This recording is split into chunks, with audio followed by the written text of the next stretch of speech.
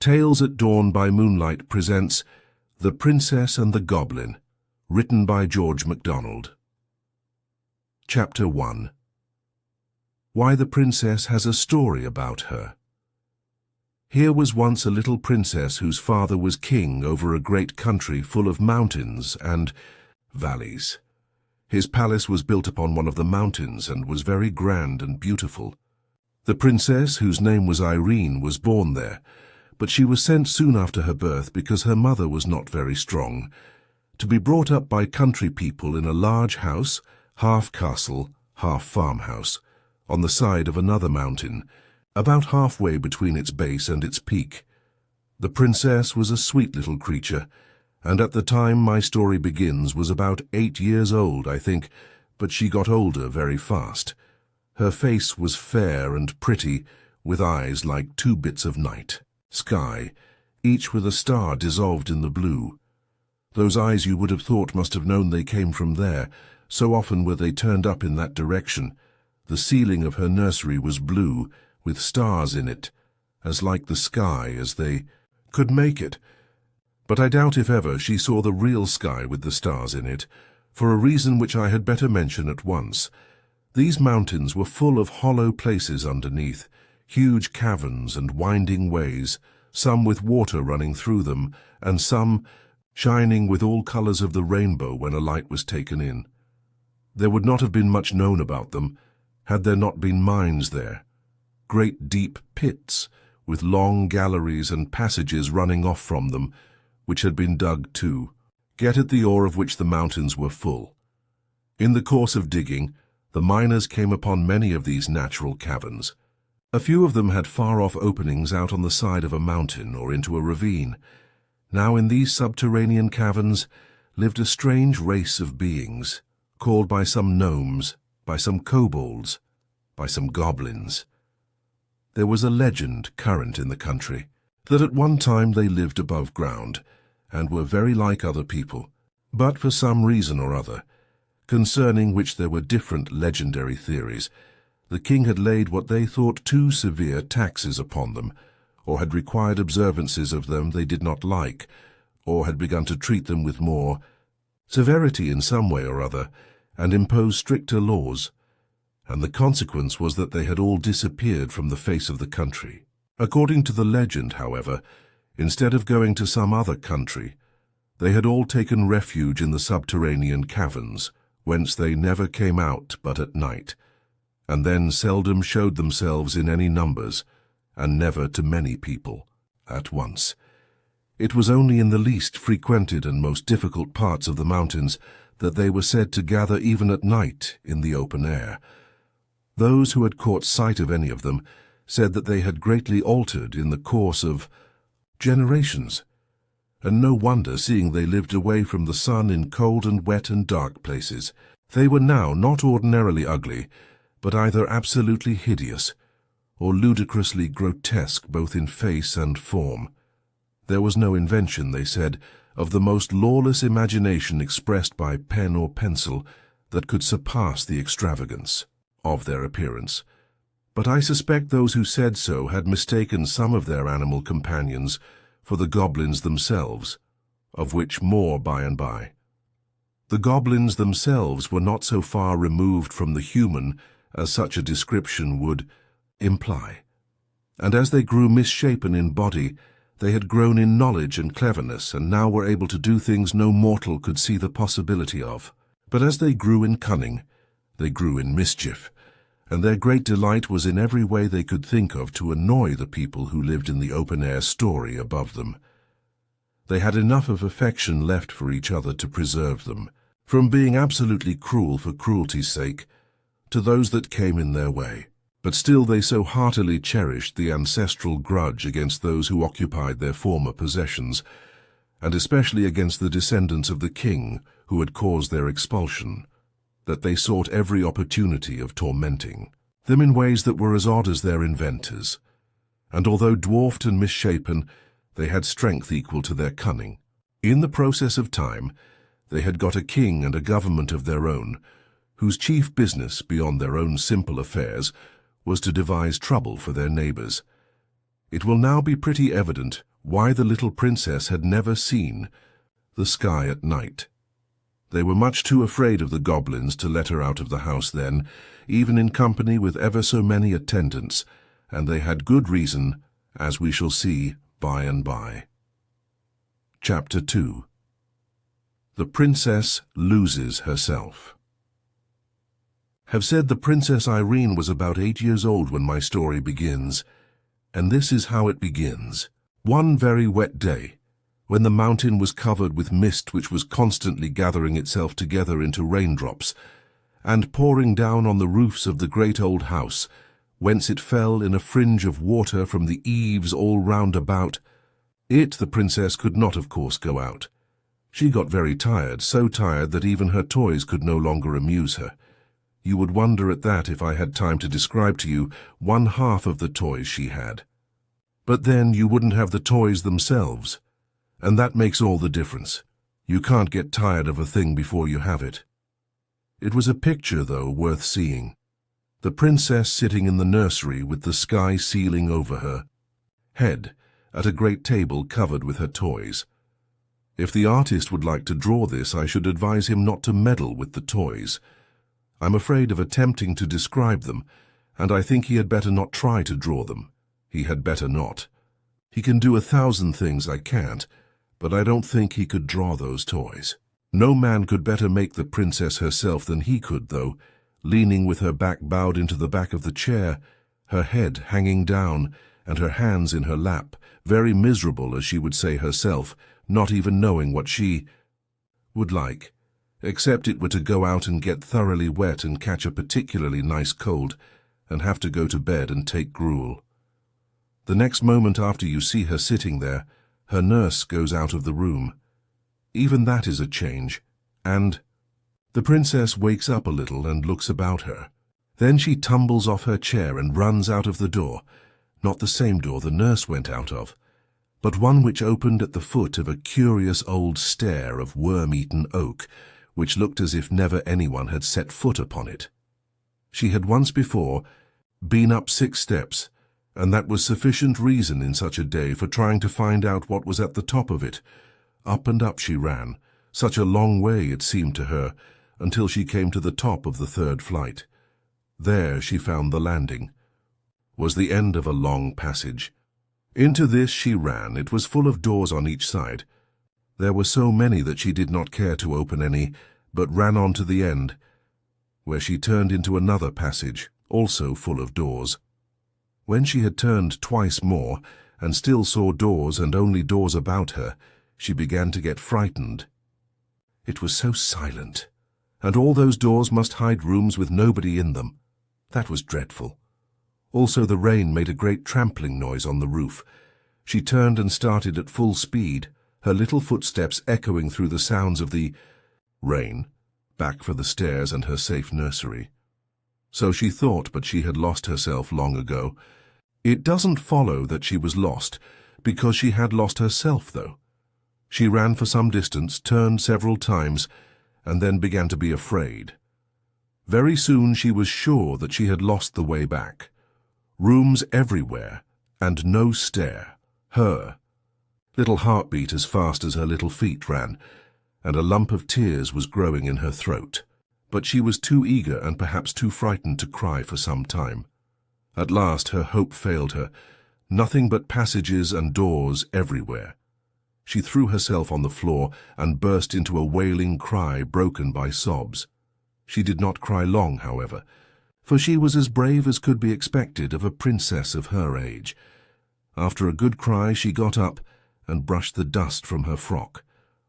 Oh, what old dust it was!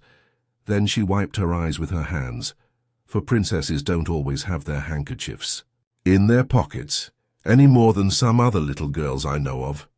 Next, like a true princess, she resolved on going wisely to work to find her way back.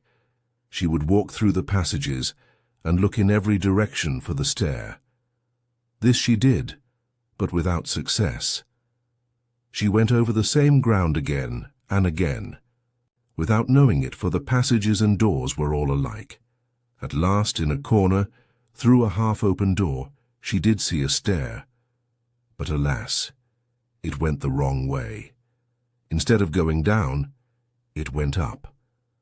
Frightened as she was, however, she could not help wishing to see where yet further the stair could lead. It was very narrow, and so steep that she went on like a four-legged creature on her hands and feet. Chapter 3. The Princess and We Shall See Who. When she came to the top, she found herself in a little square place with 3 doors, 2 opposite each other and 1 opposite the top of the stair. She stood for a moment without an idea in her little head what to do next. But as she stood, she began to hear a curious humming sound. Could it be the rain? No. It was much more gentle and even monotonous than the sound of the rain, which now she scarcely heard. The low, sweet humming sound went on, sometimes stopping for a little while and then beginning again. It was more like the hum of a very happy bee that had found a rich well of honey in some globular flower than anything else I can think of at this moment. Where could it come from? She laid her ear first to one of the doors to hearken if it was there, then to another. When she laid her ear against the 3rd door, there could be no doubt where it came from. It must be from something in that room. What could it be? She was rather afraid, but her curiosity was stronger than her fear, and she opened the door very gently and peeped in. What do you think she saw? A very old lady who sat spinning. Perhaps you will wonder how the princess could tell that the old lady was an old lady, when I inform you that not only was she beautiful, but her skin was smooth and white. I will tell you more. Her hair was combed back from her forehead and face, and hung loose far down and all over her back. That is not much like an old lady, is it? Ah, but it was white, almost as snow, and although her face was so smooth, her eyes looked so wise that you could not have helped seeing she must be old. The princess, though she could not have told you why, did think her very old indeed. Quite 50, she said to herself. But she was rather older than that, as you shall hear. While the princess stared bewildered with her head just inside the door, the old lady lifted hers and said in a sweet but old and rather shaky voice, which mingled very pleasantly with the continued hum of her wheel, "Come in, my dear, come in. I am glad to see you." That the princess was a real princess you might see now quite plainly, for she didn't hang on to the handle of the door and stare without moving, as I have known some do, who ought to have been princesses, but were only rather vulgar little girls. She did as she was told, stepped inside the door at once and shut it gently behind her. "Come to me, my dear," said the old lady, and again the princess did as she was told. She approached the old lady rather slowly, I confess, but did not stop until she stood by her side and looked up in her face with her blue eyes and the 2 melted stars in them. "Why, what have you been doing with your eyes, child?" asked the old lady. "Crying," answered the princess. "Why, child?" "Because I couldn't find my way down again. But you could find your way up. Not at first, not for a long time, but your face is streaked like the back of a zebra. Hadn't you a handkerchief to wipe your eyes with?" "No." "Then why didn't you come to me to wipe them for you?" "Please, I didn't know you were here. I will next time." "There's a good child," said the old lady. Then she stopped her wheel and rose, and going out of the room returned with a little silver basin and a soft white towel with which she washed and wiped the bright little face. And the princess thought her hands were so smooth and nice. When she carried away the basin and towel, the little princess wondered to see how straight and tall she was, for although she was so old she didn't stoop a bit. She was dressed in black velvet with thick, white, heavy-looking lace about it, and on the black dress her hair shone like silver. There was hardly any more furniture in the room than there might have been in that of the poorest old woman who made her bread by her spinning. There was no carpet on the floor, no table anywhere, nothing but the spinning wheel and the chair beside it. When she came back, she sat down, and without a word began her spinning once more, while Irene, who had never seen a spinning wheel, stood by her side and looked on.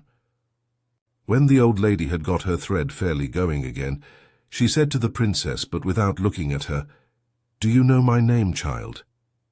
"No, I don't know it," answered the princess. "My name is Irene." "That's my name," cried the princess. "I know that. I let you have mine. I haven't got your name. You've got mine." "How can that be?" asked the princess, bewildered. "I've always had my name. Your papa, the king, asked me if I had any objection to your having it, and of course I hadn't. I let you have it with pleasure." "It was very kind of you to give me your name, and such a pretty one," said the princess. "Oh, not so very kind," said the old lady. "A name is one of those things one can give away and keep all the same. I have a good many such things. Wouldn't you like to know who I am, child?" "Yes, that I should, very much." "I'm your great-great-grandmother," said the lady. "What's that?" asked the princess. "I'm your father's mother's mother." "Oh dear, I can't understand that," said the princess. "I dare say not. I didn't expect you would, but that's no reason why I shouldn't say it." "Oh, no," answered the princess. "I will explain it all to you when you are older," the lady went on. "But you will be able to understand this much now. I came here to take care of you. Is it long since you came? Was it yesterday, or was it today, because it was so wet that I couldn't get out? I've been here ever since you came yourself." "What a long time," said the princess. "I don't remember it at all." "No, I suppose not. But I never saw you before." "No, but you shall see me again. Do you live in this room always?" "I don't sleep in it. I sleep on the opposite side of the landing. I sit here most of the day. I shouldn't like it. My nursery is much prettier." "You must be a queen too, if you are my great-big-grandmother." "Yes, I am a queen." "Where is your crown, then?" "In my bedroom." "I should like to see it." "You shall some day, not today." "I wonder why Nursey never told me." "Nursey doesn't know. She never saw me." "But somebody knows that you are in the house." "No, nobody." "How do you get your dinner, then?" "I keep poultry, of a sort." "Where do you keep them?" "I will show you." "And who makes the chicken broth for you?" "I never kill any of my chickens." "Then I can't understand." "What did you have for breakfast this morning?" asked the lady. "Oh, I had bread and milk and an egg. I dare say you eat their eggs." "Yes, that's it. I eat their eggs." "Is that what makes your hair so white?" "No, my dear, it's old age. I am very old." "I thought so." "Are you 50? "Yes, more than that." "Are you 100? "Yes, more than that." "I am too old for you to guess. Come and see my chickens." Again she stopped her spinning. She rose, took the princess by the hand, led her out of the room, and opened the door opposite the stair. The princess expected to see a lot of hens and chickens, but instead of that, she saw the blue sky first, and then the roofs of the house, with a multitude of the loveliest pigeons, mostly white, but of all colours, walking about, making bows to each other, and talking a language she could not understand. She clapped her hands with delight, and up rose such a flapping of wings that she in her turn was startled. "You frightened my poultry," said the old lady, smiling. "And they frightened me," said the princess, smiling too. "But what very nice poultry. Are the eggs nice?" "Yes, very nice." "What a small egg spoon you must have. Wouldn't it be better to keep hens and get bigger eggs? How should I feed them, though?" "I see," said the princess. "The pigeons feed themselves. They've got wings." "Just so. If they couldn't fly, I couldn't eat their eggs." "But how do you get at the eggs? Where are their nests?" The lady took hold of a little loop of string in the wall at the side of the door, and lifting a shutter, showed a great many pigeon-holes with nests, some with young ones and some with eggs in them. The birds came in at the other side, and she took out the eggs on this side. She closed it again quickly, lest the young ones should be frightened. "Oh, what a nice way!" cried the princess. "Will you give me an egg to eat?" "I'm rather hungry." "I will some day, but now you must go back, or Nursey will be miserable about you. I dare say she's looking for you everywhere."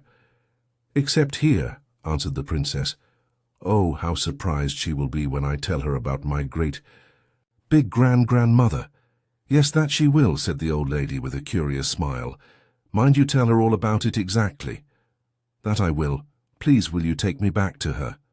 I can't go all the way, but I will take you to the top of the stair, and then you must run down quite fast into your own room.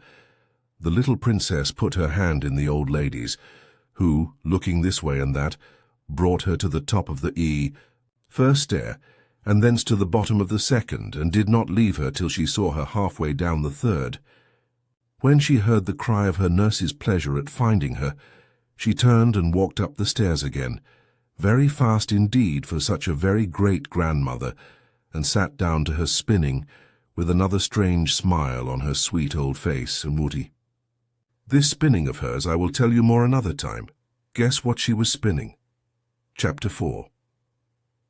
What the nurse thought of it. Why, where can you have been, princess? Asked the nurse, taking her in her arms. It's very unkind of you to hide away so long. I began to be afraid. Here she checked herself. What were you afraid of, nursie? Asked the princess. Never mind, she answered. Perhaps I will tell you another day. Now tell me where you have been.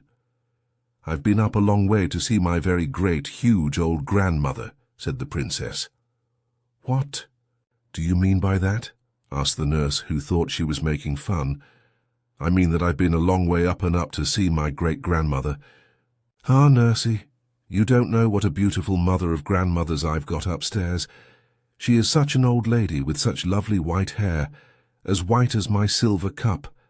Now, when I think of it, I think her hair must be silver. What nonsense you are talking, princess, said the nurse. I'm not talking nonsense, returned Irene, rather offended. I will tell you all about her. She's much taller than you and much prettier. Oh, I dare say, remarked the nurse. And she lives upon pigeons' eggs. Most likely, said the nurse. And she sits in an empty room, spinning all day long. Not a doubt of it, said the nurse. And she keeps her crown in her bedroom. Of course, quite the proper place to keep her crown in. She wears it in bed, I'll be bound. She didn't say that, and I don't think she does. That wouldn't be comfortable, would it? I don't think my papa wears his crown for a nightcap, does he, nursie? I never asked him. I dare say he does. And she's been there ever since I came here, ever so many years. Anybody could have told you that, said the nurse, who did not believe a word Irene was saying. Why didn't you tell me then? There was no necessity. You could make it all up for yourself. You don't believe me then, exclaimed the princess, astonished and angry, as she well might be. Did you expect me to believe you, princess? Asked the nurse coldly. I know princesses are in the habit of telling make-believes, but you are the first I ever heard of who expected to have them believed, she added, seeing that the child was strangely in earnest. The princess burst into tears. Well, I must say, remarked the nurse, now thoroughly vexed with her for crying, it is not at all becoming in a princess to tell stories and expect to be believed just because she is a princess. But it's quite true, I tell you. You've dreamt it then, child? No, I didn't dream it. I went upstairs and I lost myself, and if I hadn't found the beautiful lady, I should never have found myself. Oh, I dare say. Well, you just come up with me and see if I'm not telling the truth. Indeed, I have other work to do. It's your dinner time, and I won't have any more such nonsense. The princess wiped her eyes, and her face grew so hot that they were soon quite dry. She sat down to her dinner, but ate next to nothing. Not to be believed does not at all agree with princesses, for a real princess cannot tell a lie. So all the afternoon she did not speak a word. Only when the nurse spoke to her she answered her, for a real princess is never rude, even when she does well to be offended. Of course the nurse was not comfortable in her mind, not that she suspected the least truth in Irene's story, but that she loved her dearly, and was vexed with herself for having been cross to her. She thought her crossness was the cause of the princess's unhappiness, and had no idea that she was really and deeply hurt at not being believed. But as it became more and more plain during the evening in her every motion and look, that although she tried to amuse herself with her toys, her heart was too vexed and troubled to enjoy them, her nurse's discomfort grew and grew. When bedtime came, she undressed and laid her down.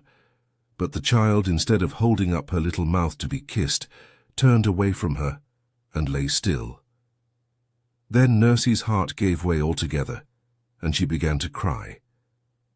At the sound of her first sob, the princess turned again and held her face to kiss her as usual, but the nurse had her handkerchief to her eyes and did not see the movement. "Nursie," said the princess, "why won't you believe me?" "Because I can't believe you," said the J.R.R. "Nurse, getting angry again. Ah! Then you can't help it," said Irene, "and I will not be vexed with you any more. I will give you a kiss and go to sleep." "You little angel," cried the nurse, and caught her out of bed and walked about the room with her in her arms, kissing and hugging her. "You will let me take you to see my dear old great-big-grandmother, won't you?" said the princess as she laid her down again. "And you won't say I'm ugly any more, will you, princess?" "Nursie, I never said you were ugly. What can you mean?" "Well, if you didn't say it, you meant it." "Indeed, I never did." "You said I wasn't so pretty as that. As my beautiful grandmother, yes, I did say that, and I say it again, for it's quite true." "Then I do think you are unkind," said the nurse, and put her handkerchief to her eyes again. "Nursie, dear, everybody can't be as beautiful as every other body, you know. You are very nice-looking, but if you had been as beautiful as my grandmother—" "Bother your grandmother," said the nurse. "Nurse, that's very rude. You are not fit." "How to be spoken to till you can behave better." The princess turned away once more, and again the nurse was ashamed of herself. "I'm sure I beg your pardon, princess," she said, though still in an offended tone. But the princess let the tone pass, and heeded only the words. "You won't say it again, I am sure," she answered, once more turning towards her nurse. "I was only going to say that if you had been twice as nice-looking as you are, some king or other would have married you, and then what would have become of me?" "You are an angel," repeated the nurse, again embracing her. "Now," insisted Irene, "you will come and see my grandmother, won't you?" "I will go with you anywhere you like."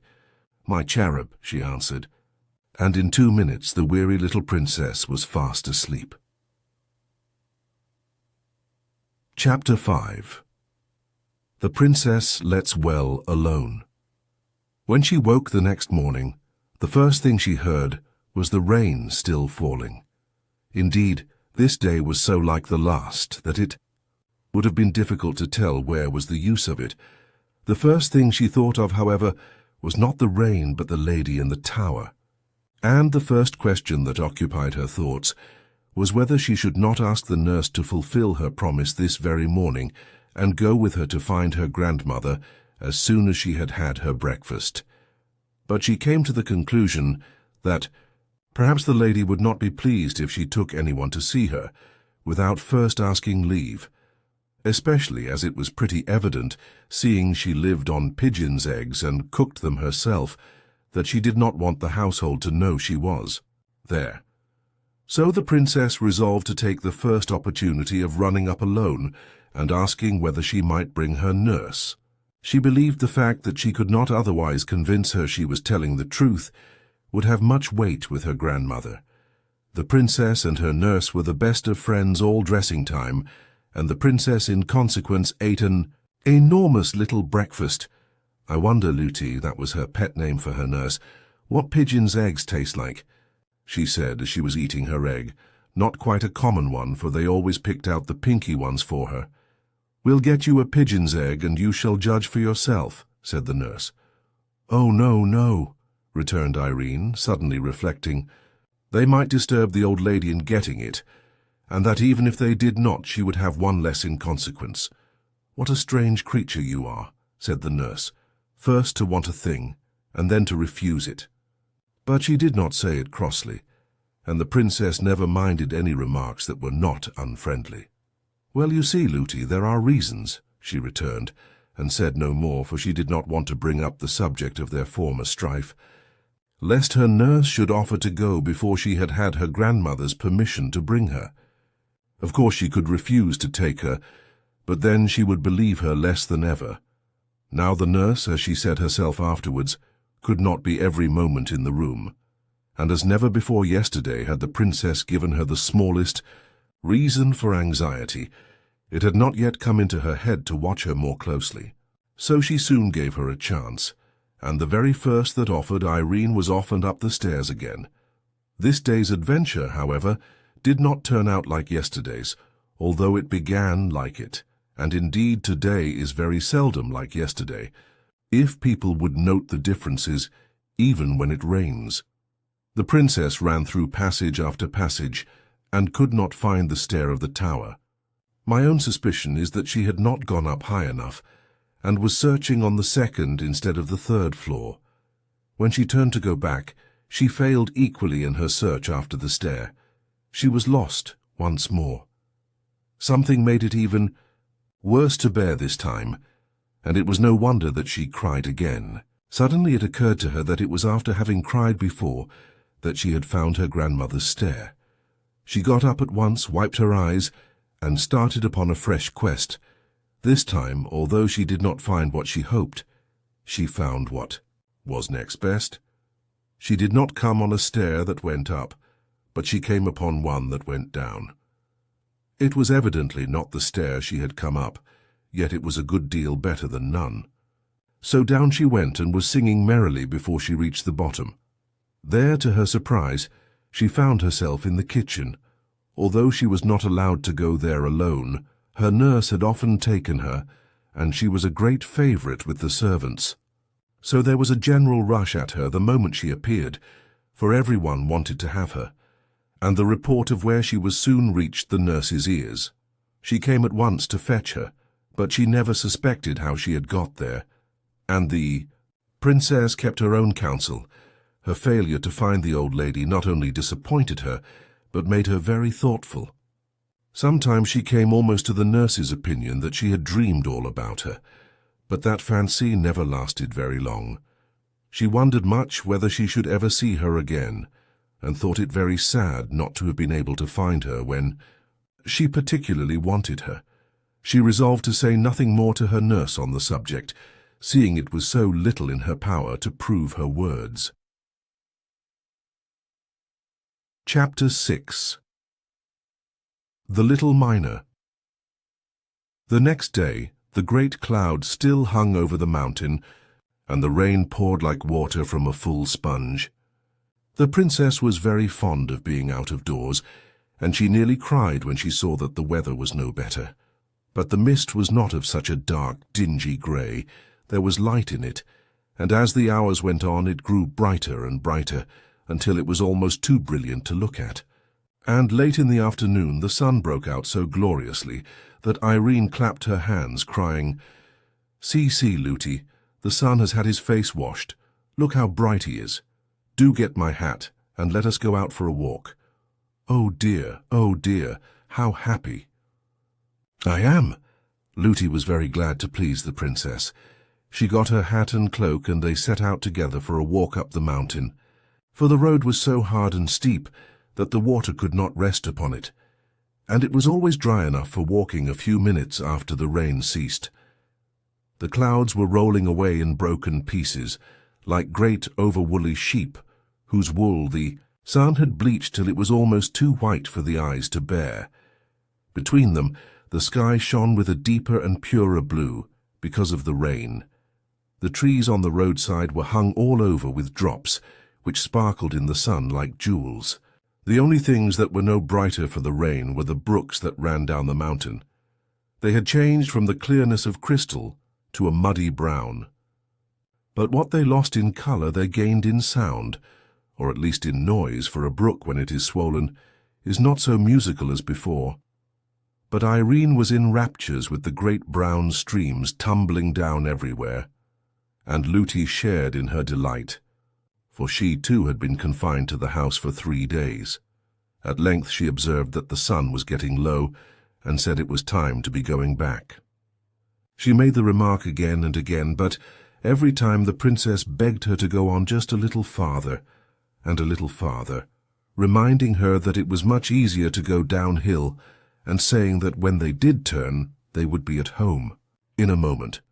So on and on they did go, now to look at a group of ferns over whose tops a stream was pouring in a watery arch, now to pick a shining stone from a rock by the wayside, now to watch the flight of some bird. Suddenly the shadow of a great mountain peak came up from behind and shot in front of them. When the nurse saw it, she started and shook, and catching hold of the princess's hand, turned and began to run down the hill. "What's all the haste, nursie?" asked Irene, running alongside of her. "We must not be out a moment longer, but we can't help being out a good many moments longer." It was too true. The nurse almost cried. They were much too far from home. It was against express orders to be out with the princess one moment after the sun was down, and they were nearly a mile up the mountain. If His Majesty, Irene's papa, were to hear of it, Lootie would certainly be dismissed, and to leave the princess would break her heart. It was no wonder she ran. But Irene was not in the least frightened, not knowing anything to be frightened at. She kept on chattering as well as she could, but it was not easy. "Lootie! Lootie! Why do you run so fast? It shakes my teeth when I talk." "Then don't talk," said Lootie. But the princess went on talking. She was always saying, "Look, look, Lootie." But Lootie paid no more heed to anything she said, only ran on. "Look, look, Lootie. Don't you see that funny man peeping over the rock?" Lootie only ran the faster. They had to pass the rock, and when they came nearer, the princess saw it was only a lump of the rock itself that she had taken for a man. "Look, look, Lootie.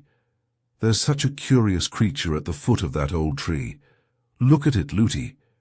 It's making faces at us, I do think."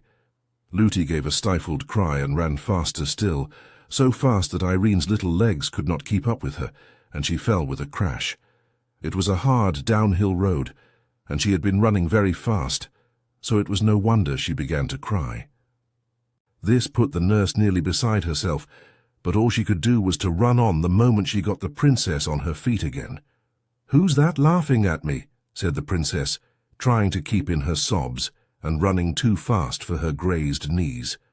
"Nobody, child," said the nurse almost angrily. But that instant there came a burst of coarse tittering from somewhere near, and a hoarse, indistinct voice that seemed to say, "Lies, lies, lies." "Oh!" cried the nurse with a sigh that was almost a scream, and ran on faster than ever. "Nursie, Lootie, I can't run any more. Do let us walk a bit." "What am I to do?" said the nurse. "Here, I will carry you." She caught her up, but found her much too heavy to run with, and had to set her down again. Then she looked wildly about her, gave a great cry, and said, "We've taken the wrong turning somewhere, and I don't know where we are. We are lost, lost." The terror she was in had quite bewildered her. It was true enough, they had lost the way. They had been running down into a little valley in which there was no house to be seen. Now Irene did not know what good reason there was for her nurse's terror, for the servants had all strict orders never to mention the goblins to her, but it was very discomposing to see her nurse in such a fright. Before, however, she had time to grow thoroughly alarmed like her, she heard the sound of whistling, and that revived her. Presently she saw a boy coming up the road from the valley to meet them. He was the whistler, but before they met his whistling changed to singing. And this is something like what he sang. "Ring, dod, bang, go the hammers clang, hit and turn and bore whiz and puff and roar, thus we rive the rocks, force the goblin locks, see the shining ore. 1, 2, 3, bright as gold can be, 4, 5, 6, shovels, mattocks, picks, 7, 8, 9, light your lamp at mine, 10, 11, 12, loosely hold the helve, where the merry miner boys make the goblins hold their noise." "I wish you would hold your noise," said the nurse rudely, for the very word goblin at such a time and in such a place made her tremble. It would bring the goblins upon them to a certainty, she thought, to defy them in that way. but whether the boy heard her or not, he did not stop his singing. 13, 14, 15. This is worth the sifting. 16, 17, 18. There's the match and late in 1920. Goblins in a plenty. Do be quiet, cried the nurse in a whispered shriek. But the boy, who was now close at hand, still went on. Hush, scush, scurry, there you go in a hurry, gobble, gobble, goblin. There you go a-wobblin, hobble, hobble, hobblin, cobble, cobble, coblin, hob-bob, goblin, who? There, said the boy as he stood still opposite them. There, that'll do for them. They can't bear singing, and they can't stand that song.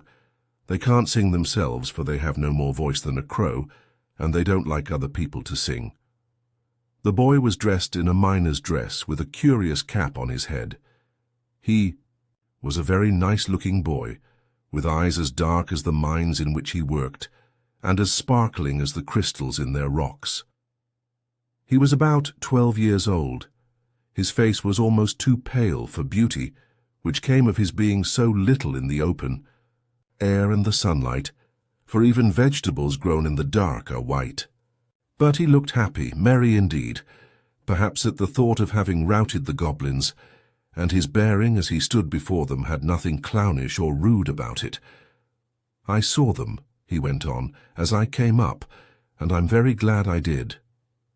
I knew they were after somebody, but I couldn't see who it was. They won't touch you so long as I'm with you. Why, who are you?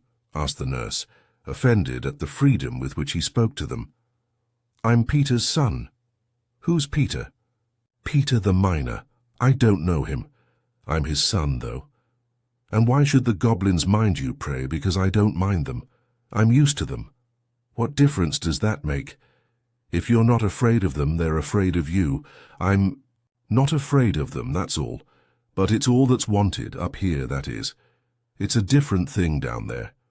They won't always mind that song even down there, and if anyone sings it, they stand grinning at him awfully. And if he gets frightened and misses a word or says a wrong one, oh, don't they give it him? What do they do to him? Asked Irene with a trembling voice. Don't go frightening the princess, said the nurse. The princess, repeated the little miner, taking off his curious cap. I beg your pardon, but you oughtn't to be out so late. Everybody knows that's against the law. Yes, indeed it is, said the nurse, beginning to cry again. And I shall have to suffer for it.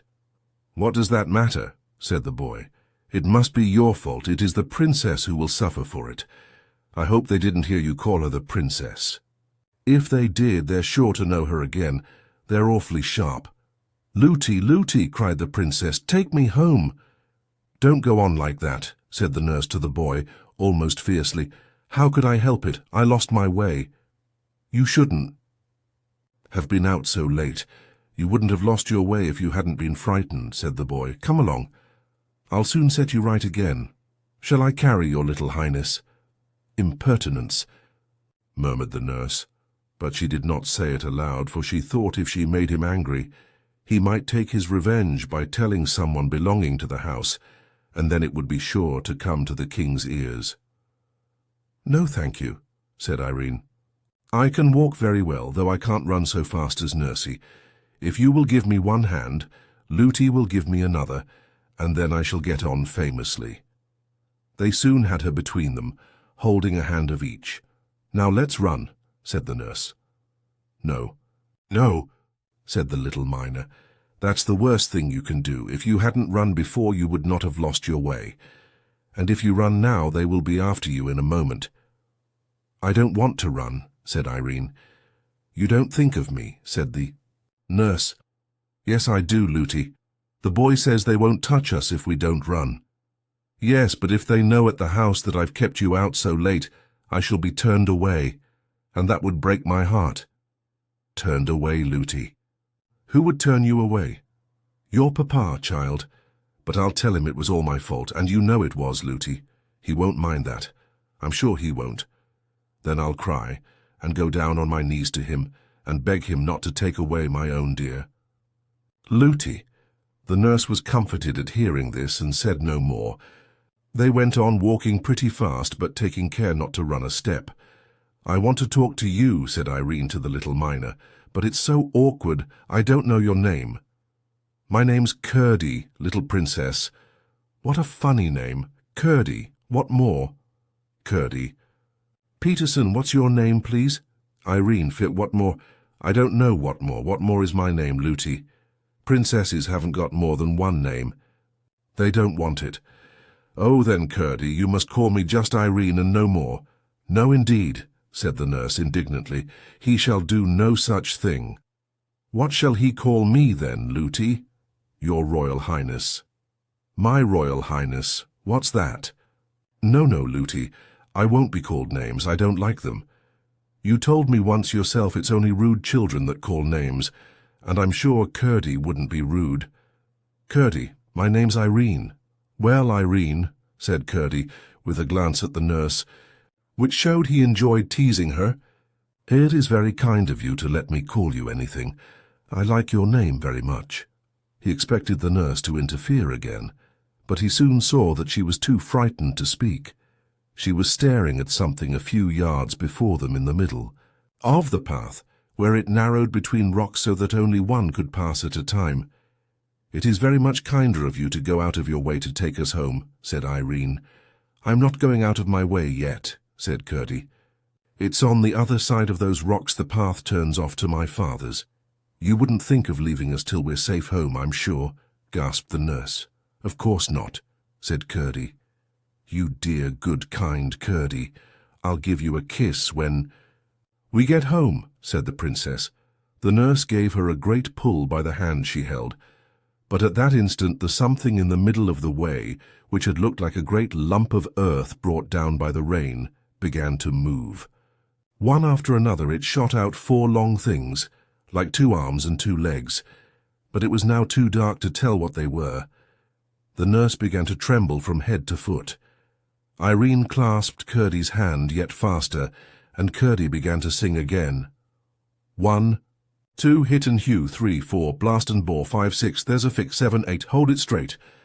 9, 10, hit again, hurry, scurry, bother, smother, there's a toad in the road, smash it, squash it, fry it, dry it, you're another up and off, there's— Enough! Oh! As he uttered the last words, Curdie let go his hold of his companion, and rushed at the thing in the road as if he would trample it under his feet.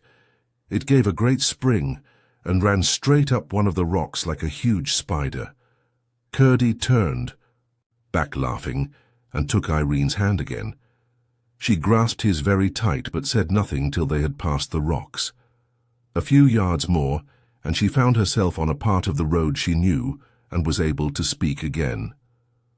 "Do you know, Curdie, I don't quite like your song. It sounds to me rather rude," she said. "Well, perhaps it is," answered Curdie. "I never thought of that. It's a way we have. We do it because they don't like it." "Who don't like it?" "The Cobs. As we call them." "Don't," said the nurse. "Why not?" said Curdie. "I beg you won't. Please don't." "Oh, if you ask me that way, of course I won't. Though I don't a bit know why. Look, there are the lights of your great house down below. You'll be at home in 5 minutes now." Nothing more happened. They reached home in safety. Nobody had missed them or even known they had gone out, and they arrived at the door belonging to their part of the house without anyone seeing them.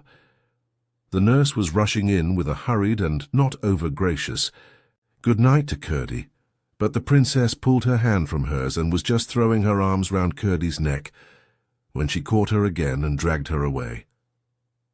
"Looty." "Looty, I promised a kiss," cried Irene. "A princess mustn't give kisses. It's not at all proper," said Looty. "But I promised," said the princess. "There's no occasion. He's only a minor boy." "He's a good boy and a brave boy, and he has been very kind to us. Looty, Looty, I promised." "Then you shouldn't have promised. Looty, I promised him a kiss, Your Royal Highness," said Looty, suddenly grown very respectful. "Must come in directly." "Nurse, a princess must not break her word," said Irene, drawing herself up and standing stock still. Looty did not know which the king might count the worst, to let the princess be out after sunset, or to let her kiss a miner boy. She did not know that, being a gentleman, as many kings have been, he would have counted neither of them the worse. However much he might have disliked his daughter to kiss the miner boy, he would not have had her break her word for all the goblins in creation. But, as I say, the nurse was not lady enough to understand this, and so she was in a great difficulty, for if she insisted, someone might hear the princess cry and run to see, and then all would come out. But here Curdie came again to the rescue. "Never. Mind, Princess Irene," he said. "You mustn't kiss me tonight, but you shan't break your word. I will come another time. You may be sure I will." "Oh, thank you, Curdie," said the princess, and stopped crying. "Good night, Irene. Good night, Lootie," said Curdie, and turned and was out of sight in a moment. "I should like to see him," muttered the nurse as she carried the princess to the nursery. "You will see him," said Irene. "You may be sure Curdie will keep his word. He's sure to come again." "I should like to see him," repeated the nurse, and said no more. She did not want to open a new cause of strife with the princess by saying more plainly what she meant. Glad enough that she had succeeded both in getting home unseen and in keeping the princess from kissing the miner's boy, she resolved to watch her far better in future. Her carelessness had already doubled the danger she was in. Formerly the goblins were her only fear. Now she had to protect her charge from Curdie as well. Chapter 7. The Mines. Curdie went home whistling. He resolved to say nothing about the princess for fear of getting the nurse into trouble, for while he enjoyed teasing her because of her absurdity, he was careful not to do her any harm. He saw no more of the goblins, and was soon fast asleep, in his bed. He woke in the middle of the night and thought he heard curious noises outside. He sat up and listened, then got up, and opening the door very quietly, went out. When he peeped round the corner, he saw, under his own window, a group of stumpy creatures, whom he at once recognized by their shape. Hardly, however, had he begun his 1, 2, 3, when they broke asunder, scurried away, and were out of sight. He returned, laughing, got into bed again, and was fast asleep in a moment. Reflecting a little over the matter in the morning, he came to the conclusion that, as nothing of the kind had ever happened before, they must be annoyed with him for interfering to protect the princess. By the time he was dressed, however, he was thinking of something quite different, for he did not value the enmity of the goblins in the least. As soon as they had had breakfast, he set off with his father for the mine. They entered the hill by a natural opening under a huge rock, where a little stream rushed out. They followed its course for a few yards, when the passage took a turn and sloped steeply into the heart of the hill. With many angles and windings and branchings off, and sometimes with steps where it came upon a natural gulf, it led them deep into the hill before they arrived at the place where they were at present digging out the precious ore. This was of various kinds, for the mountain was very rich in the better sorts of metals. With flint and steel and tinderbox, they lighted their lamps, then fixed them on their heads, and were soon hard at work with their pickaxes and shovels and hammers. Father and son were at work near each other, but not in the same gang. The passages out of which the ore was dug they called gangs, for when the lode or vein of ore was small, one miner would have to dig away alone in a passage no bigger, then gave him just room to work, sometimes in uncomfortable, cramped positions. If they stopped for a moment, they could hear everywhere around them, some nearer, some farther off, the sounds of their companions burrowing away in all directions in the inside of the great mountain, some boring holes in the rock in order to blow it up with gunpowder, others shoveling the broken ore into baskets to be carried to the mouth of the mine, others hitting away with their pickaxes. Sometimes, if the miner was in a very lonely part, he would hear only a tap-tapping, no louder than that of a woodpecker, for the sound would come from a great distance off through the solid mountain rock. The work was hard at best, for it is very warm underground, But it was not particularly unpleasant, and some of the miners, when they wanted to earn a little more money for a particular purpose, would stop behind the rest and work all night. But you could not tell night from day down there, except from feeling tired and sleepy, for no light of the sun ever came into those gloomy regions. Some who had thus remained behind during the night, although certain there were none of their companions at work, would declare the next morning that they heard, every time they halted for a moment to take breath, a tap-tapping all about them, as if the mountain were then more full of miners than ever it was during the day. And some in consequence would never stay overnight, for all knew those were the sounds of the goblins. They worked only at night, for the miners' night was the goblins' day. Indeed, the greater number of the miners were afraid of the goblins, for there were strange stories well known amongst them, of the treatment some had received whom the goblins had surprised at their work during the night. The more courageous of them, however, amongst them Peter Peterson and Curdie, who in this took after his father, had stayed in the mine all night again and again, and although they had several times encountered a few stray goblins, had never yet failed in driving them away. As I have indicated already, the chief defence against them was verse, for they hated verse of every kind, and some kinds they could not endure at all. I suspect they could not make any themselves, and that was why they disliked it so much. At all events, those who were most afraid of them were those who could neither make verses themselves nor remember the verses that other people made for them, while those who were never afraid were those who could make verses for themselves. For although there were certain old rhymes which were very effectual, yet it was well known that a new rhyme, if of the right sort, was even more distasteful to them, and therefore more effectual in putting them to flight. Perhaps my readers may be wondering what the goblins could be about, working all night long, seeing they never carried up the ore and sold it. But when I have informed them concerning what Curdie learned the very next night, they will be able to understand.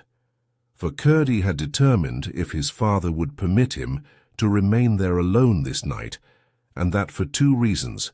First, he wanted to get extra wages that he might buy a very warm red petticoat for his mother, who had begun to complain of the cold of the mountain air sooner than usual this autumn.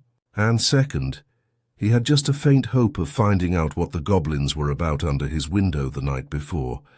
When he told his father, he made no objection, for he had great confidence in his boy's courage and resources.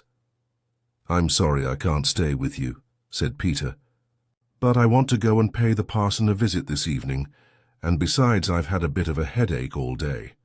"I'm sorry for that, father," said Curdie. "Oh, it's not much. You'll be sure to take care of yourself, won't you?" "Yes, father, I will. I'll keep a sharp lookout, I promise you." Curdie was the only one who remained in the mine. About 6 o'clock the rest went away, everyone bidding him good night and telling him to take care of himself, for he was a great favourite with them all. "Don't forget your rhymes," said one. "No, no," answered Curdie. "It's no matter if he does," said another, "for he'll only have to make a new one." "Yes, but he mightn't be able to make it fast enough," said another, "and while it was cooking in his head, they might take a mean advantage and set upon him." "I'll do my best," said Curdie. "I'm not afraid." "We all know that," they returned, and left him. Chapter 8. The Goblins. For some time Curdie worked away briskly, throwing all the ore he had disengaged on one side behind him, to be ready for carrying out in the morning. He heard a good deal of goblin tapping, but it all sounded far away in the hill, and he paid it little heed. Towards midnight he began to feel rather hungry, so he dropped his pickaxe, got out a lump of bread which in the morning he had laid in a damp hole in the rock, sat down on a heap of ore and ate his supper. Then he leaned back for 5 minutes' rest before beginning his work again, and laid his head against the rock. He had not kept the position for 1 minute before he heard something which made him sharpen his ears.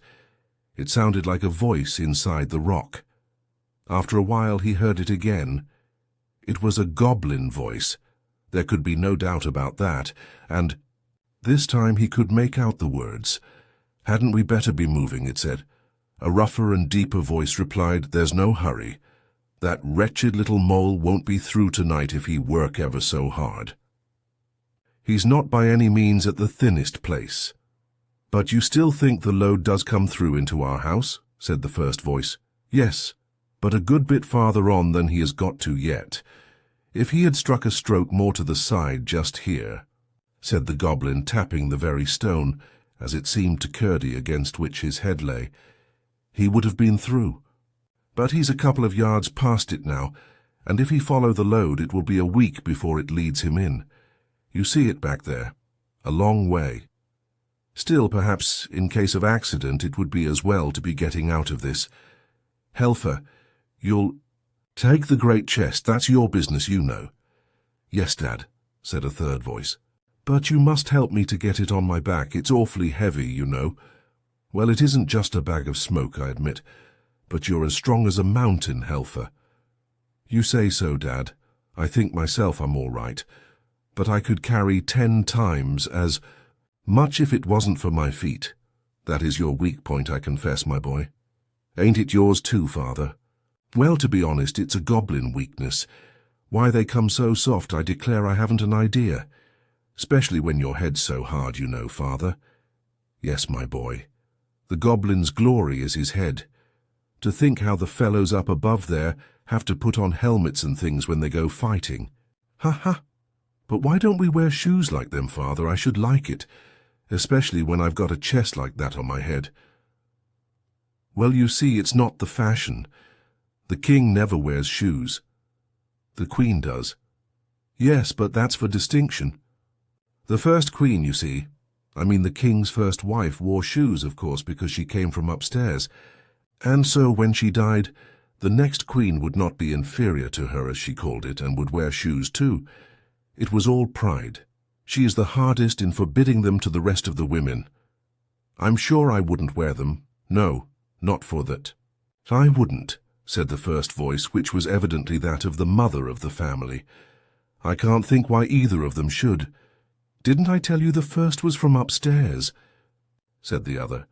"That was the only silly thing I ever knew His Majesty guilty of. Why should he marry an outlandish woman like that, one of our natural enemies too? I suppose he fell in love with her. Pooh, pooh, he's just as happy now with one of his own people. Did she die very soon? They didn't tease her to death, did they? Oh dear no, the king worshipped her very footmarks. What made her die then? Didn't the heir agree with her? She died when the young prince was born. How silly of her. We never do that. It must have been because she wore shoes." "I don't know that. Why do they wear shoes up there?" "Ah, now that's a sensible question, and I will answer it. But in order to do so, I must first tell you a secret. I once saw the Queen's feet." "Without her shoes?" "Yes, without her shoes." "No, did you? How was it?" "Never you mind how it was. She didn't know I saw them. And what do you think? They had toes." "Toes? What's that?" "You may well ask. I should never have known if I had not seen the Queen's feet. Just imagine, the ends of her feet were split up into 5 or 6 thin pieces. Oh, horrid! How could the king have fallen in love with her? You forget that she wore shoes. That is just why she wore them. That is why all the men and women too upstairs wear shoes. They can't bear the sight of their own feet without them." "Ah, now I understand. If ever you wish for shoes again, Helfer, I'll hit your feet. I will." "No, no, Mother. Pray don't." "Then don't you?"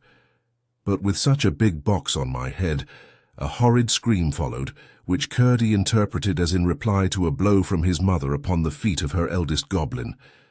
"Well, I never knew so much before," remarked a fourth. "Ois, your knowledge is not universal quite yet," said the father.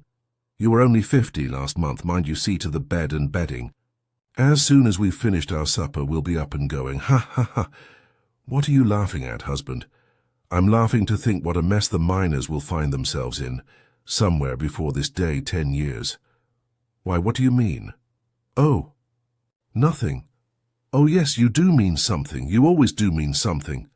It's more than you do then, wife. That may be, but it's not more than I find out, you know. Ha, ha! You're a sharp one. What a mother you've got, Helfer. Yes, father. Well, I suppose I must tell you. They're all at the palace consulting about it tonight, and as soon as we've got away from this thin place, I'm going there to hear what night they fix upon. I should like to see that young ruffian. There on the other side, struggling in the agonies of... He dropped his voice so low that Curdie could hear only a growl. The growl went on in the low bass for a good while, as inarticulate as if the goblin's tongue had been a sausage, and it was not until his wife spoke again that it rose to its former pitch. "But what shall we do when you are at the palace?" She asked. "I will see you safe in the new house I've been digging for you for the last 2 months. Podge, you mind the table and chairs. I commit them to your care. The table has 7 legs, each chair 3. I shall require them all at your hands." After this arose a confused conversation about the various household goods and their transport, and Curdie heard nothing more that was of any importance. He now knew at least one of the reasons for the constant sound of the goblin hammers and pickaxes at night. They were making new houses for themselves, to which they might retreat when the miners should threaten to break into their dwellings. But he had learned 2 things of far greater importance.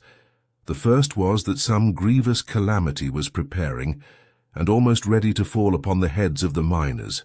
The second was the one weak point of a goblin's body. He had not known that their feet were so tender, as he had now reason to suspect. He had heard it said that they had no toes. He had never had opportunity of inspecting them closely enough, in the dusk in which they always appeared, to satisfy himself whether it was a correct report. Indeed, he had not been able even to satisfy himself as to whether they had no fingers, although that also was commonly said to be the fact. One of the miners, indeed, who had had more schooling than the rest, was wont to argue that such must have been the primordial condition of humanity, and that education and handicraft had developed both toes and fingers, with which proposition Curdie had once heard his father sarcastically agree, alleging in support of it the probability that babies' gloves were a traditional remnant of the old state of things, while the stockings of all ages, no regard being paid in them to the toes, pointed in the same direction. But what was of importance was the fact concerning the softness of the goblin feet, which he foresaw might be useful to all miners. What he had to do in the meantime, however, was to discover, if possible, the special evil design the goblins had now in their heads, although he knew all the gangs and all the natural galleries with which they communicated in the mind part of the mountain.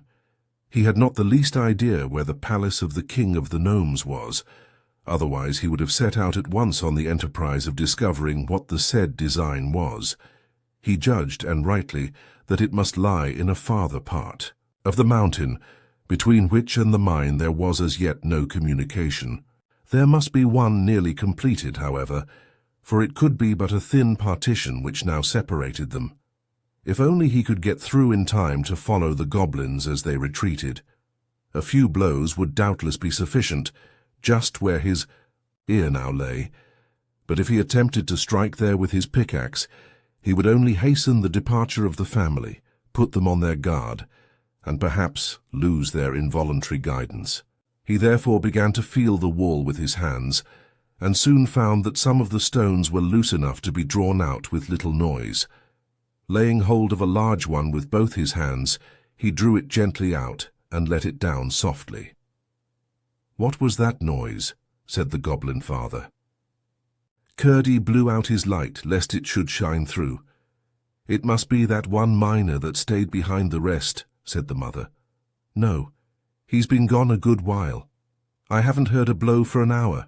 Besides, it wasn't like that." "Then I suppose it must have been a stone carried down the brook inside. Perhaps it will have more room by and by." Curdie kept quite still.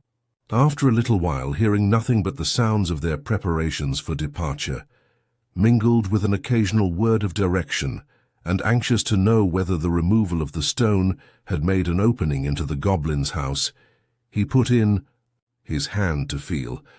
It went in a good way and then came in contact with something soft. He had but a moment to feel it over. It was so quickly withdrawn. It was one of the toeless goblin feet. The owner of it gave a cry of fright. "What's the matter?" "Helfer," asked his mother. "A beast came out of the wall and licked my foot." "Nonsense. There are no wild beasts in our country," said his father. "But it was, father, I felt it." "Nonsense, I say. Will you malign your native realms and reduce them to a level with the country upstairs? That is swarming with wild beasts of every description." "But I did feel it, father. I tell you to hold your tongue. You are no patriot." Curdie suppressed his laughter and lay still as a mouse, but no stiller, for every moment he kept nibbling away with his fingers at the edges of the hole. He was slowly making it bigger, for here the rock had been very much shattered with the blasting. There seemed to be a good many in the family, to judge from the mass of confused talk which now and then came through the hole. But when all were speaking together, and just as if they had bottle brushes, each at least one, in their throats, it was not easy to make out much that was said. At length he heard once more what the father goblin was saying. "Now then," he said, "get your bundles on your backs. Here, Helfer, I'll help you up with your chest." "I wish it was my chest, father." "Your turn will come in good time enough. Make haste. I must go to the meeting at the palace tonight. When that's over, we can come back and clear out the last of the things before our enemies return in the morning. Now light your torches and come along.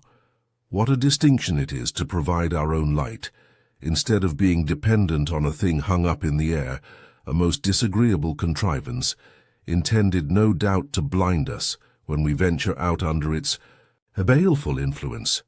Quite glaring and vulgar, I call it, though no doubt useful to poor creatures who haven't the wit to make light for themselves." Curdie could hardly keep himself from calling through to know whether they made the fire to light their torches by, but a moment's reflection showed him that they would have said they did, inasmuch as they struck two stones together, and the fire came. Chapter 9. The Hall of the Goblin Palace.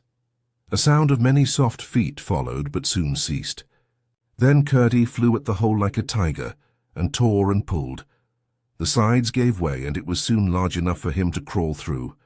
He would not betray himself by rekindling his lamp, but the torches of the retreating company, which he found departing in a straight line up a long avenue from the door of their cave, threw back light enough to afford him a glance round the deserted home of the goblins. To his surprise, he could discover nothing to distinguish it from an ordinary natural cave in the rock, upon many of which he had come with the rest of the miners in the progress of their excavations. The goblins had talked of coming back for the rest of their household gear. He saw nothing that would have made him suspect a family had taken shelter there for a single night. The floor was rough and stony, the walls full of projecting corners, the roof in one place 20 feet high, in another endangering his forehead, while on one side a stream, no thicker than a needle, it is true, but still sufficient to spread, a wide dampness over the wall, flowed down the face of the rock. But the troop in front of him was toiling under heavy burdens. He could distinguish Helfer now and then, in the flickering light and shade, with his heavy chest on his bending shoulders, while the second brother was almost buried in what looked like a great feather bed. "Where do they get the feathers?" thought Curdie, but in a moment the troop disappeared at a turn of the way, and it was now both safe and necessary for Curdie to follow them, lest they should be round the next turning before he saw them again, for so he might lose them altogether. He darted after them like a greyhound.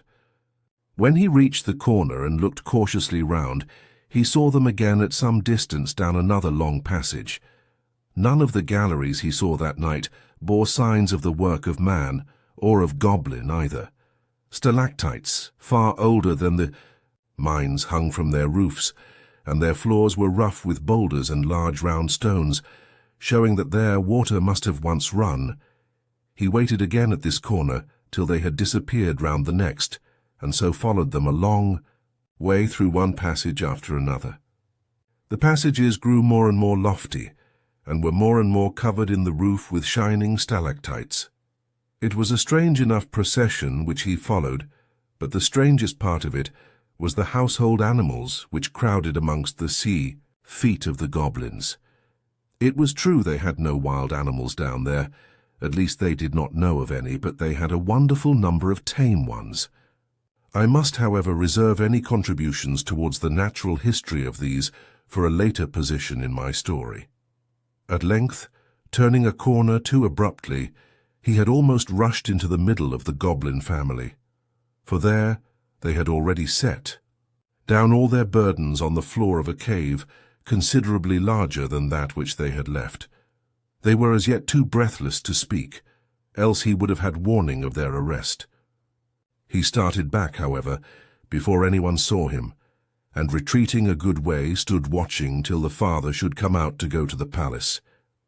Before very long, both he and his son Helfer appeared and kept on in the same direction as before, while Curdie followed them again with renewed precaution. For a long time he heard no sound, except something like the rush of a river inside the rock, but at length what seemed the far-off noise of a great shouting reached his ears, which, however, presently ceased. After advancing a good way farther, he thought he heard a single voice.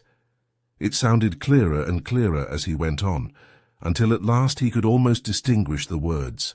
In a moment or two, keeping after the goblins round another corner, he once more started back, this time in amazement. He was at the entrance of a magnificent cavern of an oval shape, once probably a huge natural reservoir of water, now the great palace hall of the goblins.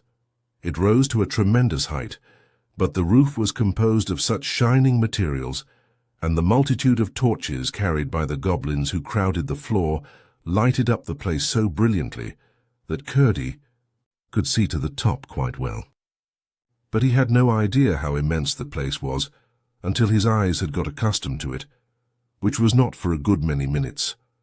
The rough projections on the walls and the shadows thrown upwards from them by the torches made the sides of the chamber look as if they were crowded with statues upon brackets and pedestals, reaching in irregular tiers from floor to roof.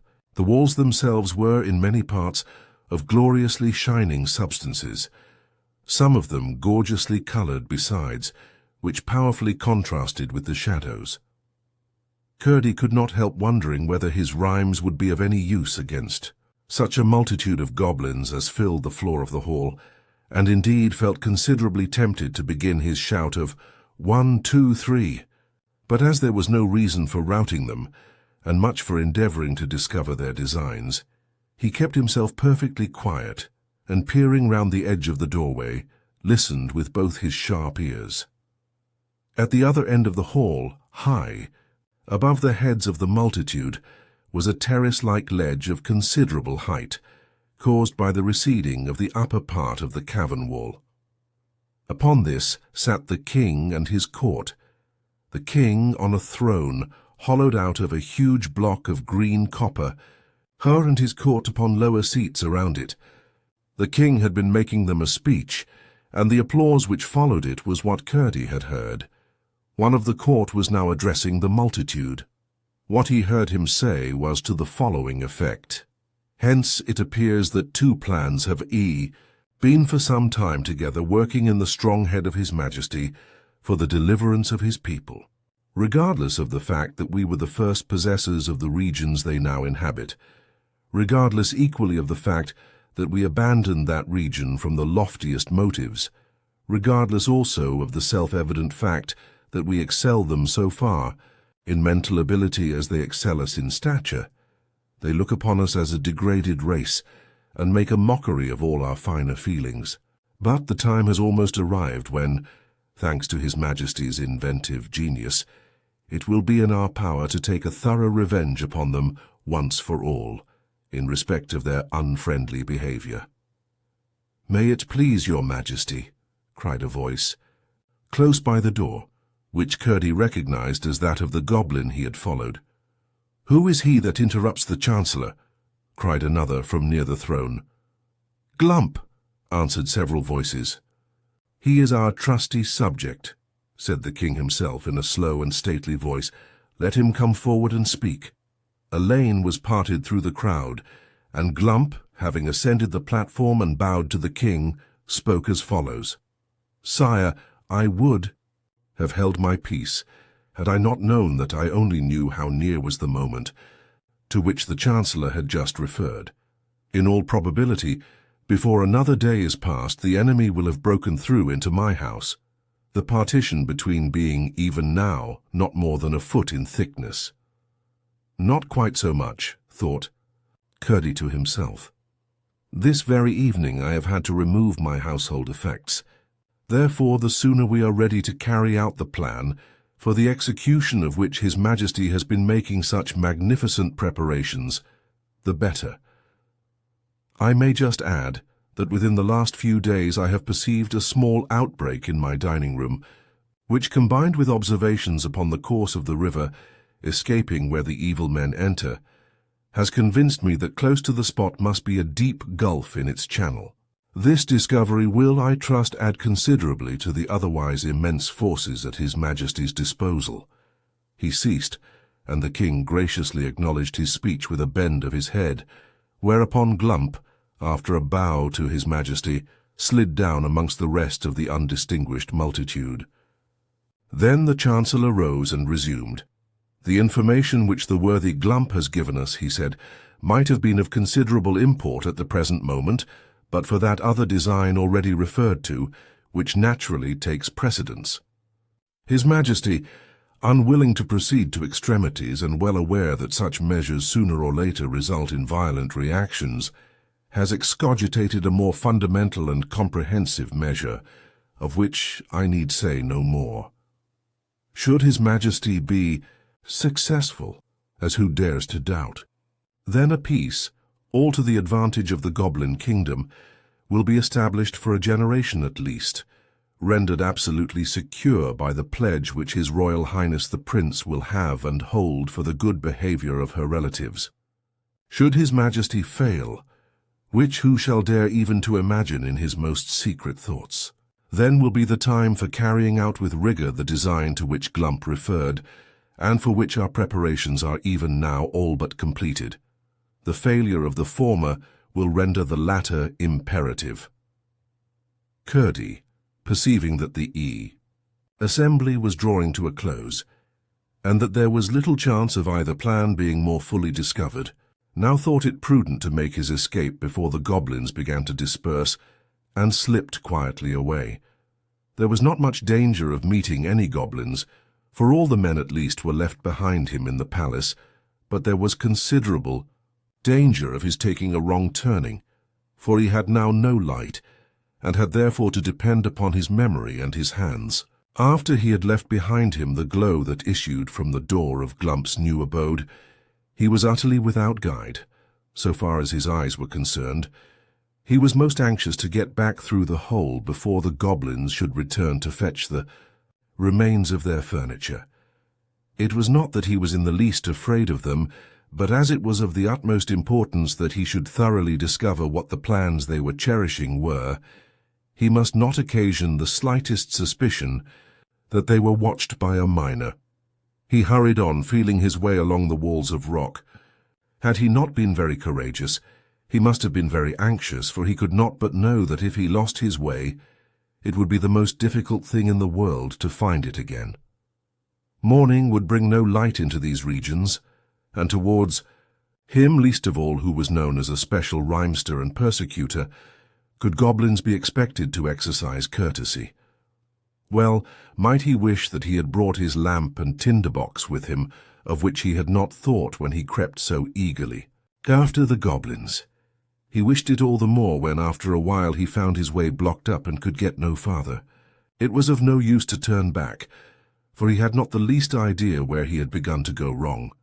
Mechanically, however, he kept feeling about the walls that hemmed him in. His hand came upon a place where a tiny stream of water was running down the face of the rock. "What a stupid I am," he said to himself. I am actually at the end of my journey, and there are the goblins coming back to fetch their things," he added, as the red glimmer of their torches appeared at the end of the long avenue that led up to the cave. In a moment he had thrown himself on the floor and wriggled backwards through the hole. The floor on the other side was several feet lower, which made it easier to get back. It was all he could do to lift the largest stone he had taken out of the hole, but he did manage to shove it in again. He sat down on the ore heap and thought. He was pretty sure that the latter plan of the goblins was to inundate the mine by breaking outlets for the water accumulated in the natural reservoirs of the mountain, as well as running through portions of it. While the part hollowed by the miners remained shut off from that inhabited by the goblins, they had had no opportunity of injuring them thus. But now that a passage was broken through, and the goblins' part proved the higher in the mountain, it was clear to Curdie that the mine could be destroyed in an hour.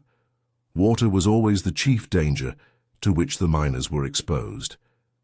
They met with a little choke damp sometimes, but never with the explosive fire damp so common in coal mines. Hence they were careful as soon as they saw any appearance of water.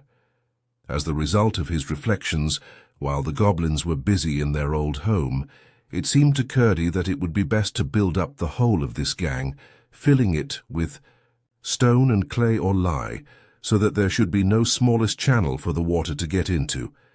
There was not, however, any immediate danger, for the execution of the goblins' plan was contingent upon the failure of that unknown design which was to take precedence of it, and he was most anxious to keep the door of communication open, that he might, if possible, discover what the former plan was. At the same time, they could not resume their intermitted labors for the inundation without his finding it out. When, by putting all hands to the work, the one existing outlet might in a single night be rendered impenetrable to any weight of water, for by filling the gang entirely up, their embankment would be buttressed by the sides of the mountain itself. As soon as he found that the goblins had again retired, he lighted his lamp and proceeded to fill the hole he had made with such stones, as he could withdraw when he pleased. He then thought it better, as he might have occasion to be up a good many nights after this, to go home and have some sleep. How pleasant the night air felt upon the outside of the mountain after what he had gone through in the inside of it. He hurried up the hill without meeting a single goblin on the way, and called and tapped at the window until he woke his father, who soon rose and let him in.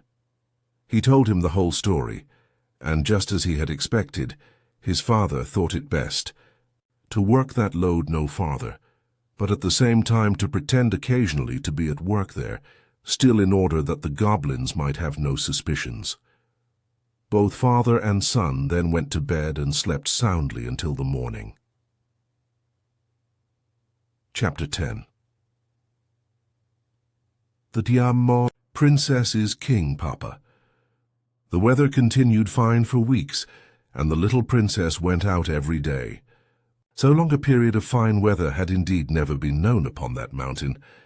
The only uncomfortable thing was that her nurse was so nervous and particular about being in before the sun was down that often she would take to her heels when nothing worse than a fleecy cloud crossing the sun threw a shadow on the hillside, and many an evening they were home a full hour before the sunlight had left the weathercock on the stables. If it had not been for such odd behavior, Irene would, by this time, have almost forgotten the goblins. She never forgot Curdie, but him she remembered for his own sake, and indeed would have remembered him if only because a princess never forgets her debts until they are paid. One splendid sunshiny day, about an hour after noon, Irene, who was playing on a lawn in the garden, heard the distant blast of a bugle. She jumped up with a cry of joy, for she knew by that particular blast that her father was on his way to see her. This part of the garden lay on the slope of the hill and allowed a full view of the country below. So she shaded her eyes with her hand and looked far away to catch the first glimpse of shining armor. In a few moments a little troop came glittering round the shoulder of a hill. Spears and helmets were sparkling and gleaming, banners were flying, horses prancing. And again came the bugle blast, which was to her like the voice of her father calling across the distance. "Irene, I'm coming." On and on they came until she could clearly distinguish the king. He rode a white horse and was taller than any of the men with him. He wore a narrow circle of gold, set with jewels around his helmet, and as he came still nearer, Irene could discern the flashing of the stones in the sun.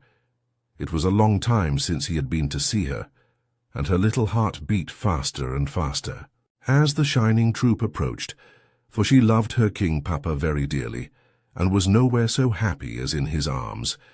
When they reached a certain point, after which she could see them no more from the garden, she ran to the gate, and there stood, till up they came, clanging and stamping, with one more bright bugle blast which said, "Irene, I am come."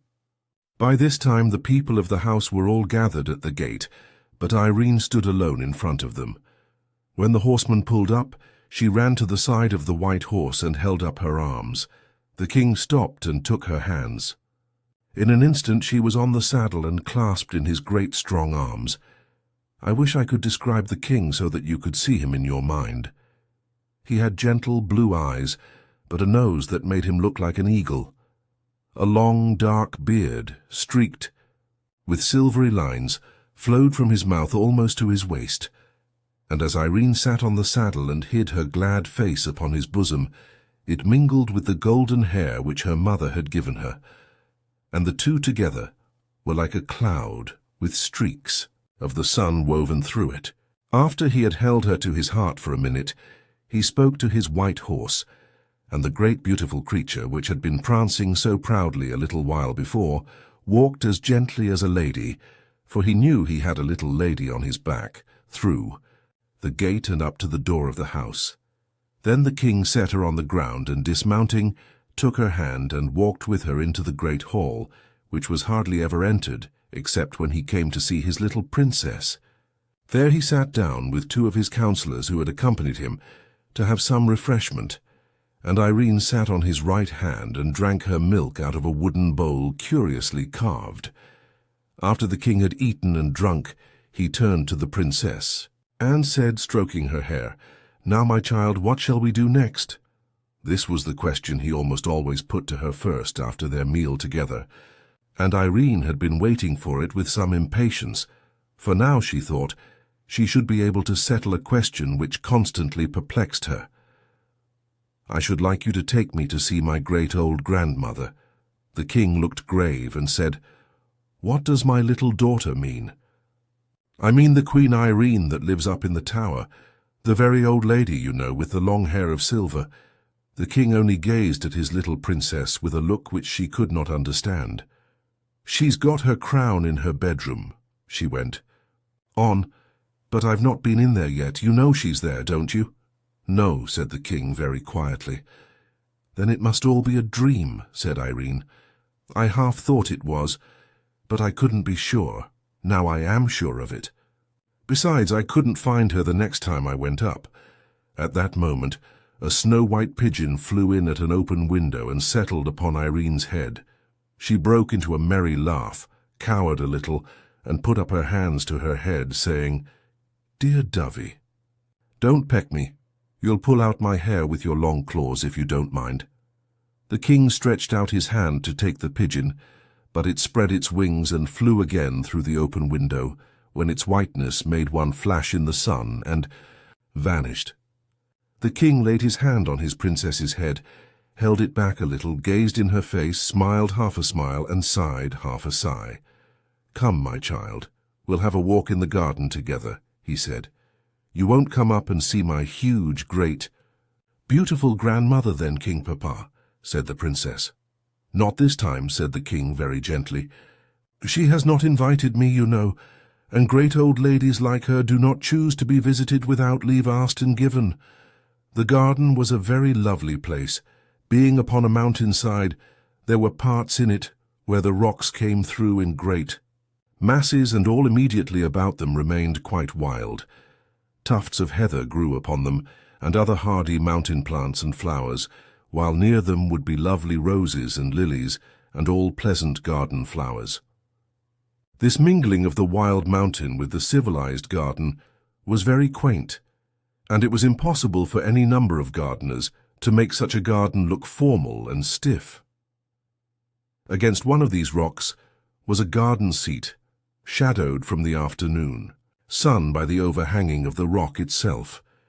There was a little winding path up to the top of the rock, and on top another seat. But they sat on the seat at its foot because the sun was hot, and there they talked together of many things. At length the king said, "You were out late one evening, Irene." "Yes, Papa, it was my fault, and Lootie was very sorry." "I must talk to Lootie about it," said the king. "Don't speak loud to her, please, Papa," said Irene. "She's been so afraid of being late ever since. Indeed, she has not been naughty. It was only a mistake for once." "Once might be too often," murmured the king to himself as he stroked his child's head. I can't tell you how he had come to know. I'm sure Curdie had not told him. Someone about the palace must have seen them after all. He sat for a good while thinking. There was no sound to be heard except that of a little stream which ran merrily out of an opening in the rock by where they sat and sped away down the hill through the garden. Then he rose and, leaving Irene where she was, went into the house and sent for Lootie, with whom he had a talk that made her cry. When in the evening he rode away upon his great white horse, he left 6 of his attendants behind him, with orders that 3 of them should watch outside the house every night, walking round and round it from sunset to sunrise. It was clear he was not quite comfortable about the princess. Chapter 11. The Old Lady's Bedroom. Nothing more happened worth telling for some time. The autumn came and went by. There were no more flowers in the garden. The wind blew strong and howled among the rocks. The rain fell and drenched the few yellow and red leaves that could not get off the bare branches. Again and again there would be a glorious morning followed by a pouring afternoon, and sometimes, for a week together, there would be rain, nothing but rain, all day, and then the most lovely cloudless night, with the sky all out in full-blown stars, not one missing. But the princess could not see much of them, for she went to bed early. The winter drew on, and she found things growing dreary.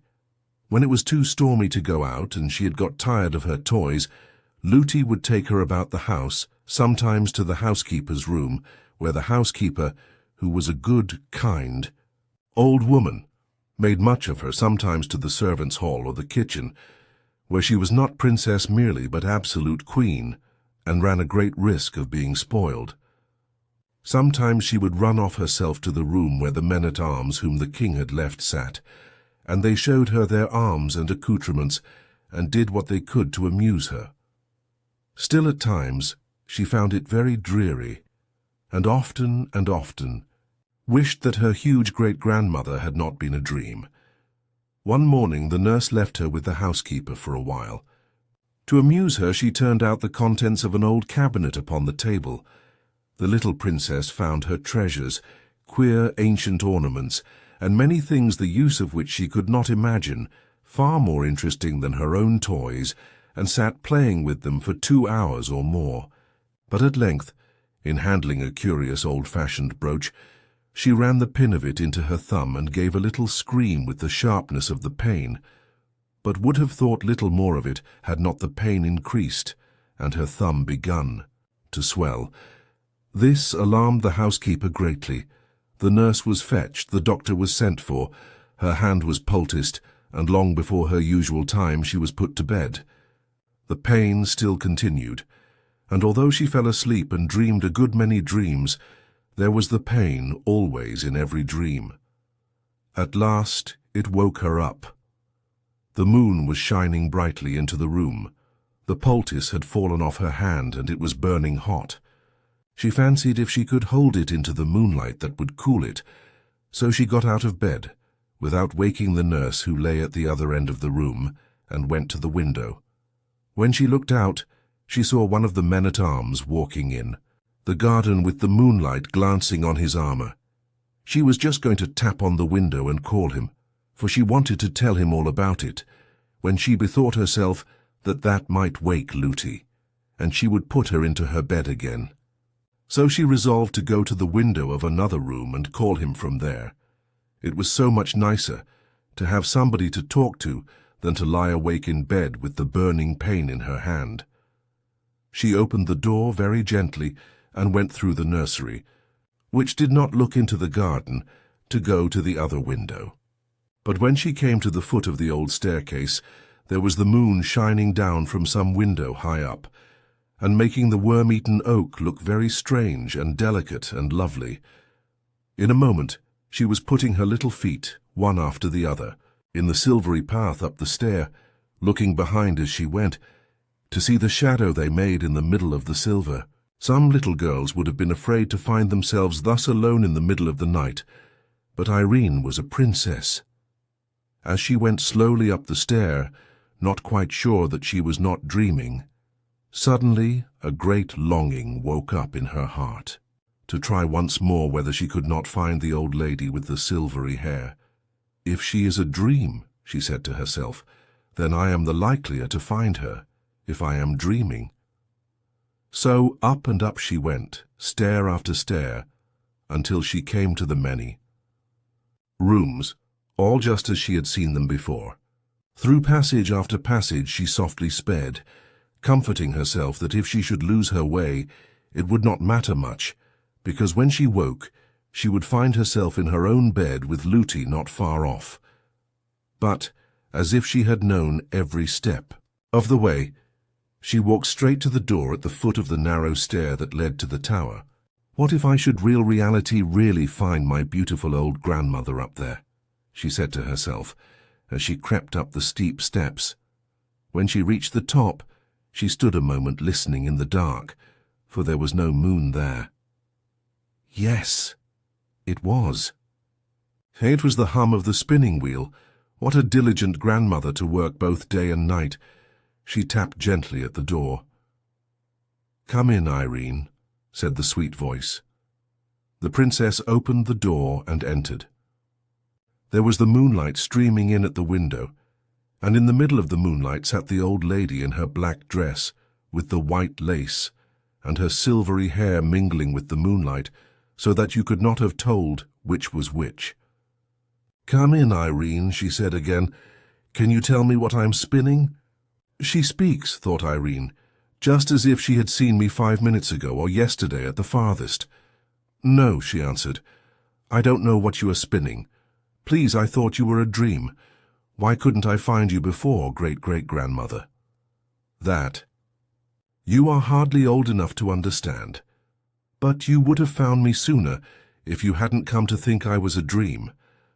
I will give you one reason, though, why you couldn't find me. I didn't want you to find me." "Why, please?" "Because I did not want Looty to know I was here. But you told me to tell Looty." "Yes, but I knew Looty would not believe you. If she were to see me sitting spinning here, she wouldn't believe me either." "Why?" "Because she couldn't. She would rub her eyes and go away and say she felt queer and forget half of it and more, and then say it had been all a dream." "Just like me," said Irene, feeling very much ashamed of herself. "Yes, a good deal like you, but not just like you, for you've come again. And Looty wouldn't have come again. She would have said no, she had had enough of such nonsense. Is it naughty of Looty, then? It would be naughty of you. I've never done anything for Looty, and you did wash my face and hands for me," said Irene, beginning to cry. The old lady smiled a sweet smile and said, "I'm not vexed with you, my child, nor with Looty either. But I don't want you to say anything more to Looty about me. If she should ask you, you must just be silent, but I do not think she will ask you." All the time they talked, the old lady kept on spinning. "You haven't told me yet what I am spinning," she said, "because I don't know. It's very pretty stuff." It was indeed very pretty stuff. There was a good bunch of it on the distaff attached to the spinning wheel, and in the moonlight it shone like, what shall I say it was like? It was not white enough for silver.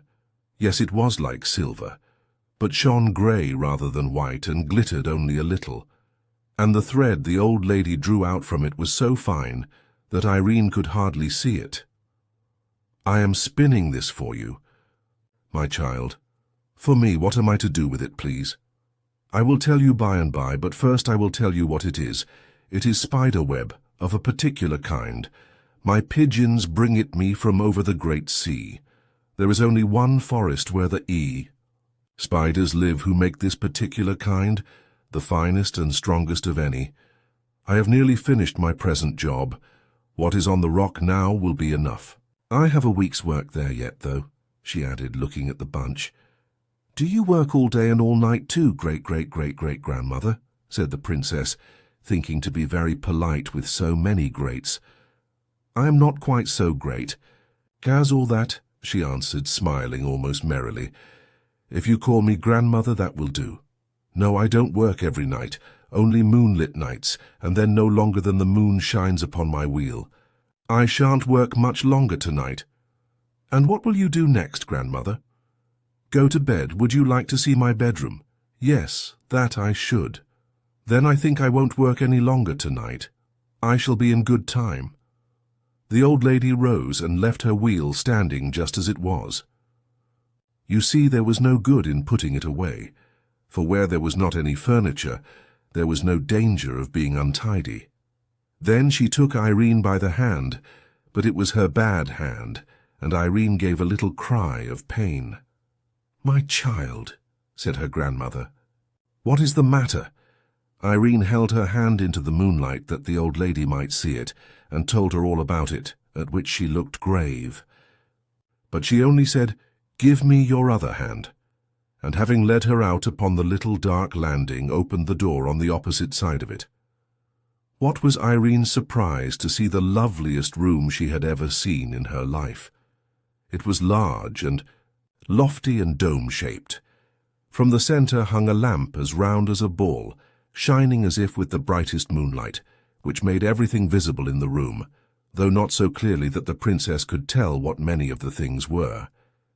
A large oval bed stood in the middle, with a coverlid of rose colour, and velvet curtains all round it of a lovely pale blue. The walls were also blue, spangled all over with what looked like stars of silver. The old lady left her, and, going to a strange-looking cabinet, opened it and took out a curious silver casket. Then she sat down on a low chair and, calling Irene, made her kneel before her while she looked at her hand. Having examined it, she opened the casket and took from it a little ointment. The sweetest odour filled the room, like that of roses and lilies, as she rubbed the ointment gently all over the hot, swollen hand. Her touch was so pleasant and cool that it seemed to drive away the pain and heat wherever it came. "Oh, grandmother." "It is so nice," said Irene. "Thank you, thank you." Then the old lady went to a chest of drawers and took out a large handkerchief of gossamer-like cambric, which she tied round her hand. "I don't think I can let you go away tonight," she said. "Would you like to sleep with me?" "Oh, yes, yes, dear grandmother," said Irene, and would have clapped her hands, forgetting that she could not. "You won't be afraid, then, to go to bed with such an old woman?" "No.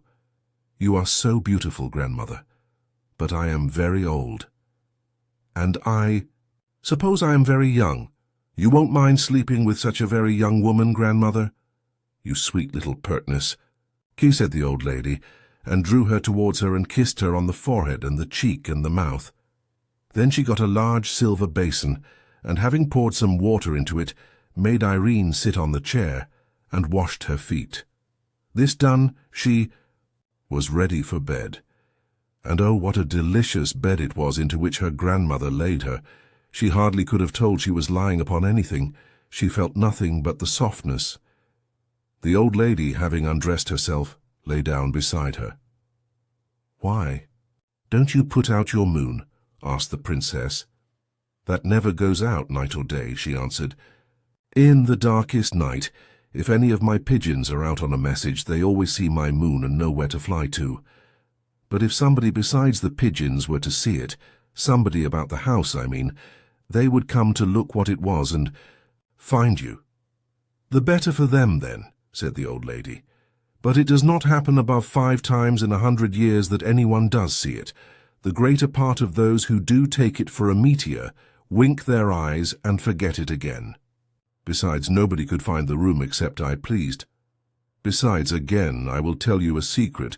If that light were to go out, you would fancy yourself lying in a bare garret on a heap of old straw, and would not see one of the pleasant things round about you all the time. I hope it will never go out, said the princess. I hope not. But it is time we both went to sleep. Shall I take you in my arms? The little princess nestled close up to the old lady, who took her in both her arms and held her close to her bosom. Oh dear, this is so nice, said the princess. I didn't know anything in the world could be so comfortable. I should like to lie here forever. You may if you will, said the old lady.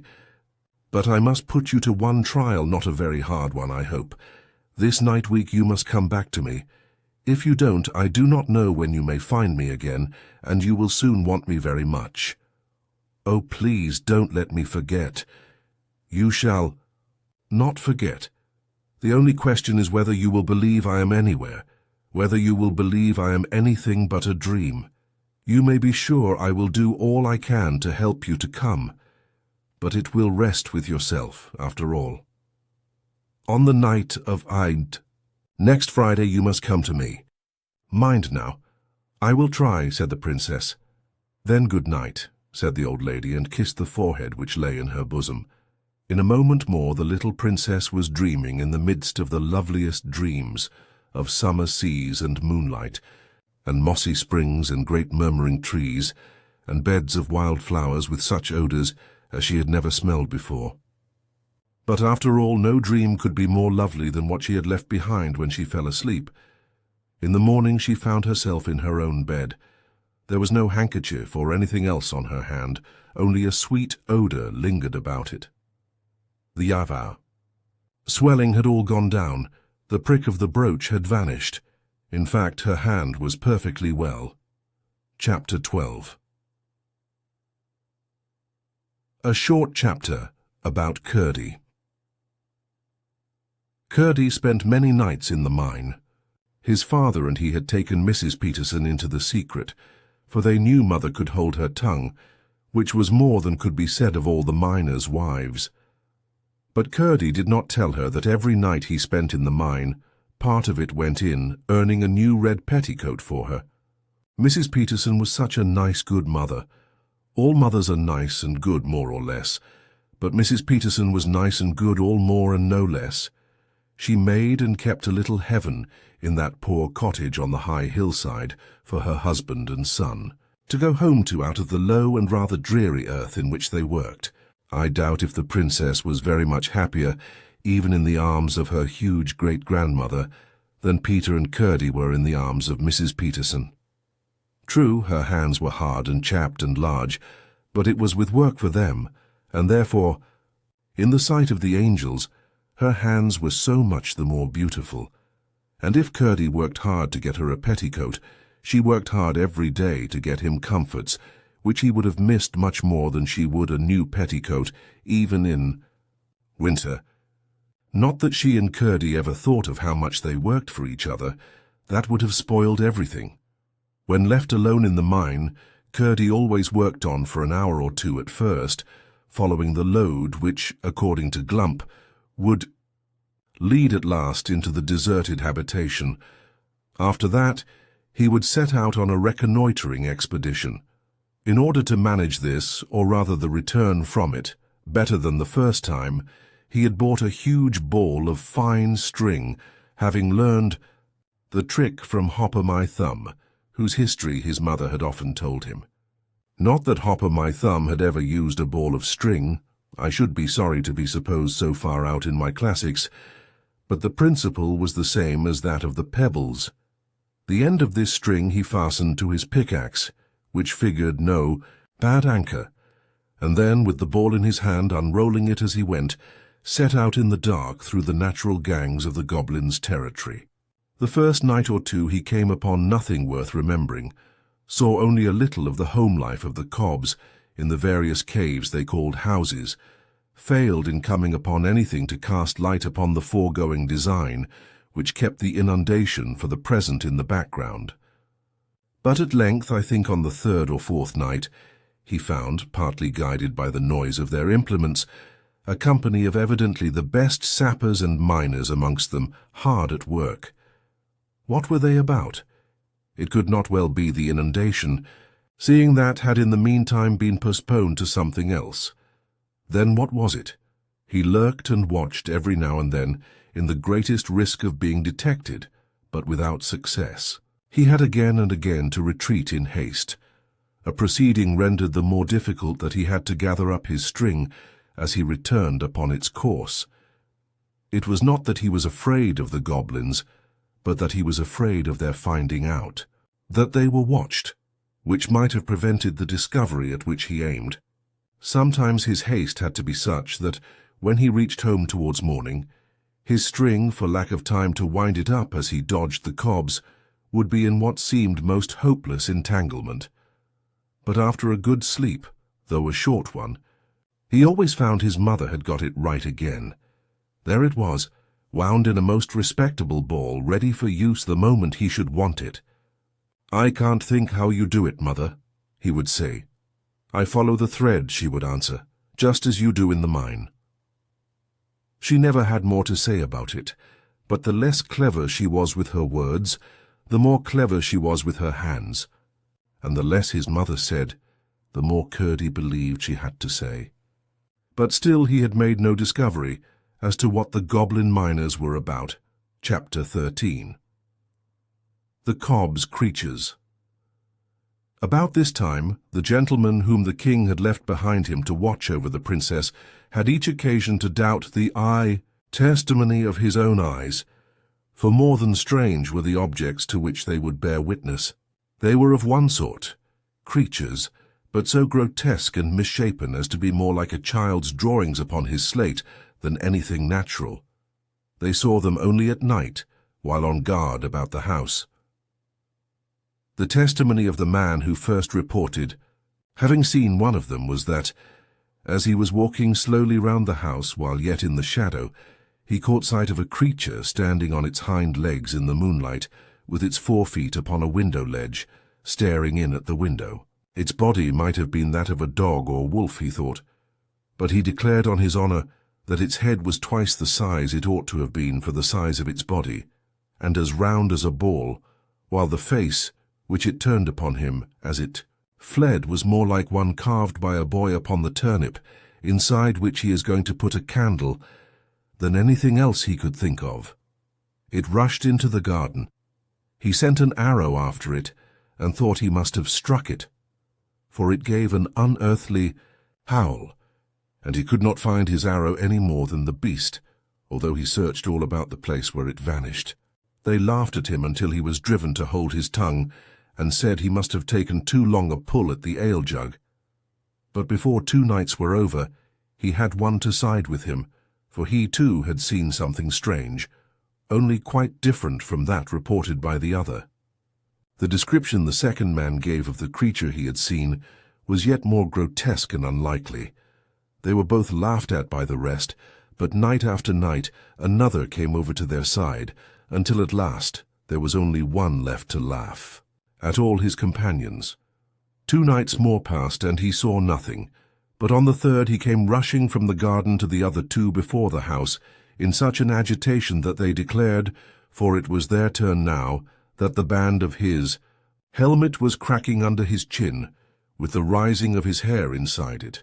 Running with him into that part of the garden which I have already described, they saw a score of creatures, to not one of which they could give a name, and not one of which was like another, hideous and ludicrous at once, gambolling on the lawn, in the moonlight. The supernatural, or rather subnatural, ugliness of their faces, the length of legs and necks in some, the apparent absence of both or either in others, made the spectators, although in one consent as to what they saw, yet doubtful, as I have said, of the evidence of their own eyes and ears as well. For the noises they made, although not loud, were as uncouth and varied as their forms, and could be described neither as grunts, nor squeaks, nor roars, nor howls, nor barks, nor yells, nor screams, nor croaks, nor hisses, nor mews, nor shrieks, but only as something like all of them mingled in one horrible dissonance. Keeping in the shade, the watchers had a few moments to recover themselves before the hideous assembly suspected their presence, but all at once, as if by common consent, they scampered off in the direction of a great rock and vanished before the men had come to themselves sufficiently to think of following them. My readers will suspect what these were, but I will now give them full information concerning them. They were, of course, household animals belonging to the goblins, whose ancestors had taken their ancestors many centuries before from the upper regions of light into the lower regions of darkness.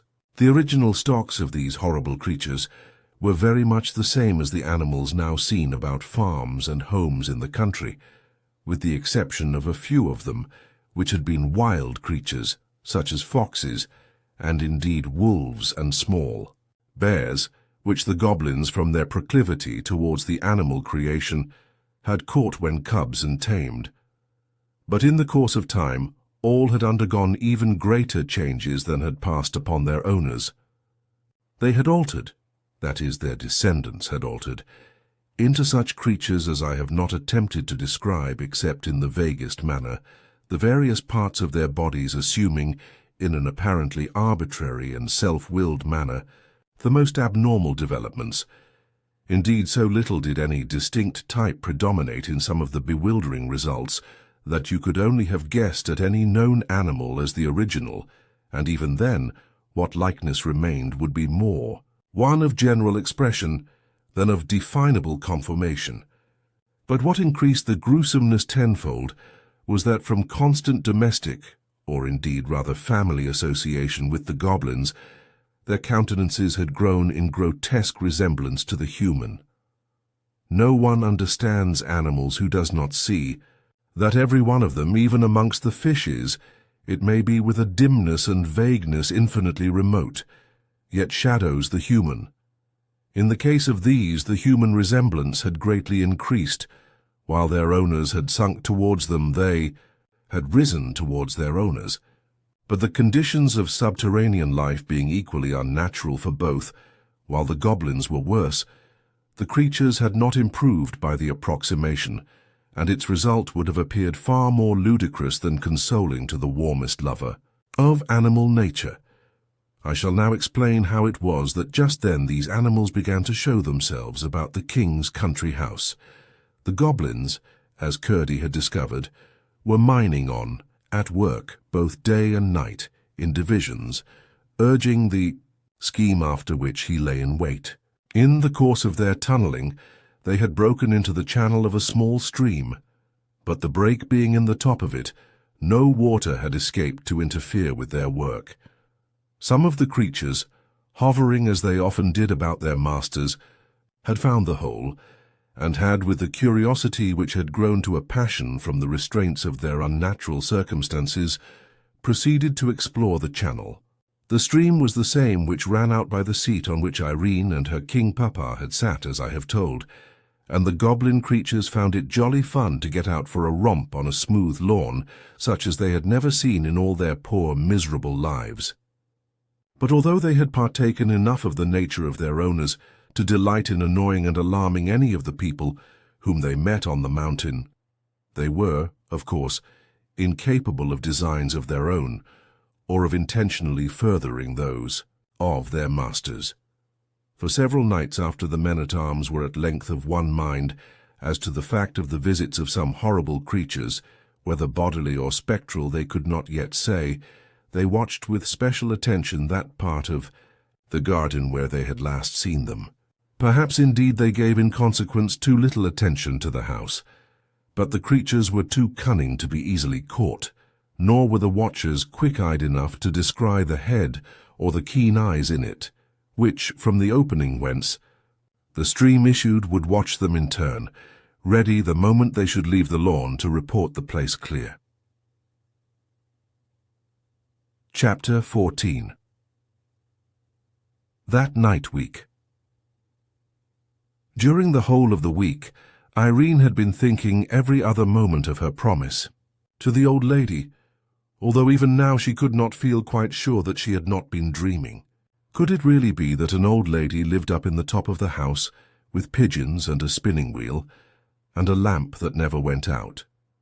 She was, however, nonetheless determined, on the coming Friday, to ascend the 3 stairs, walk through the passages with the many doors, and try to find the tower in which she had either seen or dreamed her grandmother. Her nurse could not help wondering what had come to the child. She would sit so thoughtfully silent, and even in the midst of a game with her, would so suddenly fall into a dreamy mood. But Irene took care to betray nothing, whatever efforts Lootie might make to get at her thoughts, and Lootie had to say to herself, "What an odd child she is," and give it up.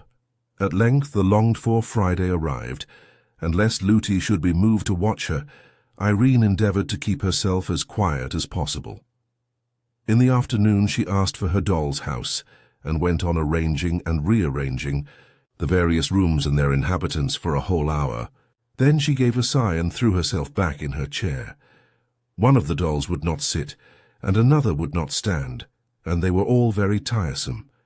Indeed, there was one would not even lie down, which was too bad. But it was now getting dark, and the darker it got, the more excited Irene became, and the more she felt it necessary to be composed. "I see you want your tea, Princess," said the nurse. "I will go and get it.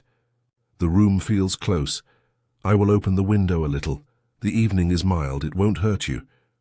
"There's no fear of that, Lootie," said Irene, wishing she had put off going for the tea till it was darker, when she might have made her attempt with every advantage.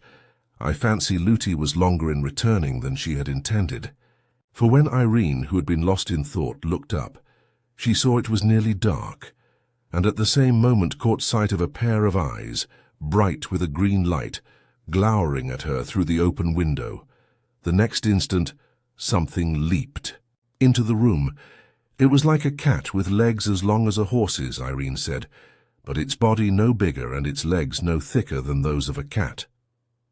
She was too frightened to cry out, but not too frightened to jump from her chair and run from the room. It is plain enough to every one of my readers what she ought to have done, and indeed Irene thought of it herself. But when she came to the foot of the old stair just outside the nursery door, she imagined the creature running up those long ascents after her, and pursuing her through the dark passages, which, after all, might lead to no tower. That thought was too much. Her heart failed her, and turning from the stair she rushed along to the hall, whence, finding the front door open, she darted into the court, pursued, at least she thought so, by the creature. No one happening to see her, on she ran, unable to think for fear, and ready to run anywhere to elude the awful creature with the stilt legs. Not daring to look behind her, she rushed straight out of the gate and up the mountain. It was foolish indeed, thus to run farther and farther from all who could help her, as if she had been seeking a fit spot for the goblin creature to eat her in his leisure. But that is the way fear serves us. It always sides with the thing we are afraid of. The princess was soon out of breath with running uphill, but she ran on, for she fancied the horrible creature just behind her, forgetting that, had it been after her, such long legs as those must have overtaken her long ago. At last she could run no longer, and fell, unable even to scream, by the roadside, where she lay for some time half dead with terror. But finding nothing lay hold of her, and her breath beginning to come back, she ventured at length to get half up and peer anxiously about her. It was now so dark she could see nothing. Not a single star was out. She could not even tell in what direction the house lay, and between her and home she fancied the dreadful creature lying ready to pounce upon her. She saw now that she ought to have run up the stairs at once. It was well she did not scream, for although very few of the goblins had come out for weeks, a stray idler or two might have heard her. She sat down upon a stone, and nobody but one who had done something wrong could have been more miserable. She had quite forgotten her promise. to visit her grandmother. A raindrop fell on her face. She looked up, and for a moment her terror was lost in astonishment. At first she thought the rising moon had left her place, and drawn nigh to see what could be the matter with the little girl, sitting alone without hat or cloak on the dark, bare mountain. But she soon saw she was mistaken, for there was no light on the ground at her feet and no shadow anywhere, but a great silver globe was hanging in the air, and as she gazed at the lovely thing, her courage revived. If she were but indoors again, she would fear nothing, not even the terrible creature with the long legs. But how was she to find her way back? What could that light be? Could it be? No, it couldn't. But what if it should be? Yes, it must. Found her great-great-grandmother's lamp, which guided her pigeons home through the darkest night. She jumped up. She had but to keep that light in view, and she must find the house. Her heart grew strong. Speedily yet softly, she walked down the hill, hoping to pass the watching creature unseen. Dark as it was, there was little danger now of choosing the wrong road. And, which was most strange, the light that filled her eyes from the lamp, instead of blinding them for a moment to the object upon which they next fell, enabled her for a moment to see it, despite the darkness. By looking at the lamp and then dropping her eyes, she could see the road for a yard or two in front of her, and this saved her from several falls, for the road was very rough. But all at once, to her dismay, it vanished, and the terror of the beast, which had left her the moment she began to return, again laid hold of her heart. The same instant, however, she caught the light of the windows and knew exactly where she was. It was too dark to run, but she made what haste she could, and reached the gate in safety. She found the house door still open, ran through the hall, and without even looking into the nursery, bounded straight up the stair, and the next, then turning to the right, ran through the long avenue of silent rooms, and found her way at once to the door at the foot of the tower stair. When first the nurse missed her, she fancied she was playing her a trick, and for some time took no trouble about her, but at last, getting frightened, she had begun to search, and when the princess entered, the whole household was hither and thither over the house, hunting for her. A few seconds after she reached the stair of the tower, they had even begun to search the neglected rooms, in which they would never have thought of looking had they not already searched every other place they could think of in vain. But by this time she was knocking at the old lady's door. Chapter 15. Woven and then spun. "Come in, Irene," said the silvery voice of her grandmother. The princess opened the door and peeped in. But the room was quite dark, and there was no sound of the spinning wheel. She grew frightened once more, thinking that although the room was there, the old lady might be a dream after all. Every little girl knows how dreadful it is to find a room empty, where she thought somebody was, but Irene had to fancy for a moment that the person she came to find was nowhere at all.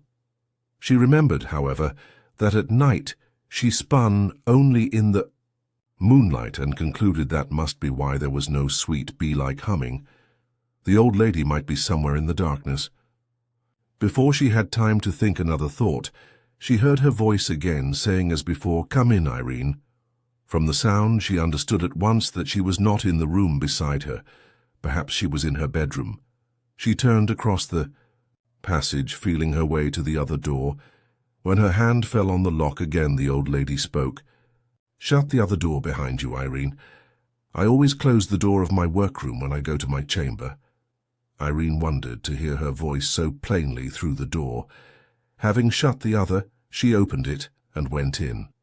Oh, what a lovely haven to reach from the darkness and fear through which she had come.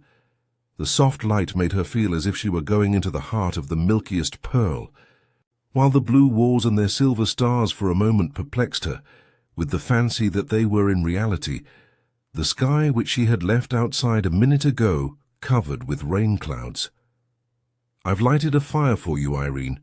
You're cold and wet," said her grandmother. Then Irene looked again, and saw that what she had taken for a huge bouquet of red roses on a low stand against the wall was in fact a fire which burned in the shapes of the loveliest and reddest roses, glowing gorgeously, between the heads and wings of two cherubs of shining silver. And when she came nearer, she found that the smell of roses with which the room was filled came from the fire roses on the hearth. Her grandmother was dressed in the loveliest pale blue velvet, over which her hair, no longer white, but of a rich, golden color, streamed like a cataract, here falling in dull-gathered heaps, there rushing away in smooth, shining falls. And ever as she looked, the hair seemed pouring down from her head and vanishing in a golden mist ere it reached the floor.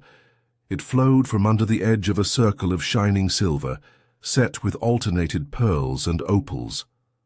On her dress was no ornament whatever. Neither was there a ring on her hand or a necklace or carcanet about her neck.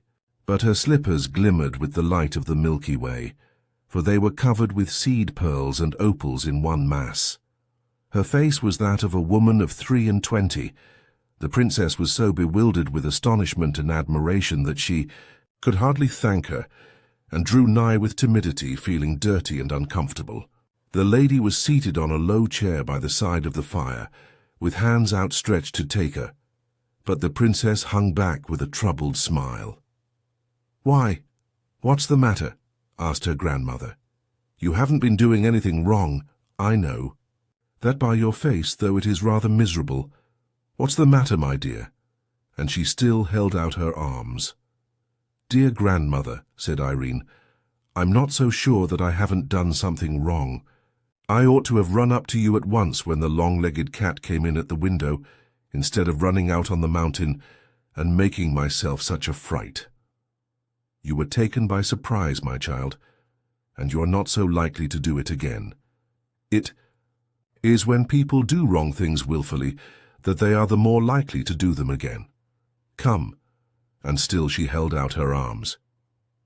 "But grandmother, you're so beautiful and grand with your crown on, and I am so dirty with mud and rain, I should quite spoil your beautiful blue dress." With a merry little laugh, the lady sprung from her chair, more lightly far than Irene herself could, caught the child to her bosom, and, kissing the tear-stained face over and over, sat down with her in her lap. "Oh, grandmother, you'll make yourself such a mess," cried Irene, clinging to her. "You darling! Do you think I care more for my dress than for my little girl? Besides, look here." As she spoke, she set her down, and Irene saw to her dismay that the lovely dress was covered with the mud of her fall on the mountain road. But the lady stooped to the fire, and taking from it by the stalk in her fingers one of the burning roses, passed it once and again, and a third time over the front of her dress. And when Irene looked, not a single stain was to be discovered. "There," said her grandmother, "you won't mind coming to me now?" But Irene again hung back, eyeing the flaming rose which the lady held in her hand. "You're not afraid of the rose, are you?" Now she said, about to throw it on the hearth again. "Oh, don't, please," cried Irene. "Won't you hold it to my frock and my hands and my face? And I'm afraid my feet and my knees want it too." "No," answered her grandmother, smiling a little sadly, as she threw the rose from her. "It is too hot for you yet. It would set your frock in a flame. Besides, I don't want to make you clean tonight. I want your nurse and the rest of the people to see you as you are, for you will have to tell them how you ran away for fear of the long-legged cat. I should like to wash you, but they would not." "Believe you, then?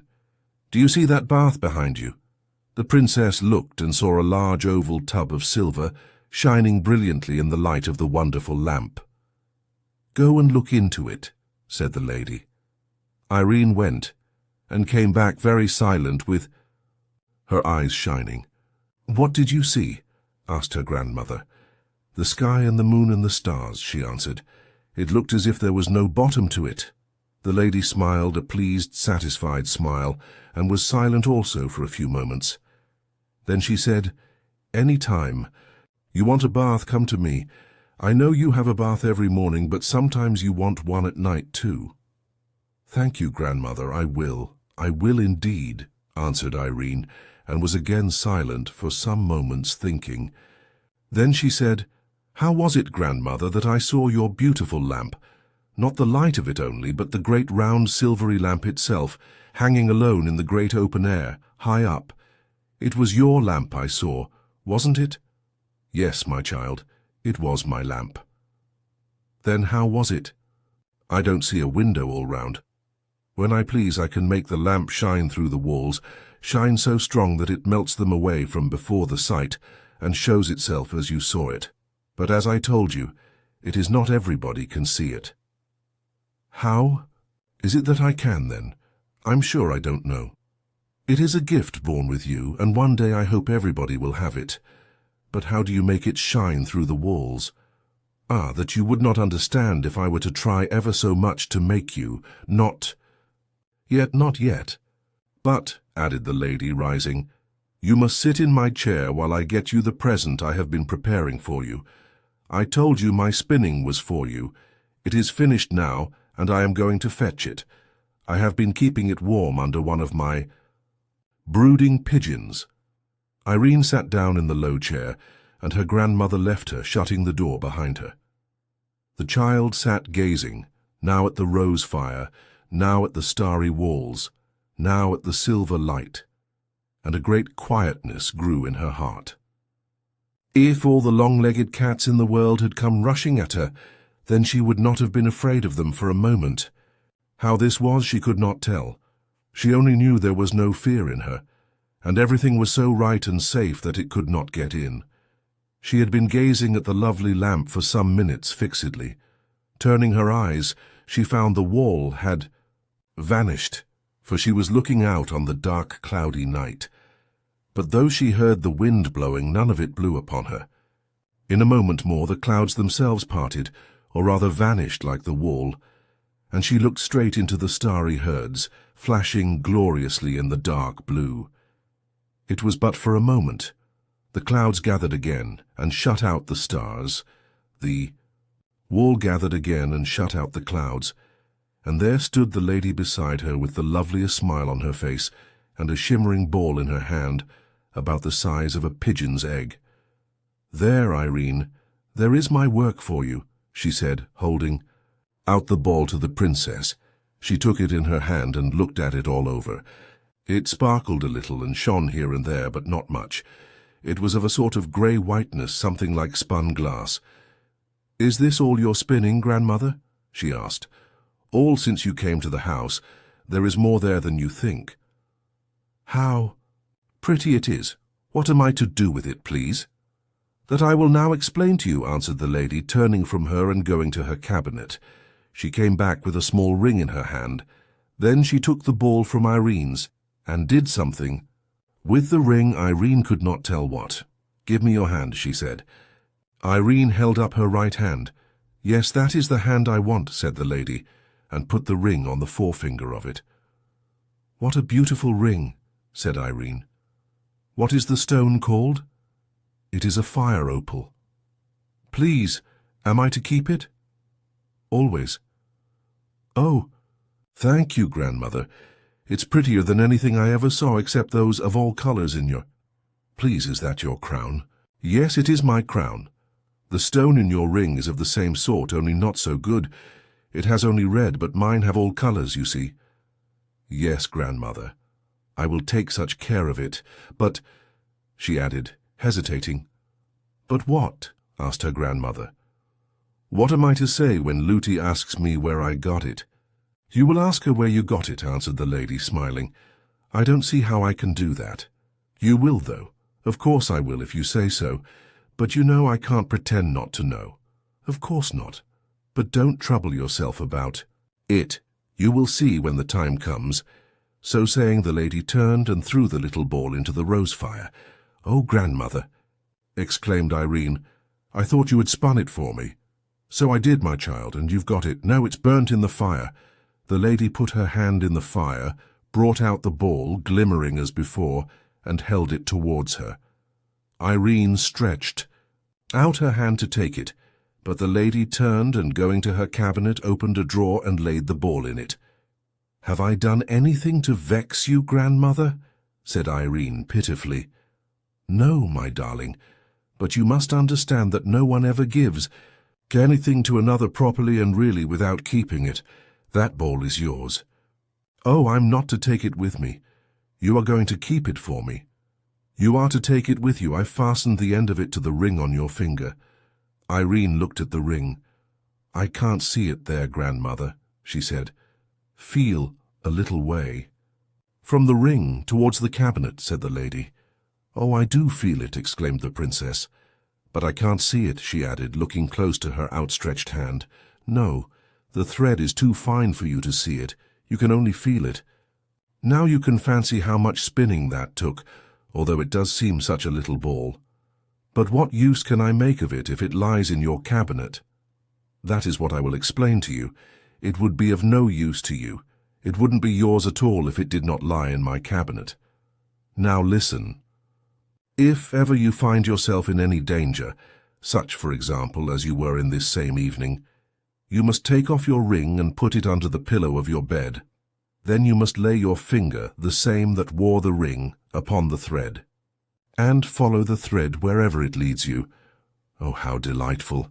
It will lead me to you, grandmother, I know. Yes, but remember, it may seem to you a very roundabout way indeed, and you must not doubt the thread. Of one thing you may be sure, that while you hold it, I hold it too." "It is very wonderful," said Irene thoughtfully. Then suddenly becoming aware, she jumped up, crying, "Oh, grandmother, here have I been sitting all this time in your chair, and you standing. I beg your pardon." The lady laid her hand on her shoulder and said, "Sit." "Down again, Irene. Nothing pleases me better than to see anyone sit in my chair. I am only too glad to stand so long as anyone will sit in it." "How kind of you," said the princess, and sat down again. "It makes me happy," said the lady. "But," said Irene, still puzzled, "won't the thread get in somebody's way and be broken if the one end is fast to my ring and the other laid in your cabinet?" "You will find all that arrange itself. I'm afraid it is time for you to go." "Mightn't I stay and sleep with you tonight, grandmother?" "No, not tonight. If I had meant you to stay tonight, I should have given you a bath. But you know everybody in the house is miserable about you, and it would be cruel to keep them so all night. You must go downstairs." "I'm so glad, grandmother, you didn't say go home, for this is my home." "Mayn't I call this my home?" "You may, my child, and I trust you will always think it your home. Now come, I must take you back without anyone seeing you." "Please, I want to ask you one question more," said Irene. "Is it because you have your crown on that you look so young?" "No, child," answered her grandmother. "It is because I felt so young this evening that I put my crown on, and I thought you would like to see your old grandmother in her best." "Why do you call yourself old?" "You're not old, grandmother." "I am very old indeed. It is so silly of people, I don't mean you, for you are such a tiny and couldn't know better, but it is so silly of people to fancy that old age means crookedness, and witheredness, and feebleness, and sticks and spectacles and rheumatism and forgetfulness. It is so silly. Old age has nothing whatever to do with all that. The right old age means strength and beauty and mirth and courage and clear eyes and strong, painless limbs. I am older than you are able to think, and look at you, grandmother," cried Irene, jumping up and flinging her arms about her neck. "I won't be so silly again, I promise you. At least, I'm rather afraid to promise. But if I am, I promise to be sorry for it, I do.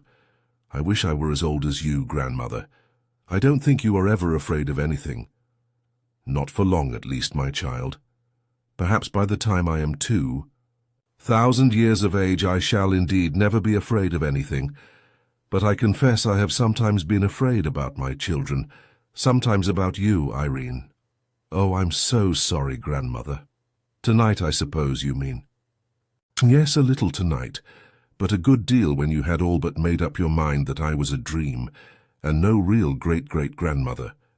You must not suppose I am blaming you for that. I dare say you could not help it." "I don't know, grandmother," said the princess, beginning to cry. "I can't always do myself as I should like, and I don't always try. I'm very sorry anyhow." The lady stooped, lifted her in her arms, and sat down with her in her chair, holding her close to her bosom. In a few minutes the princess had sobbed herself to sleep.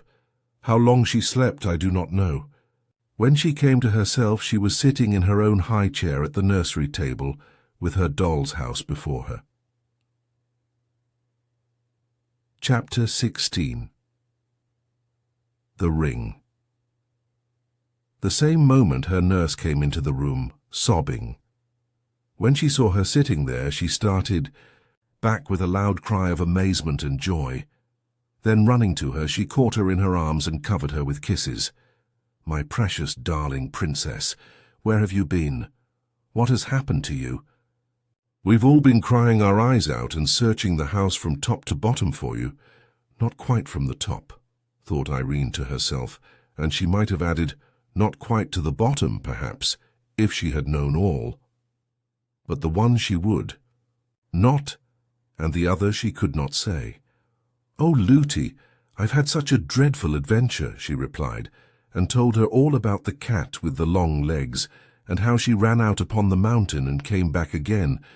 But she said nothing of her grandmother, or her lamp. "And there we've been searching for you all over the house for more than an hour and a half," exclaimed the nurse. "But that's no matter, now we've got you.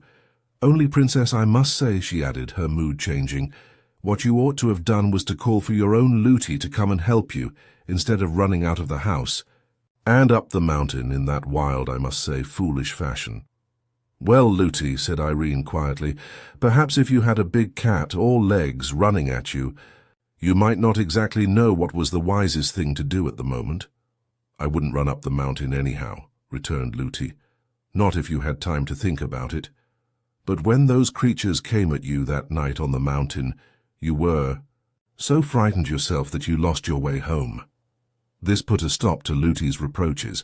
She had been on the point of saying that the long-legged cat must have been a twilight fancy of the princess's, but the memory of the horrors of that night, and of the talking to which the king had given her in consequence, prevented her from saying what after all she did not half believe, having a strong suspicion that the cat was a goblin, for she knew nothing of the difference between the goblins and their creatures. She counted them all just goblins. Without another word, she went and got some fresh tea and bread and butter for the princess. Before she returned, the whole household, headed by the housekeeper, burst into the nursery to exult over their darling. The gentlemen-at-arms followed, and were ready enough to believe all she told them about the long-legged cat. Indeed, though wise enough to say nothing about it, they remembered with no little horror just such a creature amongst those they had surprised at their gambols upon the princess's lawn. In their own hearts they blamed themselves for not having kept better watch, and their captain gave orders that from this night the front door and all the windows on the ground floor should be locked immediately the sun set, and opened after upon no pretence whatever. The men-at-arms redoubled their vigilance, and for some time there was no further cause of alarm. When the princess woke the next morning, her nurse was bending over her. "How your ring does glow this morning, princess, just like a fiery rose," she said. "Does it, Lootie?" returned Irene. "Who gave me the ring, Lootie? I know I've had it a long time, but where did I get it? I don't remember." "I think it must have been your mother gave it you, princess.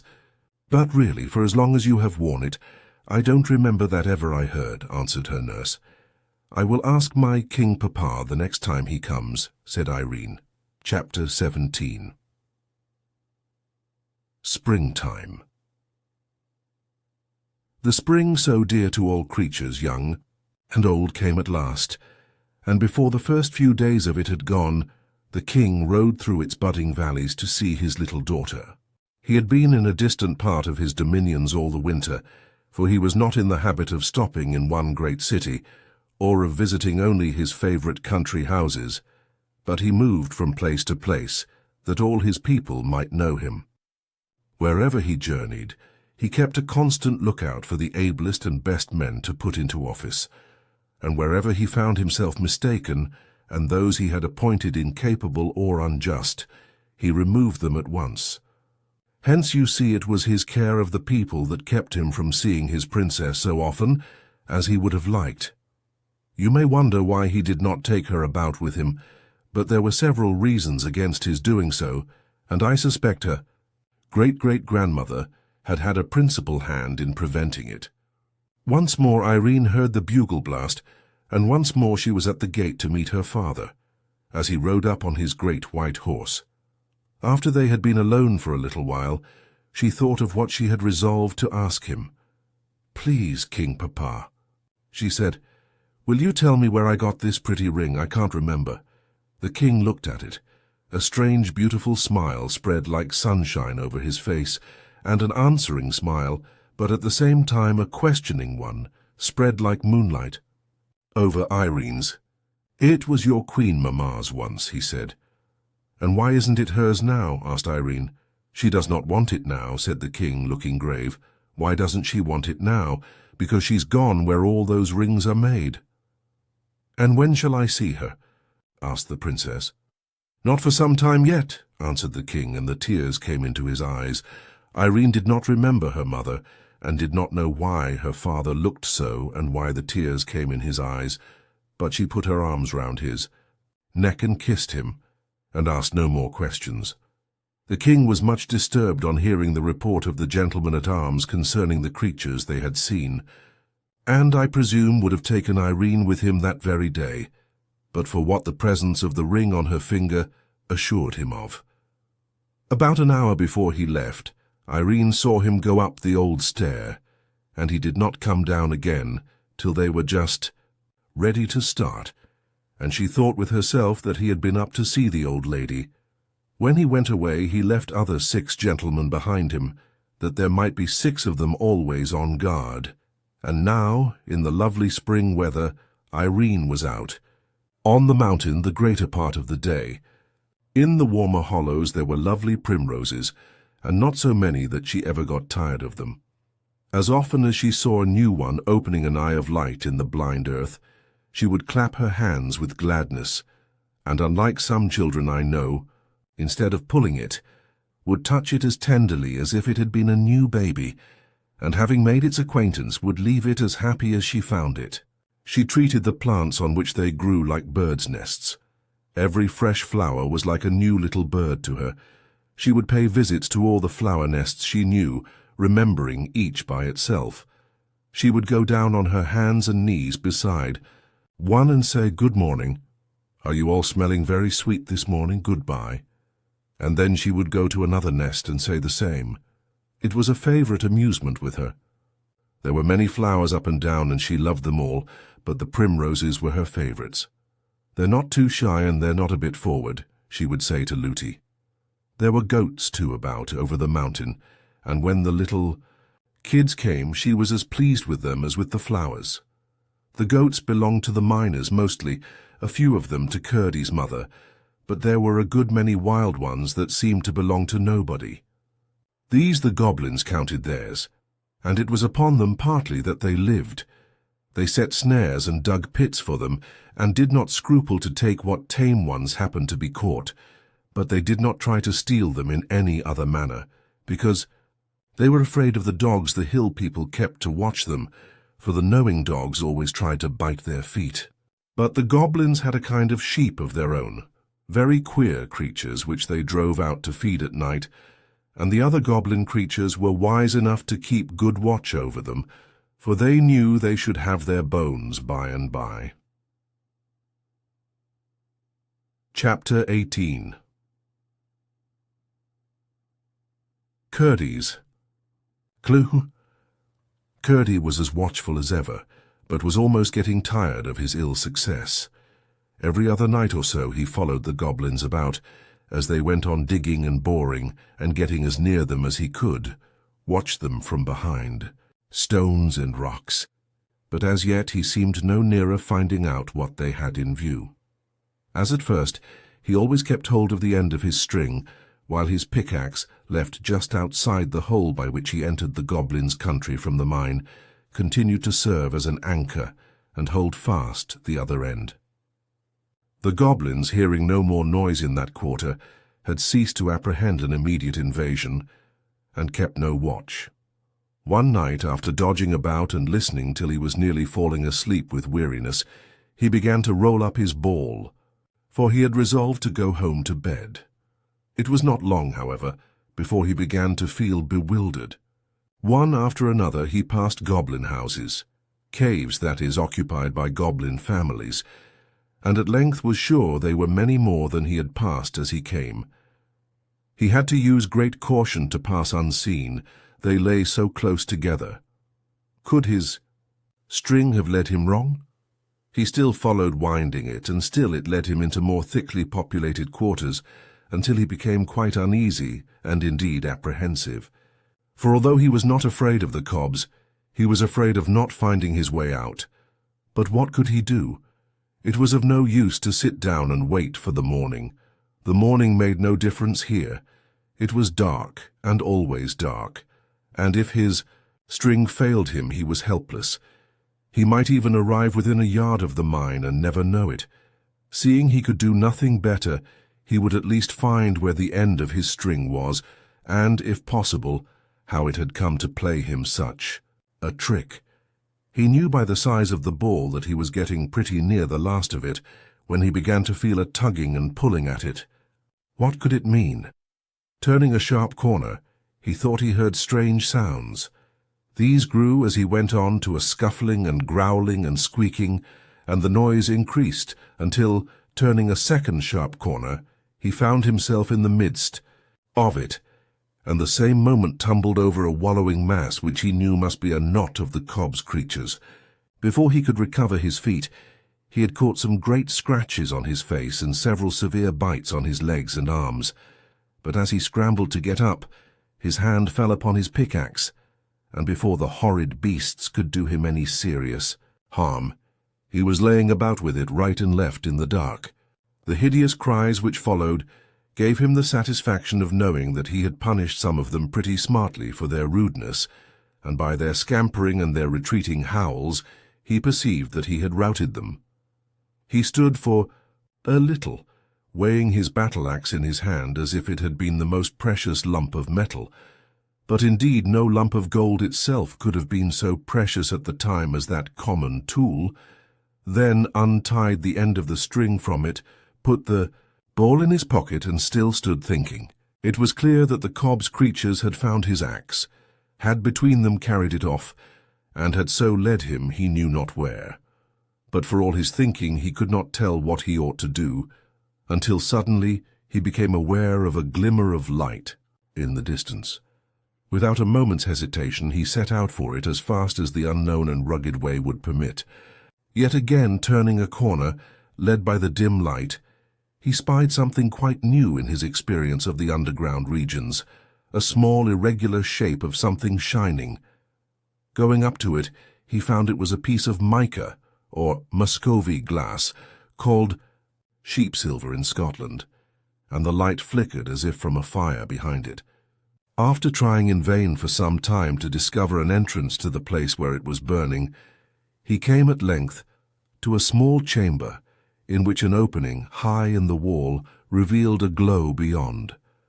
To this opening he managed to scramble up, and then he saw a strange sight.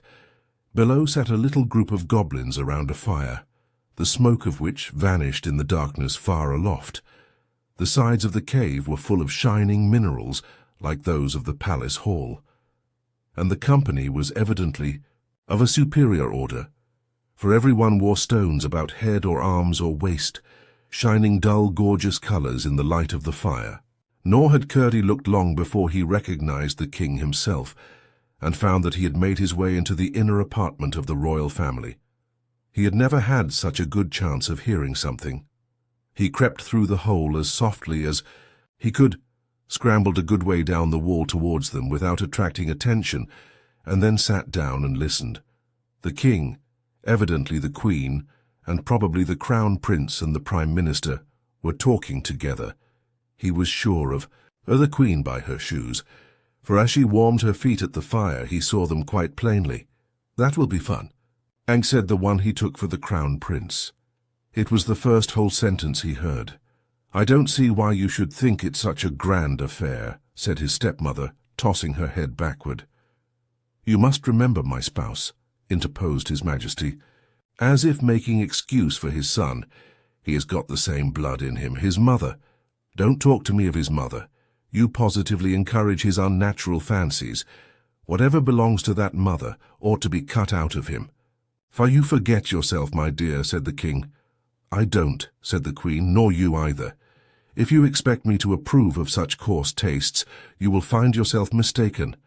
I don't wear shoes for nothing." "You must acknowledge, however," the king said with a little groan, "that this at least is no whim of Harelip's, but a matter of state policy. You are well aware that his gratification comes purely from the pleasure of sacrificing himself to the public good. Does it not, Harelip?" "Yes, father. Of course it does. Only it will be nice to make her cry. I'll have the skin taken off between her toes and tie them up till they grow together. Then her feet will be like other people's, and there will be no occasion for her to wear shoes." "Do you mean to insinuate I've got toes, you unnatural wretch?" cried the queen, and she moved angrily towards Harelip. The counsellor, however, who was betwixt them, leaned forward so as to prevent her touching him, but only as if to address the prince.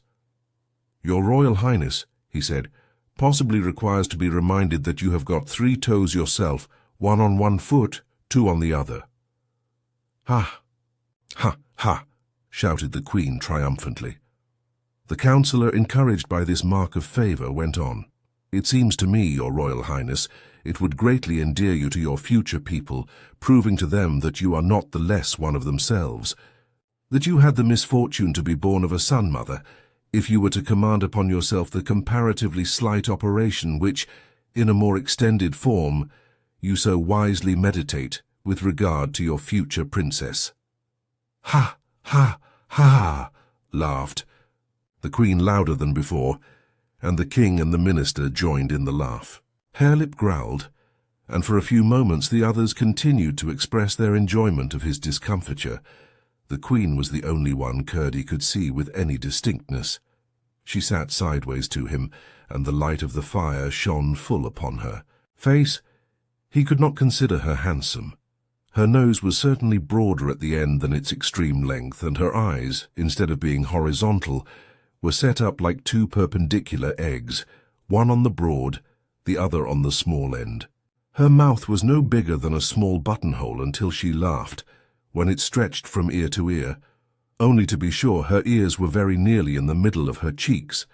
Anxious to hear everything they might say, Curdie ventured to slide down a smooth part of the rock just under him to a projection below upon which he thought to rest.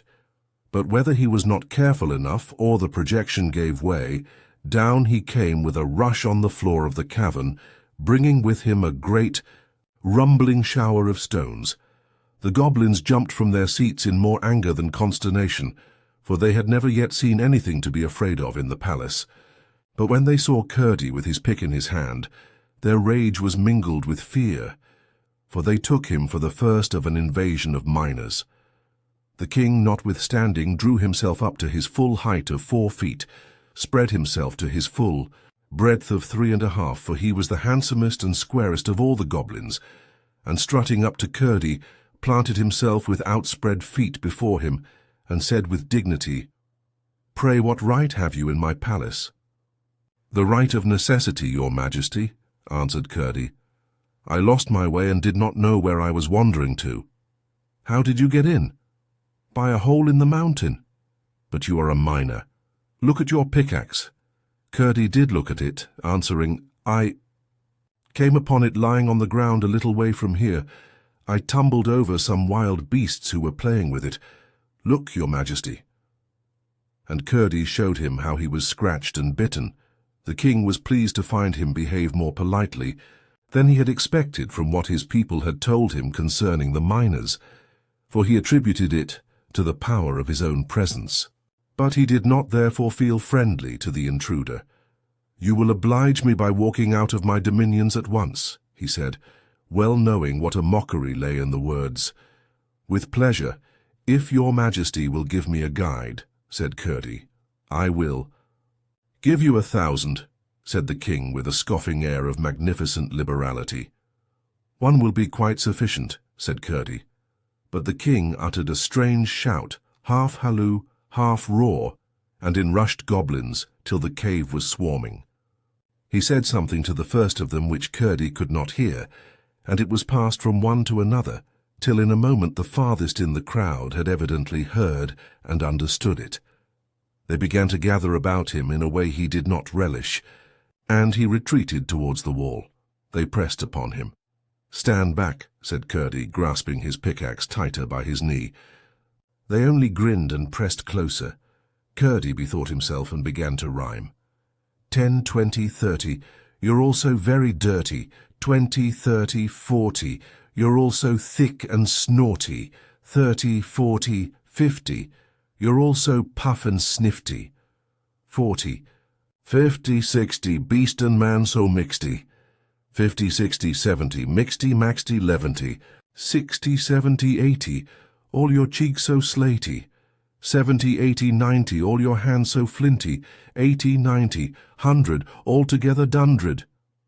The goblins fell back a little when he began, and made horrible grimaces all through the rhyme, as if eating something so disagreeable that it set their teeth on edge and gave them the creeps.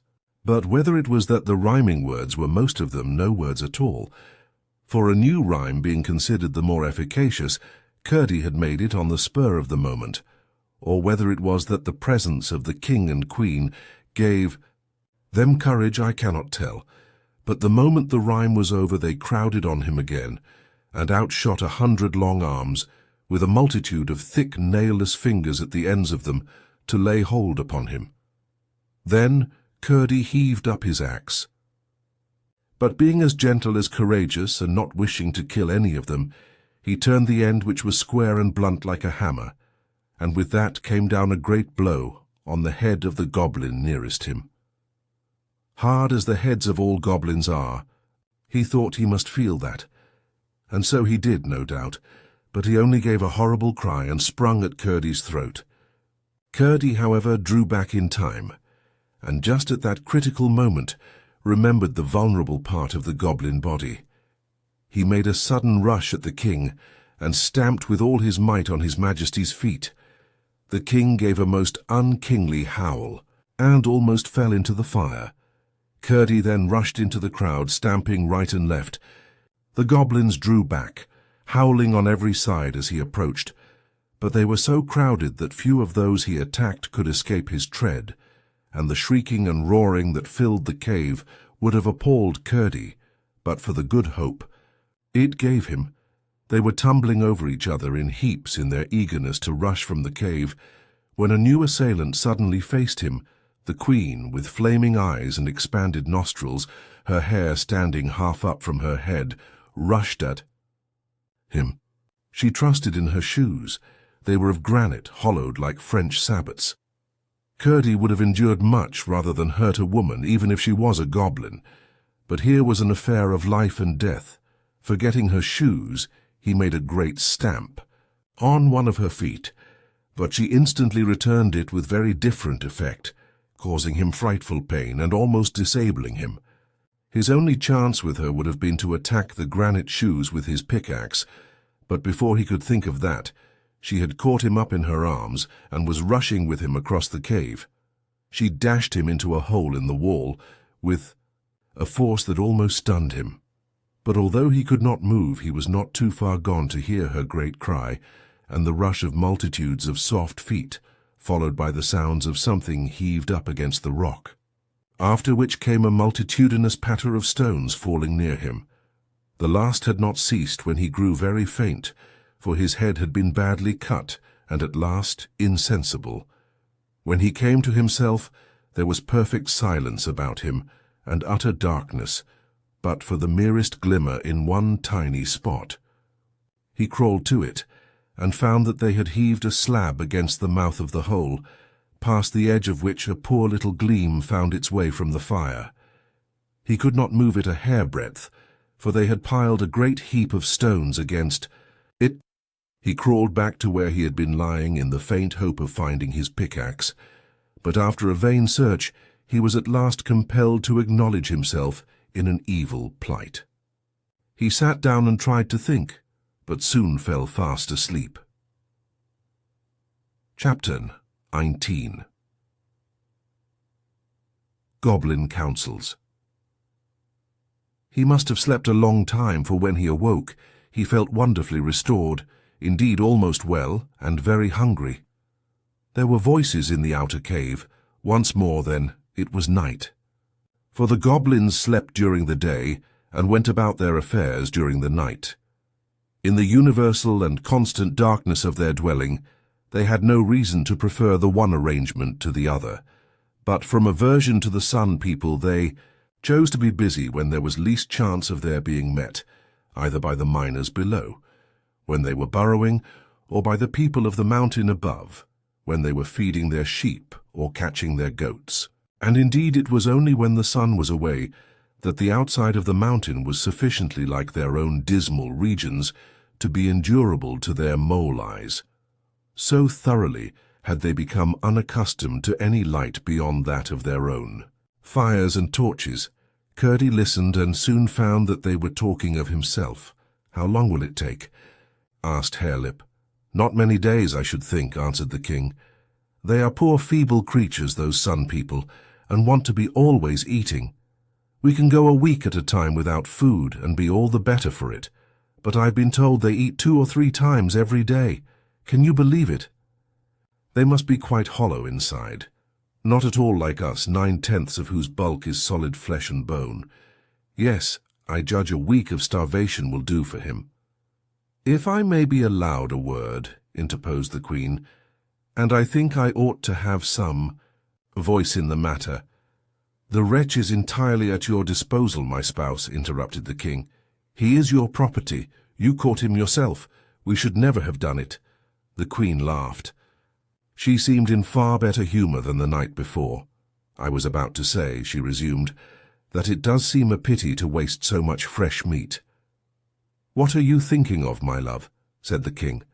"The very notion of starving him implies that we are not going to give him any meat, either salt or fresh." "I'm not such a stupid as that comes to," returned Her Majesty. "What I mean is that by the time he is starved there will hardly be a picking upon his bones." The king gave a great laugh.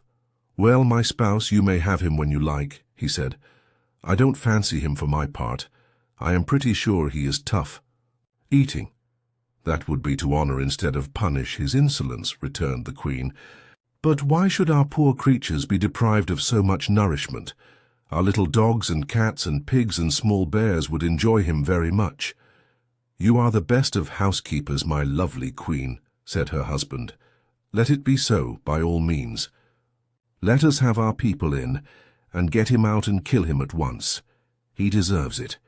The mischief he might have brought upon us, now that he had penetrated so far as our most retired citadel, is incalculable. Or rather, let us tie him hand and foot, and have the pleasure of seeing him torn to pieces by full torchlight in the great hall." "Better and better," cried the queen and the prince together, both of them clapping their hands. And the prince made an ugly noise with his hare-lip, just as if he had intended to be one at the feast. "But," added the queen, bethinking herself, "he is so troublesome. For poor creatures as they are, there is something about those Sun People that is very troublesome. I cannot imagine how it is that with such superior strength and skill and understanding as ours, we permit them to exist at all. Why do we not destroy them entirely, and use their cattle and grazing lands at our pleasure? Of course we don't want to live in their horrid country. It is far too glaring for our quieter and more refined tastes, but we might use it as a sort of outhouse, you know. Even our creatures' eyes might get used to it, and if they did grow blind, that would be of no consequence, provided they grew fat as well. But we might even keep their great cows and other creatures, and then we should have a few more luxuries such as cream and cheese, which at present we only taste occasionally when our brave men have succeeded in carrying some off from their farms." "It is worth thinking of," said the king, "and I don't know why you should be the first to suggest it, except that you have a positive genius for conquest.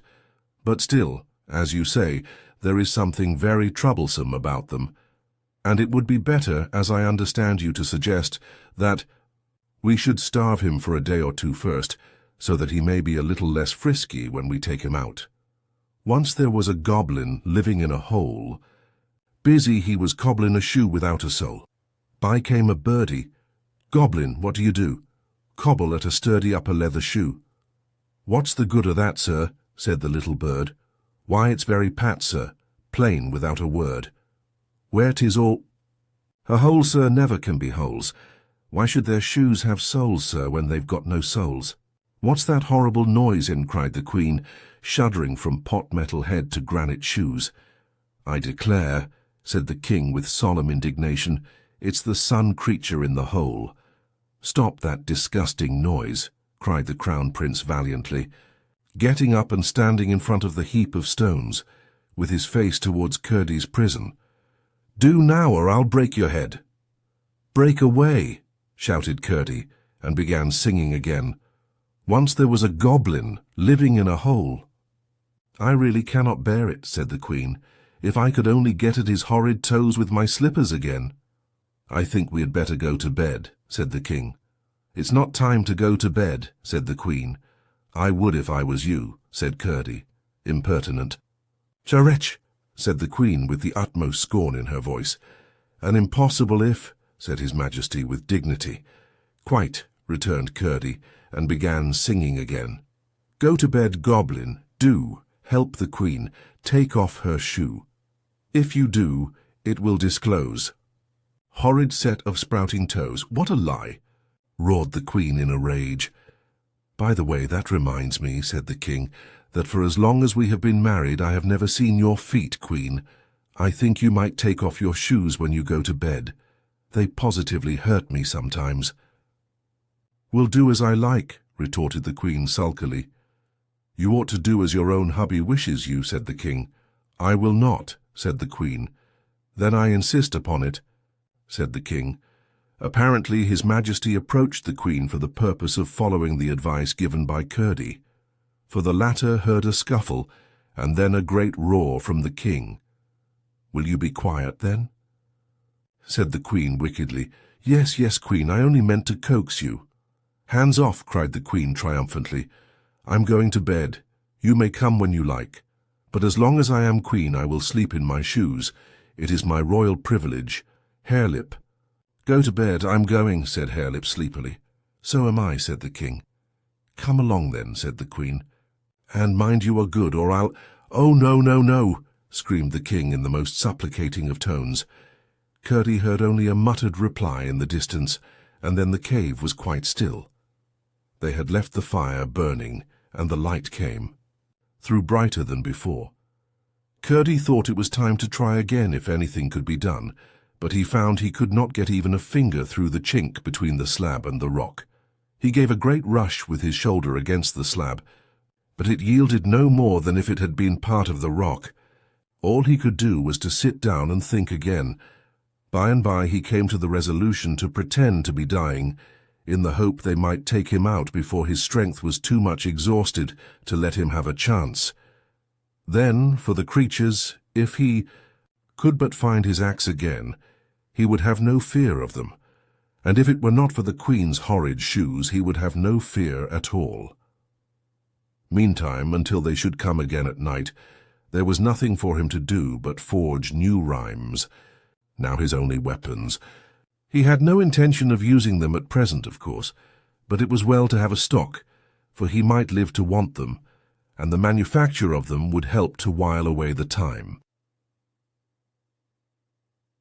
Chapter 20. Irene's Clue. That same morning. Early the princess woke in a terrible fright. There was a hideous noise in her room, creatures snarling and hissing and rocketing about as if they were fighting. The moment she came to herself, she remembered something she had never thought of again, what her grandmother told her to do when she was frightened. She immediately took off her ring and put it under her pillow. As she did so, she fancied she felt a finger and thumb take it gently from under her palm. "It must be my grandmother," she said to herself, and the thought gave her such courage that she stopped to put on her dainty little slippers before running from the room. While doing this, she caught sight of a long cloak of sky blue thrown over the back of a chair by the bedside. She had never seen it before, but it was evidently waiting for her. She put it on, and then, feeling with the forefinger of her right hand, soon found her grandmother's thread, which she proceeded at once to follow, expecting it would lead her straight up the old stair. When she reached the door, she found it went down and ran along the floor, so that she had almost to crawl in order to keep a hold of it. Then, to her surprise, and somewhat to her dismay, she found that instead of leading her towards the stair, it turned in quite the opposite direction. It led her through certain narrow passages towards the kitchen, turning aside as she reached it, and guiding her to a door which communicated with a small backyard. Some of the maids were already up, and this door was standing open. Across the yard the thread still ran along the ground, until it brought her to a door in the wall which opened upon the mountainside. When she had passed through, the thread rose to about half her height, and she could hold it with ease as she walked. It led her straight up the mountain. The cause of her alarm was less frightful than she supposed. The cook's great black cat, pursued by the housekeeper's terrier, had bounced against her bedroom door, which had not been properly fastened, and the two had burst into the room together, and commenced a battle royal. How the nurse came to sleep through it was a mystery, but I suspect the old lady had something to do with it. It was a clear, warm morning. The wind blew deliciously over the mountainside. Here and there she saw a late primrose, but she did not stop to call upon them. The sky was mottled with small clouds. The sun was not yet up, but some of their fluffy edges had caught his light, and hung out orange and gold-coloured fringes upon the air. The dew lay in round drops upon the leaves, and hung like tiny diamond. Earrings from the blades of grass about her path. "How lovely that bit of gossamer is," thought the princess, looking at a long, undulating line that shone at some distance from her up the hill. It was not the time for gossamers, though, and Irene soon discovered that it was her own thread she saw shining on before her in the light of the morning. It was leading her she knew not whither. But she had never in her life been out before sunrise, and everything was so fresh and cool and lively and full of something coming that she felt too happy to be afraid of anything. After leading her up a good distance, the thread turned to the left and down the path upon which she and Lootie had met Curdie. But she never thought of that, for now in the morning light, with its far outlook over the country, no path could have been more open and airy and cheerful. She could see the road almost to the horizon, along which she had so often watched her. King Papa and his troop come shining, with the bugle blast cleaving the air before them, and it was like a companion to her. Down and down the path went, then up and then down and then up again, getting rugged and more rugged as it went. And still along the path went the silvery thread, and still along the thread went Irene's little rosy-tipped forefinger. By and by she came to a little stream that jabbered and prattled down the hill, and up the side of the stream went both path and thread. And still the path grew rougher and steeper, and the mountain grew wilder, till Irene began to think she was going a very long way from home, and when she turned to look back, she saw that the level country had vanished, and the rough, bare mountain had closed in about her. But still on went the thread, and on went the princess.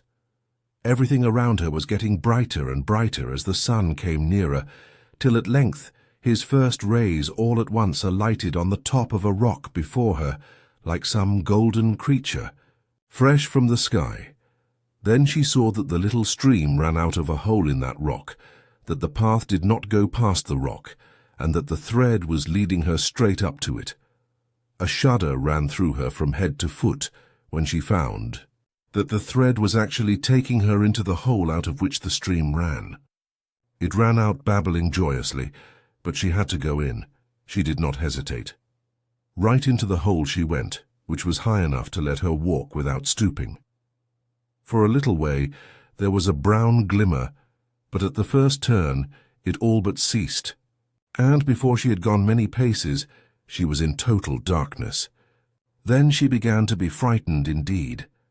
Every moment she kept feeling the thread backwards and forwards, and as she went farther and farther into the darkness of the great hollow mountain, she kept thinking more and more about her grandmother, and all that she had said to her, and how kind she had been, and how beautiful she was, and all about her lovely room and the fire of roses, and the great lamp that sent its light through stone walls. And she became more and more sure that the thread could not have gone there of itself, and that her grandmother must have sent it. But it tried her dreadfully when the path went down very steep, and especially when she came to places where she had to go down rough stairs and even sometimes a ladder. Through one narrow passage after another, over lumps of rock and sand and clay, the thread guided her, until she came to a small hole through which she had to creep. Finding no change on the other side, "Shall I ever get back?" she thought, over and over again, wondering at herself that she was not 10 times more frightened, and often feeling as if she were only walking in the story of a dream. Sometimes she heard the noise of water, a dull gurgling inside the rock. By and by she heard the sounds of blows which came nearer and nearer, but again they grew duller and almost died away. In 100 directions she turned, obedient to the guiding thread. At last she spied a dull red shine and came up to the mica window, and thence away and round about and right into a cavern where glowed the red embers of a fire. Here the thread began to rise. It rose as high as her head, and higher still. What should she do if she lost her hold? She was pulling it down. She might break it. She could see it far up, glowing as red as her fire opal in the light of the embers. But presently she came to a huge heap of stones piled in a slope against the wall of the cavern. On these she climbed, and soon recovered the level of the thread, only, however, to find, the next moment, that it vanished through the heap of stones, and left her standing on it, with her face to the solid rock. For one terrible moment she felt as if her grandmother had forsaken her. The thread which the spiders had spun far over the seas, which her grandmother had sat in the moonlight and spun again for her, which she had tempered in the rose fire and, tied to her opal ring, had left her, had gone where she could no longer follow it, had brought her into a horrible cavern, and there left her. She was forsaken indeed. "When shall I wake?" she said to herself in an agony, but the same moment knew that it was no dream. She threw herself upon the heap and began to cry. It was well she did not know what creatures, one of them with stone shoes on her feet, were lying in the next cave.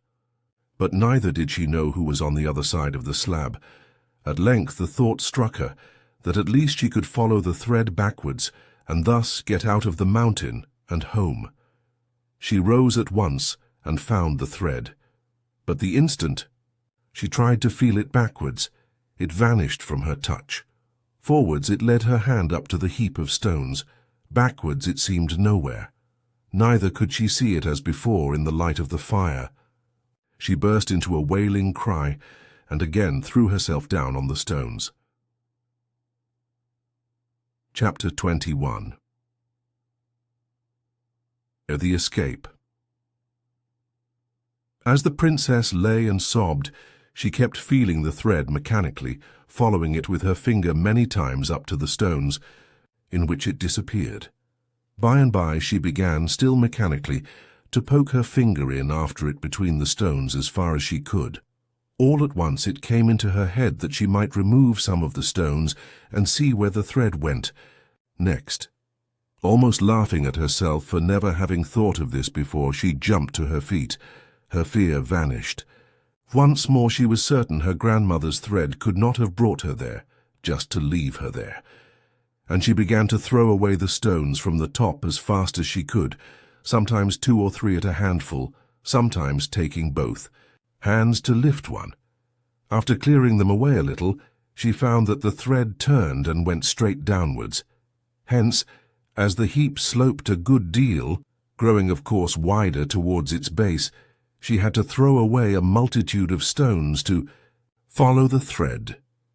But this was not all, for she soon found that the thread, after going straight down for a little way, turned first sideways in one direction, then sideways in another, and then shot at various angles, hither and thither inside the heap, so that she began to be afraid that to clear the thread she must remove the whole huge gathering. She was dismayed at the very idea, but, losing no time, set to work with a will, and with aching back and bleeding fingers and hands, she worked on, sustained by the pleasure of seeing the heap slowly diminish and begin to show itself on the opposite side of the fire. Another thing which helped to keep up her courage was that as often as she uncovered a turn of the thread, instead of lying loose upon the stone, it tightened up. This made her sure that her grandmother was at the end of it somewhere. She had got about halfway down when she started and nearly fell with fright. Close to her ears, as it seemed, a voice broke out singing, "Jabber, bother, smash, you'll have it all in a crash. Jabber, smash, bother, you'll have the worst of the pother. Smash, bother, jabber." Here Curdie stopped, either because he could not find a rhyme to jabber, or because he remembered what he had forgotten when he woke up at the sound of Irene's labours, that his plan was to make the goblins think he was getting weak. But he had uttered enough to let Irene know who he was. "It's Curdie," she cried joyfully. "Hush, hush," came Curdie's voice again from somewhere. "Speak softly." "Why, you were singing loud," said Irene. "Yes, but they know I am here, and they don't know you are." "Who are you?" "I'm Irene," answered the princess. "I know who you are quite well. You're Curdie." "Why, how ever did you come here, Irene?" "My great-great-grandmother sent me, and I think I've found out why." "You can't get out, I suppose?" "No, I can't. What are you doing?" clearing away a huge heap of stones. "There's a princess!" exclaimed Curdie, in a tone of delight, but still speaking in little more than a whisper. "I can't think how you got here, though." "My grandmother sent me after her thread." "I don't know what you mean," said Curdie. "But so you're there, it doesn't much matter." "Oh, yes, it does," returned Irene. "I should never have been here but for her." "You can tell me all about it when we get out, then. There's no time to lose now," said Curdie, and Irene went to work, as fresh as when she began. "There's such a lot of stones," she said. "It will take me a long time to get them all away." "How far on have you got?" asked Curdie. "I've got about the half away, but the other half is ever so much bigger. I don't think you will have to move the lower half. Do you see a slab laid up against the wall?"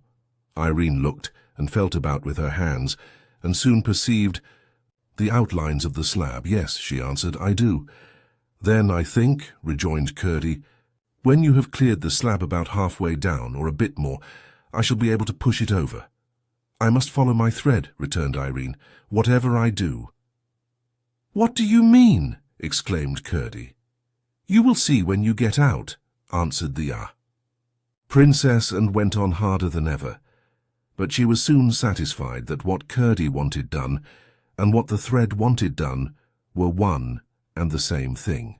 For she not only saw that by following the turns of the thread she had been clearing the face of the slab, but that, a little more than halfway down, the thread went through the chink between the slab and the wall into the place where Curdie was confined, so that she could not follow it any farther until the slab was out of her way. As soon as she found this, she said in a right joyous whisper, "Now, Curdie, I think if you were to give a great push, the slab would tumble over." "Stand quite clear of it, then," said Curdie, "and let me know when you are ready." Irene got off the heap and stood on one side of it. "Now, Curdie," she cried. Curdie gave a great rush with his shoulder against it. Out tumbled the slab on the heap, and out crept Curdie over the top of it. "You've saved my life, Irene," he whispered. "Oh. Curdie, I'm so glad. Let's get out of this horrid place as fast as we can." "That's easier said than done," returned he. "Oh, no, it's quite easy," said Irene. "We have only to follow my thread. I am sure that it's going to take us out now." She had already begun to follow it over the fallen slab into the hole, while Curdie was searching the floor of the cavern for his pickaxe. "Here it is," he cried. "No, it is not," he added in a disappointed tone. "What can it be, then?" "I declare it's a torch. That is jolly. It's better almost than my pickaxe. Much better if it weren't for those stone shoes," he went on, as he lighted the torch by blowing the last embers of the expiring fire. When he looked up, with the lighted torch casting a glare into the great darkness of the huge cavern, he caught sight of Irene disappearing in the hole out, of which he had himself just come. "Where are you going there?" he cried. "That's not the way out. That's where I couldn't get out."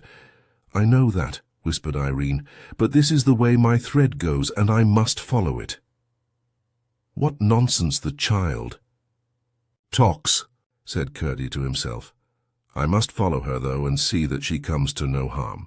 She will soon find she can't get out that way, and then she will come with me." So he crept over the slab once more into the hole with his torch in his hand. But when he looked about in it, he could see her nowhere. And now he discovered that although the hole was narrow, it was much longer than he had supposed. For in one direction the roof came down very low, and the hole went off in a narrow passage of which he could not see the end. The princess must have crept in there. He got on his knees and one hand, holding the torch with the other, and crept after her. The hole twisted about, in some parts so low that he could hardly get through, in others so high that he could not see the roof, but everywhere it was narrow, far too narrow for a goblin to get through, and so I presume they never thought that Curdie might. He was beginning to feel very uncomfortable lest something should have befallen the princess, when he heard her voice almost close to his ear, whispering, "Aren't you coming, Curdie?" And when he turned the next corner there, she stood waiting for him. "I knew you couldn't go wrong in that narrow hole, but now you must keep by me, for here is a great wide place," she said. "I can't understand it," said Curdie, half to himself. Half to Irene. "Never mind," she returned. "Wait till we get out." Curdie, utterly astonished that she had already got so far, and by a path he had known nothing of, thought it better to let her do as she pleased. "At all events," he said again to himself, "I know nothing about the way, miner as I am. And she seems to think she does know something about it, though how she should passes my comprehension. So she's just as likely to find her way as I am, and as she insists on taking the lead, I must follow. We can't be much worse off than we are anyhow." Reasoning thus, he followed her a few steps and came out in another great cavern, across which Irene walked in a straight line, as confidently as if she knew every step of the way. Curdie went on after her, flashing his torch about, and trying to see something of what lay around them. Suddenly he started back a pace as the light fell upon something close by which Irene was passing. It was a platform of rock, raised a few feet from the floor and covered with sheepskins, upon which lay two horrible figures asleep, at once recognized by Curdie as the king and queen of the goblins. He lowered his torch instantly lest the light should awake them. As he did so, it flashed upon his pickaxe lying by the side of the queen, whose hand lay close by the handle of it. "Stop 1 moment," he whispered. "Hold my torch and don't let the light on their faces." Irene shuddered when she saw the frightful creatures, whom she had passed without observing them, but she did as he requested, and turning her back, held the torch low in front of her. Curdie drew his pickaxe carefully away, and as he did so spied one of her feet projecting from under the skins. The great clumsy granite shoe exposed thus to his hand was a temptation not to be resisted. He laid hold of it, and with cautious efforts drew it off. The moment he succeeded, he saw to his astonishment that what he had sung in ignorance to annoy the queen was actually true, She had 6 horrible toes. Overjoyed at his success and seeing by the huge bump in the sheepskins where the other foot was, he proceeded to lift them gently, for, if he could only succeed in carrying away the other shoe as well, he would be no more afraid of the goblins than of so many flies.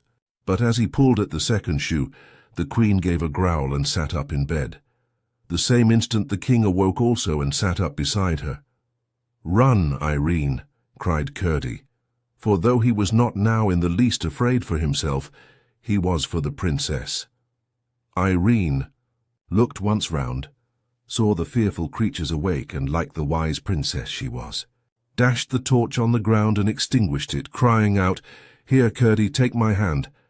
He darted to her side, forgetting neither the queen's shoe nor his pickaxe, and caught hold of her hand as she sped fearlessly where her thread guided her.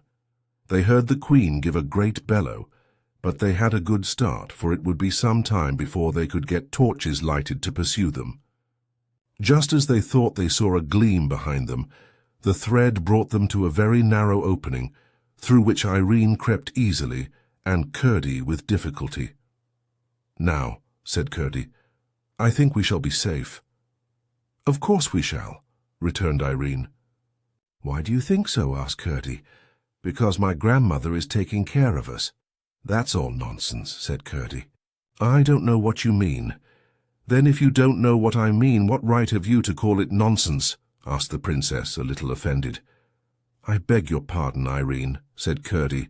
"I did not mean to vex you." "Of course not," returned the princess.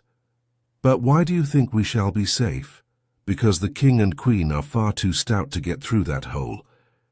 "There might be ways round," said the princess. "To be sure there might.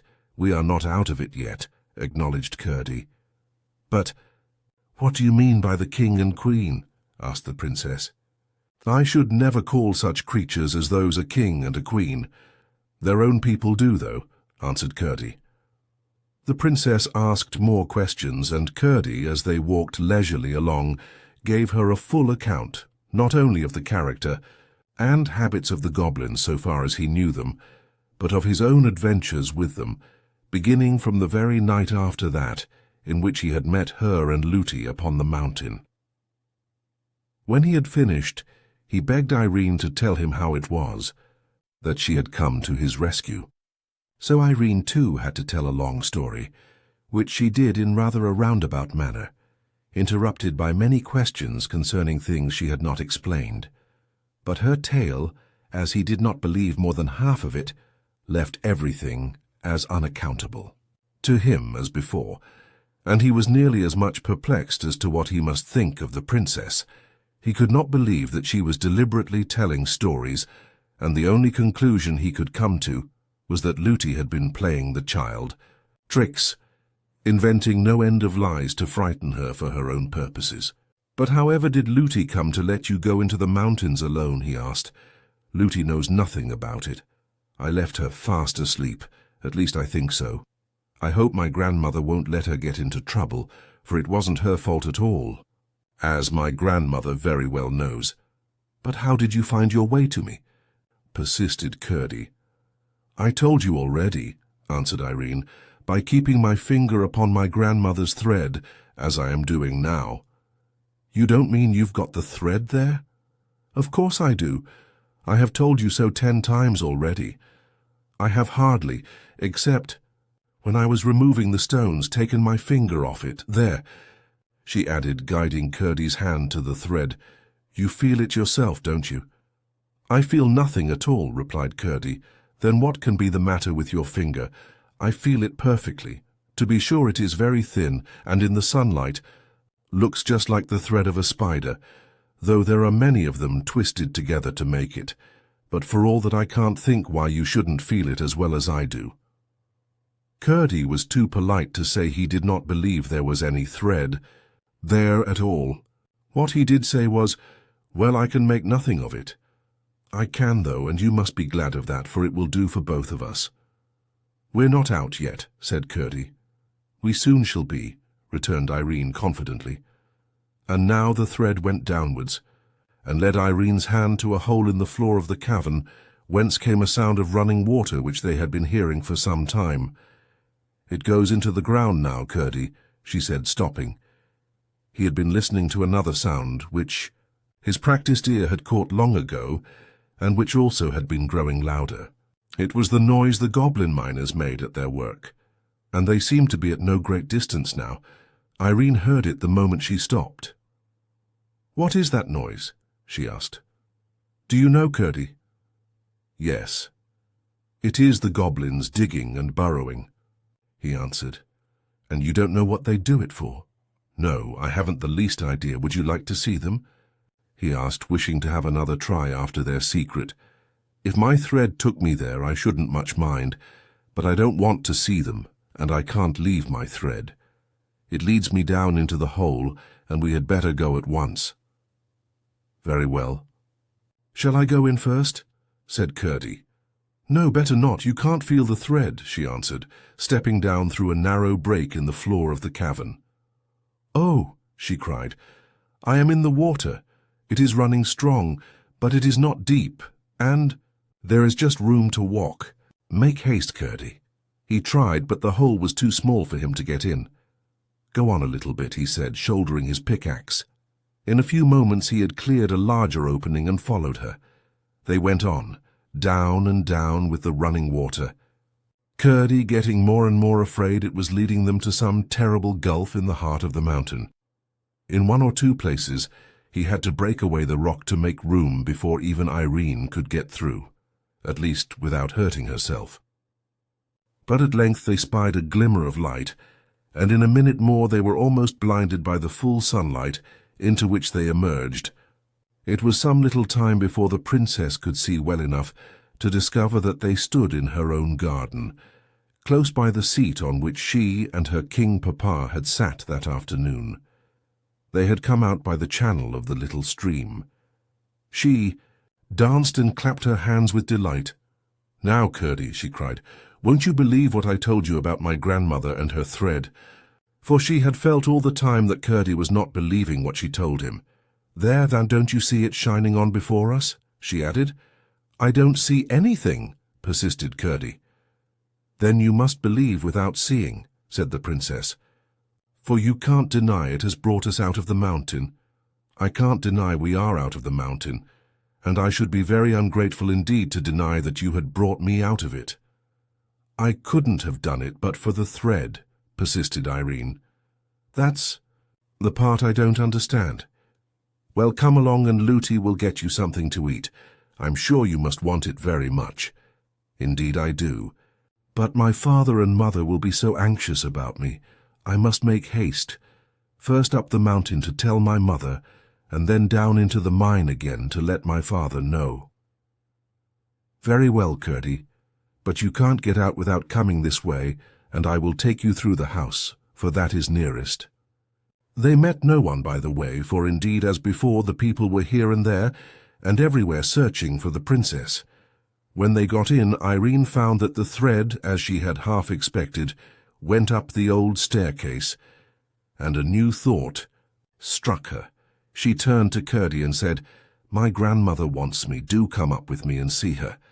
Then you will know that I have been telling you the truth. Do come, to please me, Curdie. I can't bear you should think what I say is not true." "I never doubted you believed what you said," returned Curdie. "I only thought you had some fancy in your head that was not correct. But do come, dear Curdie." The little miner could not withstand this appeal, and though he felt shy in what seemed to him a huge grand house, he yielded, and followed her, up the stair. Chapter 22. The Old Lady and Curdie. Up the stair then they went, and the next, and through the long rows of empty rooms, and up the little tower stair, Irene growing happier and happier as she ascended. There was no answer when she knocked at length at the door of the workroom, nor could she hear any sound of the spinning wheel, and once more her heart sank within her, but only for one moment, as she turned and knocked at the other door. "Come in," answered the sweet voice of her grandmother, and Irene opened the door and entered, followed by Curdie. "You darling." cried the lady, who was seated by a fire of red roses mingled with white. "I've been waiting for you, and indeed getting a little anxious about you, and beginning to think whether I had not better go and fetch you myself." As she spoke, she took the little princess in her arms and placed her upon her lap. She was dressed in white now and looking, if possible, more lovely than ever. "I've brought Curdie, grandmother. He wouldn't believe what I told him, and so I've brought him. Yes, I see him. He is a good boy, Curdie, and a brave boy. Aren't you glad you've got him out?" "Yes, grandmother, but it wasn't very good of him not to believe me when I was telling him the truth. People must believe what they can, and those who believe more must not be hard upon those who believe less. I doubt if you would have believed it all yourself if you hadn't seen some of it." "Ah, yes, grandmother, I dare say. I'm sure you are right. But he'll believe now." "I don't know that," replied her grandmother. "Won't you, Curdie?" said Irene, looking round at him as she asked the question. He was standing in the middle of the floor, staring, and looking strangely bewildered. This, she thought, came of his astonishment at the beauty of the lady. "Make a bow to my grandmother." "Curdie," she said. "I don't see any grandmother," answered Curdie rather gruffly. "Don't see my grandmother when I'm sitting in her lap?" exclaimed the princess. "No, I don't," reiterated Curdie in an offended tone. "Don't you see the lovely fire? Of roses, white ones amongst them this time?" asked Irene, almost as bewildered as he. "No, I don't," answered Curdie almost sulkily. "Nor the blue bed, nor the rose-coloured counterpane, nor the beautiful light like the moon hanging from the roof. You're making game of me, your royal highness, and after what we have come through together this day, I don't think it is kind of you," said Curdie, feeling very much hurt. "Then what do you see?" asked Irene, who perceived at once that for her not to believe him was at least as bad as for him not to believe her. "I see a big, bare garret room, like the one in Mother's cottage, only big enough to take the cottage itself in and leave." "It's a good margin all round," answered Curdie. "And what more do you see?" "I see a tub and a heap of musty straw and a withered apple, and a ray of sunlight coming through a hole in the middle of the roof and shining on your head, and making all the place look a curious dusky brown. I think you had better drop it, princess, and go down to the nursery like a good girl." "But don't you hear my grandmother talking to me?" asked Irene, almost crying. "No, I hear the cooing of a lot of pigeons. If you won't come down, I will go without you.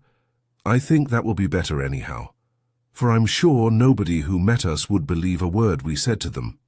They would think we made it all up. I don't expect anybody but my own father and mother to believe me. They know I wouldn't tell a story."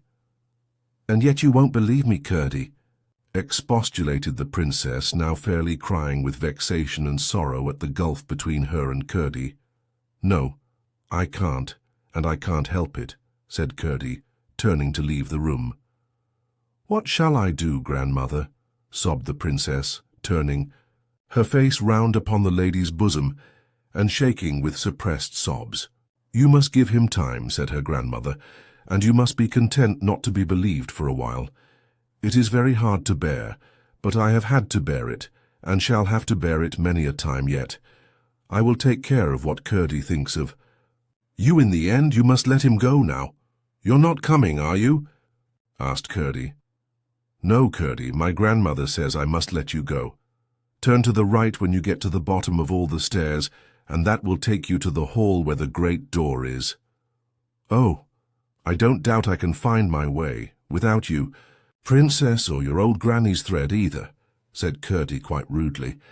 "Oh, Curdie, Curdie, I wish I'd gone home at once. I'm very much obliged to you, Irene, for getting me out of that hole, but I wish you hadn't made a fool of me afterwards." He said this as he opened the door, which he left open, and without another word, went down the stair. Irene listened with dismay to his departing footsteps. Then turning again to the lady, "What does it all mean, grandmother?" she sobbed, and burst into fresh tears. "It means, my love, that I did not mean to show myself. Curdie is not yet able to believe some things. Seeing is not believing. It is only seeing. You remember I told you that if Lootie were to see me, she would rub her eyes, forget the half she saw, and call the other half nonsense. Yes, but I should have thought Curdie. You are right.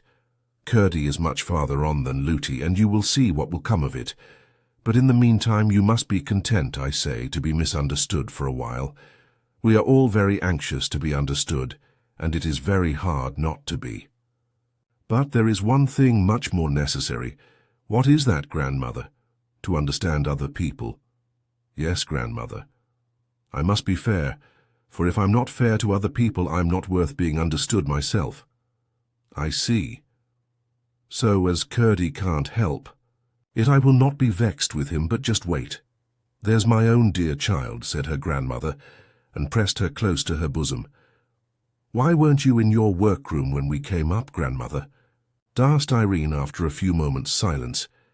If I had been there, Curdie would have seen me well enough, but why should I be there rather than in this beautiful room? I thought you would be spinning. I've nobody to spin for just at present. I never spin without knowing for whom I am spinning. That reminds me, there is one thing that puzzles me, said the princess. How are you to get the thread out of the mountain again? Surely you won't have to make another for me. That would be such a trouble. The lady set her down and rose and went to the fire. Putting in her hand, she drew it out again and held up the shining ball between her finger and thumb. I've got it now, you see, she said, coming back to the princess. All ready for you when you want it. Going to her cabinet, she laid it in the same drawer as before. And here is your ring, she added, taking it from the little finger of her left hand and putting it on the forefinger of Irene's right hand. Oh, thank you, grandmother. I feel so safe now. You are very tired, my child, the lady went on. Your hands are hurt with the stones, and I have counted 9 bruises on you. Just look what you are like. And she held up to her a little mirror which she had brought from the cabinet. The princess burst into a merry laugh at the sight. She was so draggled with the stream and dirty with creeping through narrow places, that if she had seen the reflection without knowing it was a reflection, she would have taken herself for some gypsy child whose face was washed and hair combed about once in a month. The lady laughed too, and lifting her again upon her knee, took off her cloak and nightgown. Then she carried her to the side of the room. Irene wondered what she was going to do with her, but asked no questions, only starting a little when she found that she was going to lay her in the large silver bath. For as she looked into it again she saw no bottom, but the stars shining miles away, as it seemed, in a great blue gulf. Her hands closed involuntarily on the beautiful arms that held her, and that was all. The lady pressed her once more to her bosom, saying, "Do not be afraid, my child."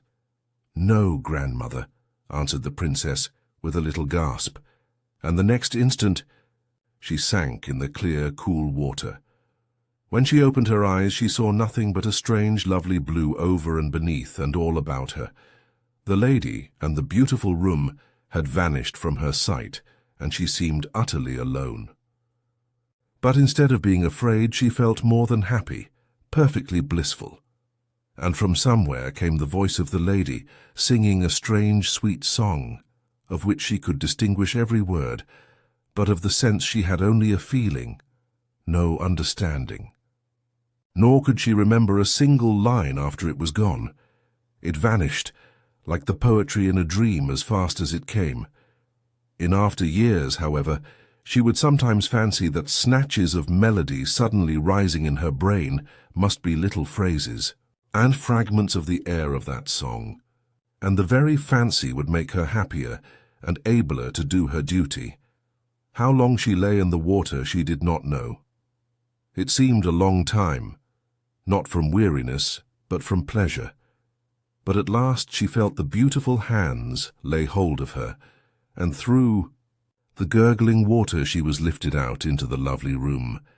The lady carried her to the fire, and sat down with her in her lap, and dried her tenderly with the softest towel. It was so different from Lootie's drying.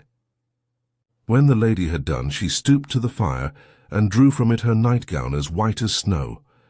"How delicious!" exclaimed the princess. "It smells of all the roses in the world, I think." When she stood up on the floor, she felt as if she had been made over again.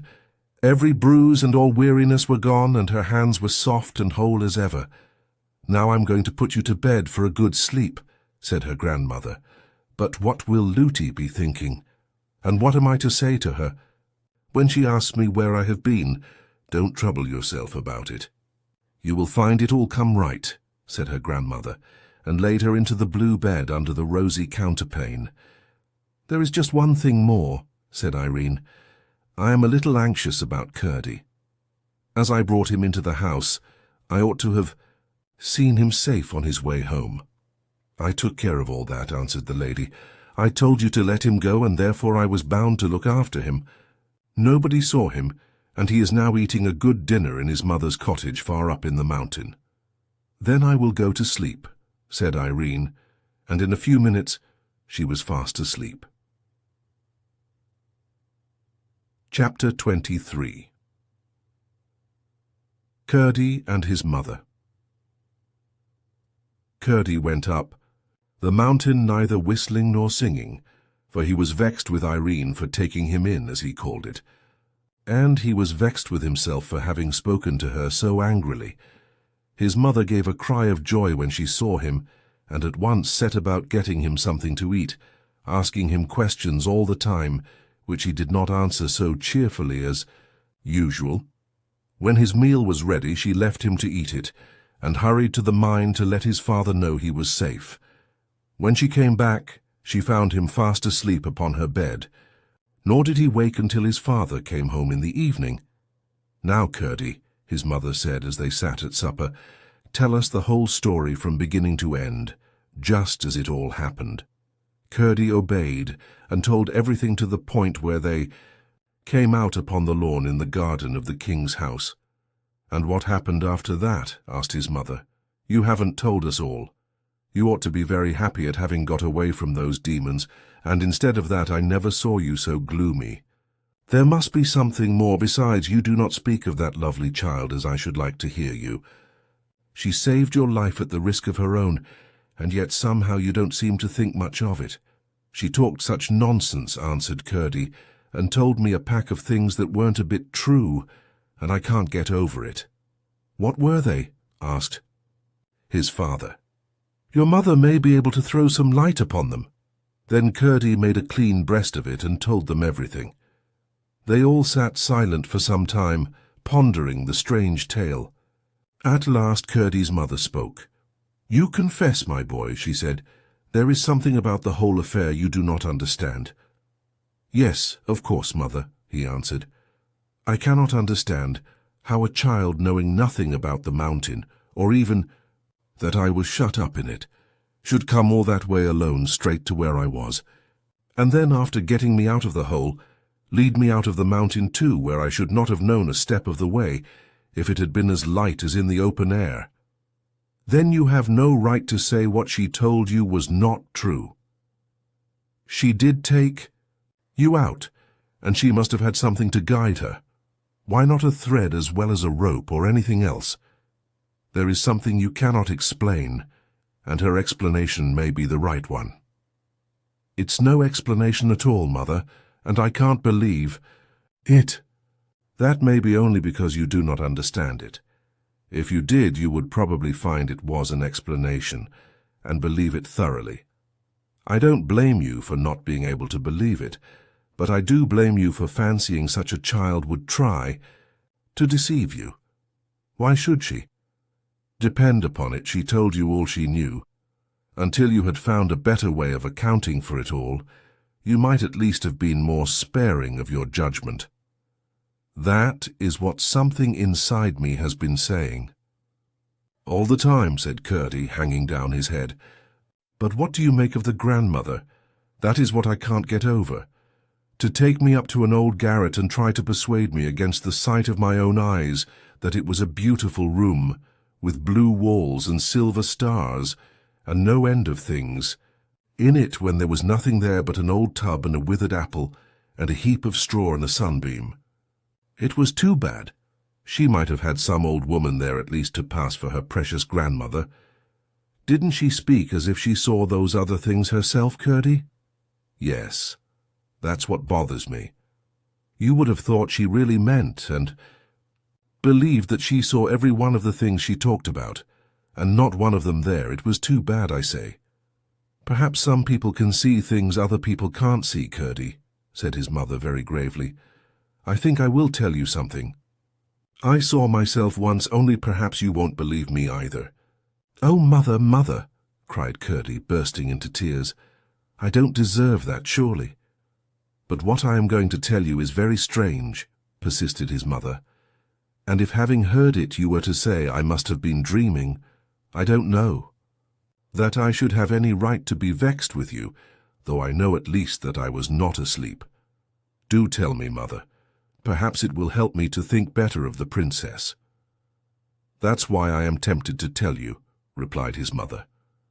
But first, I may as well mention that, according to old whispers, there is something more than common about the king's family, and the queen was of the same blood, for they were cousins of some degree. There were strange stories told concerning them, all good stories, but strange, very strange.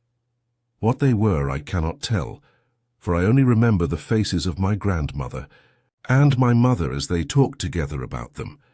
There was wonder and awe, not fear, in their eyes, and they whispered and never spoke aloud. But what I saw myself was this. Your father was going to work in the mine one night, and I had been down with his supper. It was soon after we were married, and not very long before you were born. He came with me to the mouth of the mine, and left me to go home alone, for I knew the way almost as well as the floor of our own cottage. It was pretty dark, and in some parts of the road where the rocks overhung nearly quite dark. But I got along perfectly well, never thinking of being afraid until I reached a spot you know well enough, Curdie, where the path has to make a sharp turn out of the way of a great rock on the left-hand side. When I got there, I was suddenly surrounded by about half a dozen of the Cobs, the first I had ever seen, although I had heard tell of them often enough. One of them blocked up the path, and they all began tormenting and teasing me in a way it makes me shudder to think of even now. If I had only been with you, Shire, cried father and son in a breath. The mother gave a funny little smile and went on. They had some of their horrible creatures with them too, and I must confess I was dreadfully frightened. They had torn my clothes very much, and I was afraid they were going to tear myself to pieces, when suddenly a great white soft light shone upon me. I looked up. A broad ray, like a shining road, came down from a large globe of silvery light, not very high up, indeed not quite so high as the horizon, so it could not have been a new star or another moon or anything of that sort. The Cobs dropped persecuting me and looked dazed, and I thought they were going to run away, but presently they began again. The same moment, however, down the path from the globe of light came a bird, shining like silver in the sun. It gave a few rapid flaps first, and then, with its wings straight out, shot sliding down the slope of the light. It looked to me just like a white pigeon, but whatever it was, when the Cobs caught sight of it coming straight down upon them, they took to their heels and scampered away across the mountain, leaving me safe, only much frightened.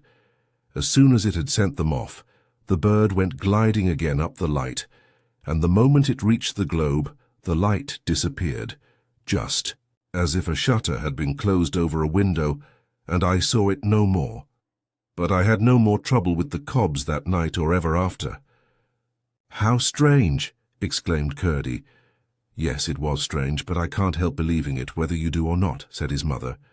"It's exactly as your mother told it to me the very next morning," said his father. "You don't think I'm doubting my own?" "Mother," cried Curdie, "there are other people in the world quite as well worth believing as your own mother," said his mother. "I don't know that she's so much the fitter to be believed that she happens to be your mother, Mr. Curdie. There are mothers far more likely to tell lies than the little girl I saw talking to the primroses a few weeks ago. If she were to lie, I should begin to doubt my own word. But princesses have told lies as well as other people, said Curdie. Yes, but not princesses like that child. She's a good girl, I am certain, and that's more than being a princess. Depend upon it, you will have to be sorry for behaving so to her, Curdie. You ought at least to have held your tongue. I'm sorry now, answered Curdie. You ought to go and tell her so then. I don't see how I could manage that. They wouldn't let a minor boy like me have a word with her alone, and I couldn't tell her before that nurse of hers. She'd be asking ever so many questions, and I don't know how many the little princess would like me to answer. She told me that Looty didn't know anything about her coming to get me out of the mountain. I am certain she would have prevented her somehow if she had known it, but I may have a chance before long, and meantime I must try to do something for her. I think, Father, I have got on the track at last. Have you indeed, my boy? Said Peter. I am sure you deserve some success. You have worked very hard for it. What have you found out? It's difficult, you know, Father, inside the mountain, especially in the dark and not knowing what turns you have taken, to tell the lie of things outside. Impossible, my boy, without a chart, or at least a compass, returned his father. Well, I think I have nearly discovered in what direction the Cobs are mining. If I am right, I know something else that I can put to it, and then 1 and 1 will make 3. They very often do, Curdie, as we miners ought to be very well aware. Now tell us, my boy, what the 2 things are, and see whether we can guess at the same third as you. I don't see what that has to do with the princess, interposed his mother. I will soon let you see that, mother. Perhaps you may think me foolish, but until I am sure there is nothing in my present fancy, I am more determined than ever to go on with my observations. Just as we came to the channel by which we got out, I heard the miners at work somewhere near. I think down below us. Now, since I began to watch them, they have mined a good half-mile in a straight line, and so far as I am aware they are working in no other part of the mountain. But I never could tell in what direction they were going.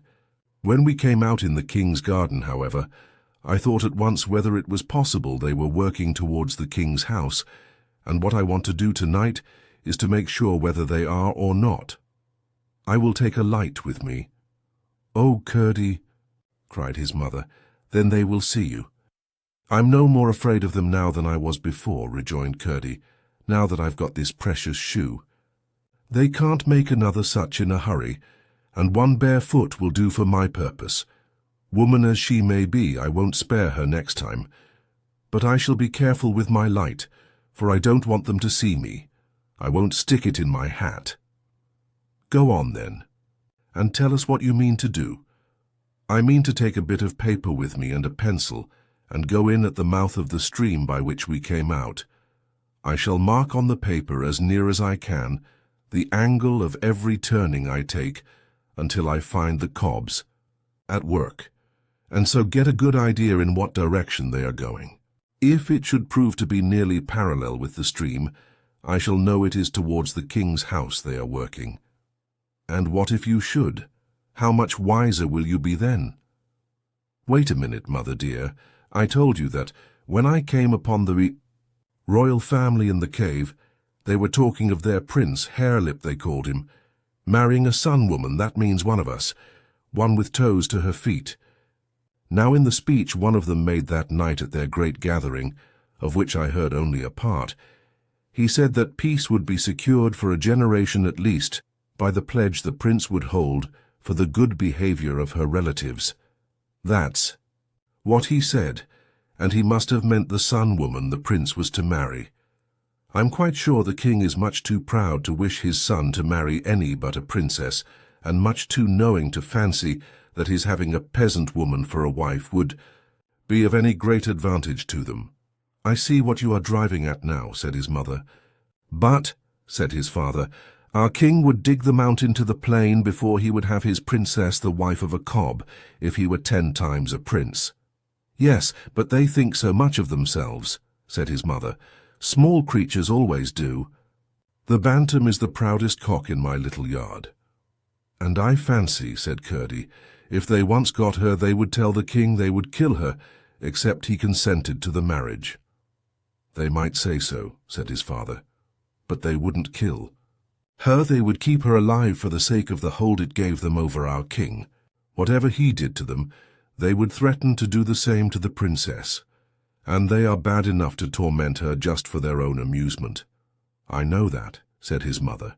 "Anyhow, I will keep a watch on them and see what they are up to," said Curdie. "It's too horrible to think of. I daren't let myself do it, but they shan't have her, at least if I can help it. So, mother dear, my clue is all right. Will you get me a bit of paper and a pencil and a lump of peas pudding, and I will set out at once. I saw a place where I can climb over the wall of the garden quite easily." "You must mind and keep out of the way of the men on the watch," said his mother. "That I will. I don't want them to know anything about it. They would spoil it all. The Cobs would only try some other plan.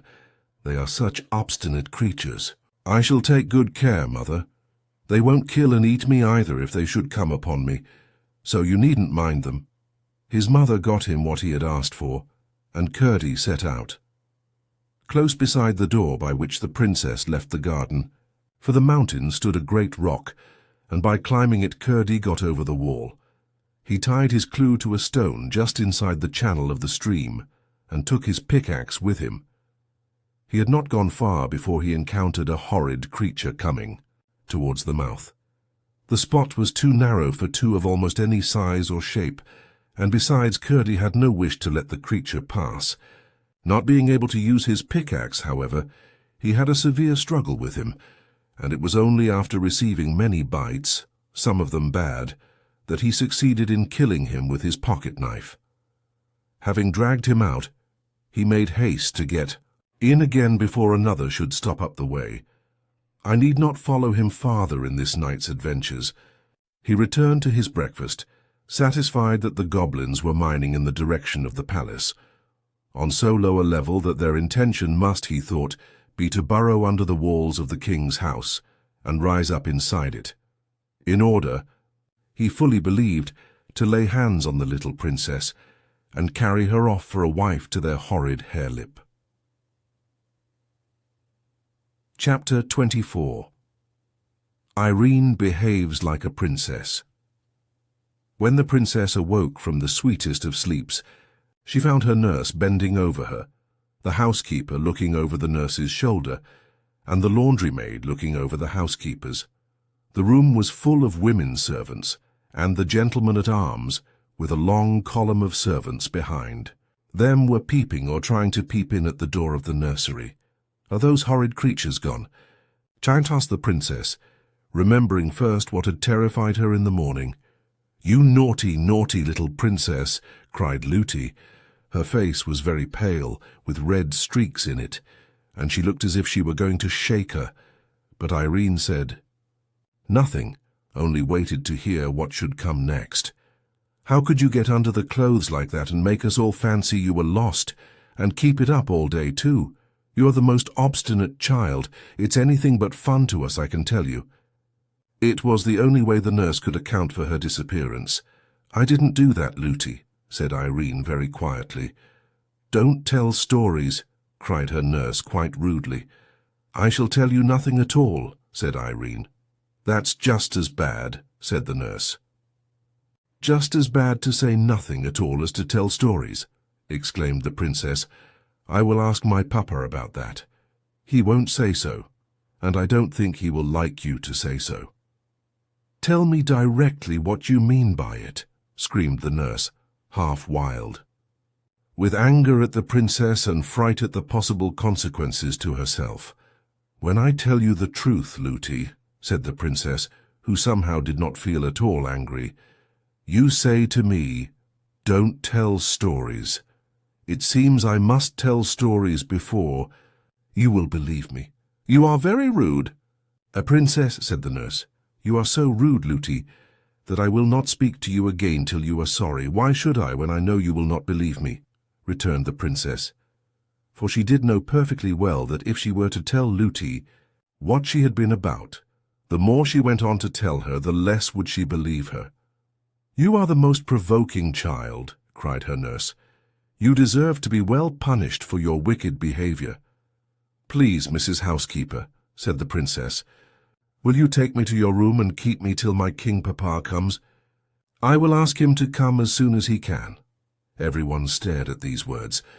Up to this moment they had all regarded her as little more than a baby, but the housekeeper was afraid of the nurse and sought to patch matters up, saying, "I am sure Princess Nursey did not mean to be rude to you. I do not think my papa would wish me to have a nurse who spoke to me as Looty does. If she thinks I tell lies, she had better either say so to my papa or go away. Sir Walter, will you take charge of me?" "With the greatest of pleasure, Princess," answered the captain of the gentlemen-at-arms, walking with his great stride into the room. The crowd of servants made eager way for him, and he bowed low before the little princess's bed. "I shall send my servant at once on the fastest horse in the stable to tell your king papa that your royal highness desires his presence. When you have chosen one of these under-servants to wait upon you, I shall order the room to be cleared." "Thank you very much, Sir Walter," said the princess, and her eye glanced towards a rosy-cheeked girl who had lately come to the house as a scullery maid. But when Looty saw the eyes of her dear princess going in search of another instead of her, she fell upon her knees by the bedside and burst into a great cry of distress. "I think, Sir Walter," said the princess, "I will keep Looty, but I put myself under your care, and you need not trouble my king papa until I speak to you again. Will you all please to go away? I am quite safe and well, and I did not hide myself for the sake either of amusing myself or of troubling my people. Looty, will you please to dress me?" Chapter 25. Curdie comes to grief. Everything was for some time quiet above ground. The king was still away in a distant part of his dominions. The men-at-arms kept watching about the house. They had been considerably astonished by finding at the foot of the rock in the garden the hideous body of the goblin creature killed by Curdie. But they came to the conclusion that it had been slain in the mines and had crept out there to die, and except an occasional glimpse of a live one, they saw nothing to cause alarm. Curdie kept watching in the mountain, and the goblins kept burrowing deeper into the earth. As long as they went deeper, there was, Curdie judged, no immediate danger. To Irene the summer was as full of pleasure as ever, and for a long time, although she often thought of her grandmother during the day, and often dreamed about her at night, she did not see her. The kids and the flowers were as much her delight as ever, and she made as much friendship with the miners' children she met on the mountain as Looty would permit. But Looty had very foolish notions concerning the dignity of a princess, not understanding that the truest princess is just the one who loves all her brothers and sisters best, and who is most able to do them good by being humble towards them. At the same time, she was considerably altered for the better in her behavior to the princess. She could not help seeing that she was no longer a mere child, but wiser than her age would account for. She kept foolishly whispering to the servants, however, sometimes that the princess was not right in her mind, sometimes that she was too good to live, and other nonsense of the same sort. All this time Curdie had to be sorry, without a chance of confessing, that he had behaved so unkindly to the princess. This perhaps made him the more diligent in his endeavours to serve her. His mother and he often talked on the subject, and she comforted him, and told him she was sure he would some day have the opportunity he so much desired. Here I should like to remark, for the sake of princes and princesses in general, that it is a low and contemptible thing to refuse to confess a fault or even an error. If a true princess has done wrong, she is always uneasy until she has had an opportunity of throwing the wrongness away from her by saying, "I did it, and I wish I had not, and I am sorry for having done it." So you see there is some ground for supposing that Curdie was not a miner only, but a prince as well. Many such instances have been known in the world's history. At length, however, he began to see signs of a change in the proceedings of the goblin excavators. They were going no deeper, but had commenced running on a level, and he watched them, therefore more closely than ever. All at once, one night, coming to a slope of very hard rock, they began to ascend along the inclined plane of its surface. Having reached its top, they went again on a level for a night or two, after which they began to ascend once more, and kept on at a pretty steep angle. At length, Curdie judged it time to transfer his observation to another quarter, and the next. Night he did not go to the mine at all, but leaving his pickaxe and clue at home, and taking only his usual lumps of bread and peas pudding, went down the mountain to the king's house. He climbed over the wall and remained in the garden the whole night, creeping on hands and knees from one spot to the other, and lying at full length with his ear to the ground, listening. But he heard nothing except the tread of the men-at-arms as they marched about, whose observation, as the night was cloudy and there was no moon, he had little difficulty in avoiding. For several following nights he continued to haunt the garden, and listen, but with no success. At length, early one evening, whether it was that he had got careless of his own safety, or that the growing moon had become strong enough to expose him, his watching came to a sudden end. He was creeping from behind the rock where the stream ran out, for he had been listening all round it, in the hope it might convey to his ear some indication of the whereabouts of the Goblin-Miners, when just as he came into the moonlight on the realm, a whiz in his ear and a blow upon his leg startled him. He instantly squatted in the hope of eluding further notice, but when he heard the sound of running feet, he jumped up to take the chance of escape by flight.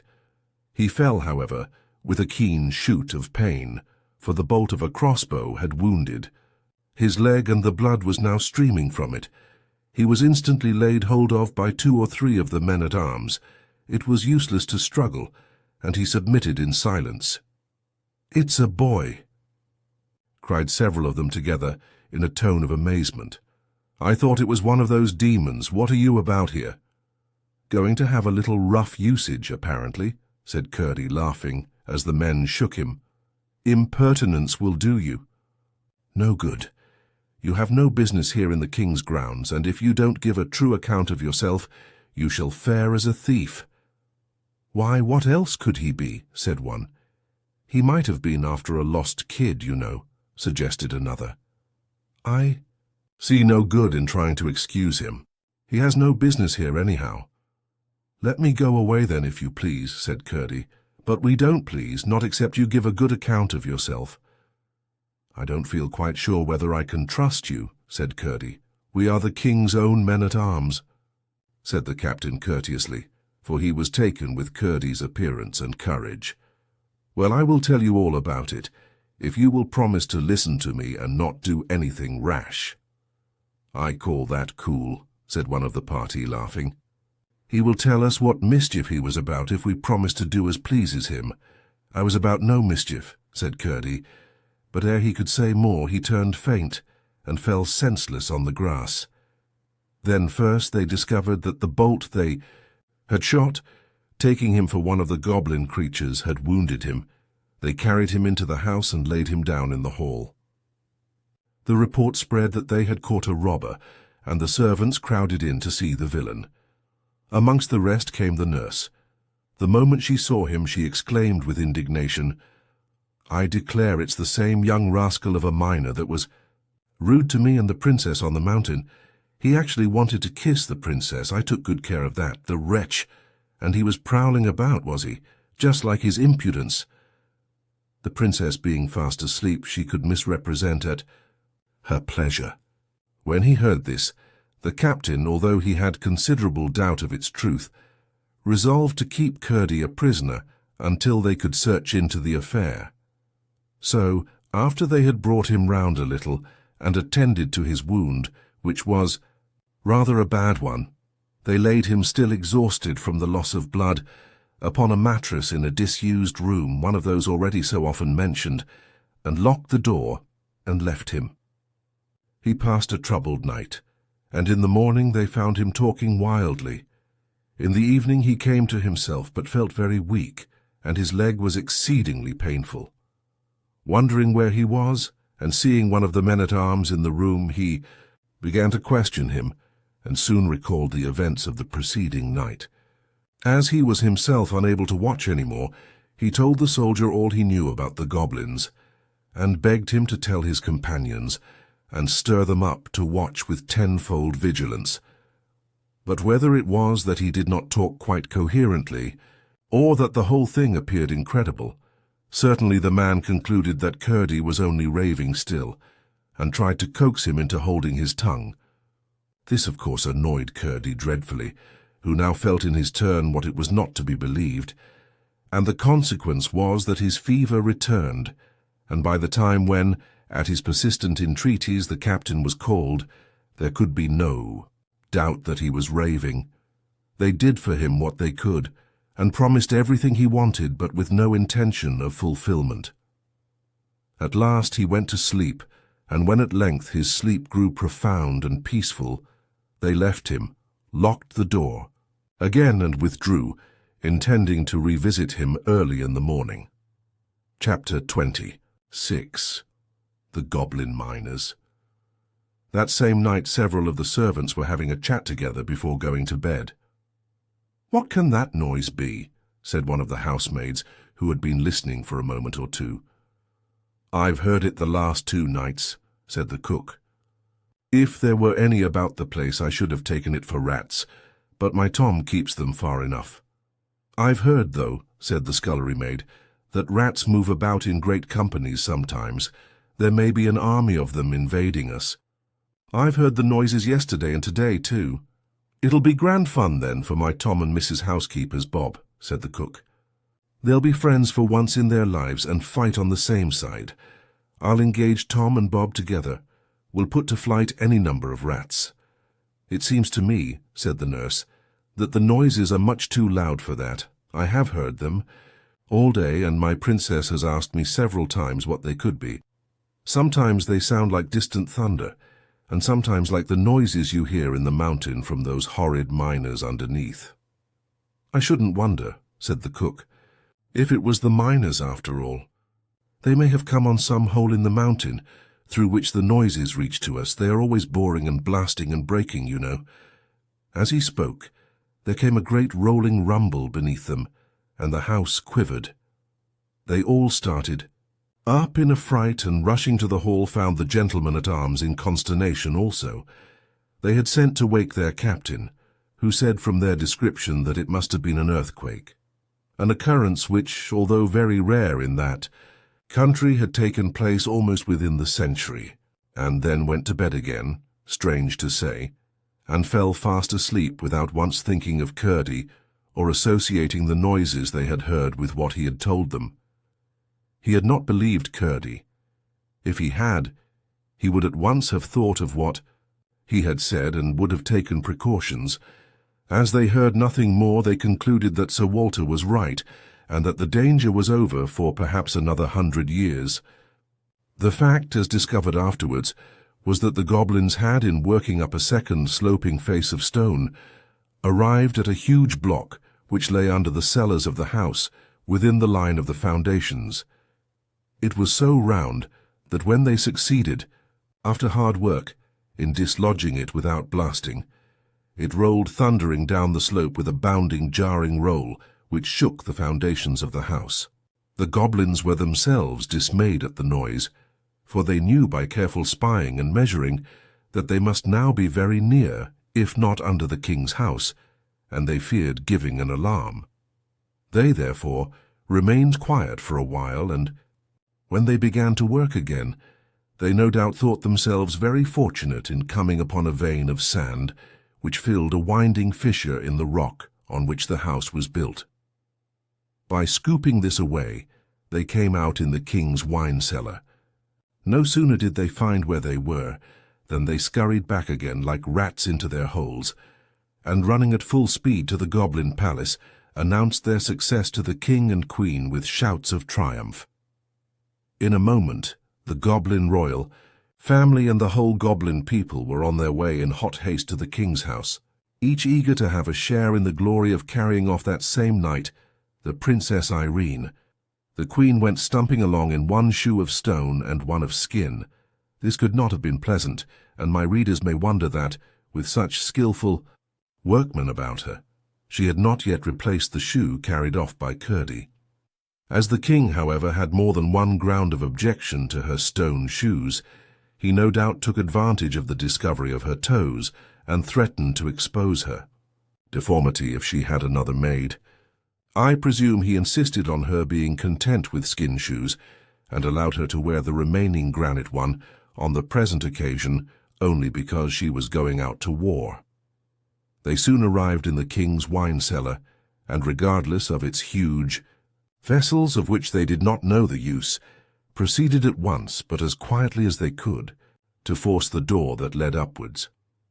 Chapter 27. The Goblins in the King's House. When Curdie fell asleep, he began at once to dream.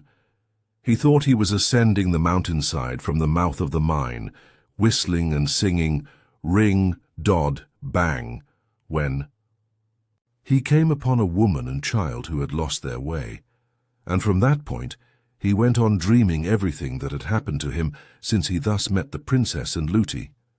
How he had watched the goblins, how he had been taken by them, how he had been rescued by the princess.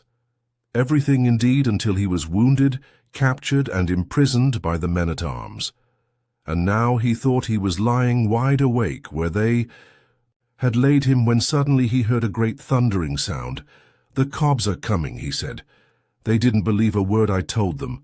The Cobs'll be carrying off the princess from under their stupid noses, but they shan't. That they shan't." He jumped up as he thought and began to dress, but to his dismay found that he was still lying in bed. "Now then, I will," he said. "Here goes, I am up now." But yet again he found himself snug in bed. 20 times he tried, and 20 times he failed, for in fact he was not awake, only dreaming that he was. At length, in an agony of despair, fancying he heard the goblins all over the house, he gave a great cry. Then there came, as he thought, a hand upon the lock of his door. It opened, and looking up he saw a lady with white hair carrying a silver box in her hand enter the room. She came to his bed, he thought, stroked his head and face with cool, soft hands, took the dressing from his leg, rubbed it with something that smelt like roses, and then waved her hands over him 3 times. At the last wave of her hands everything vanished. He felt himself sinking into the profoundest slumber, and remembered nothing more until he awoke in earnest. The setting moon was throwing a feeble light through the casement, and the house was full of uproar. There was soft, heavy, multitudinous stamping, a clashing and clanging of weapons, the voices of men and the cries of women, mixed with a hideous bellowing, which sounded victorious. The Cobs were in the house.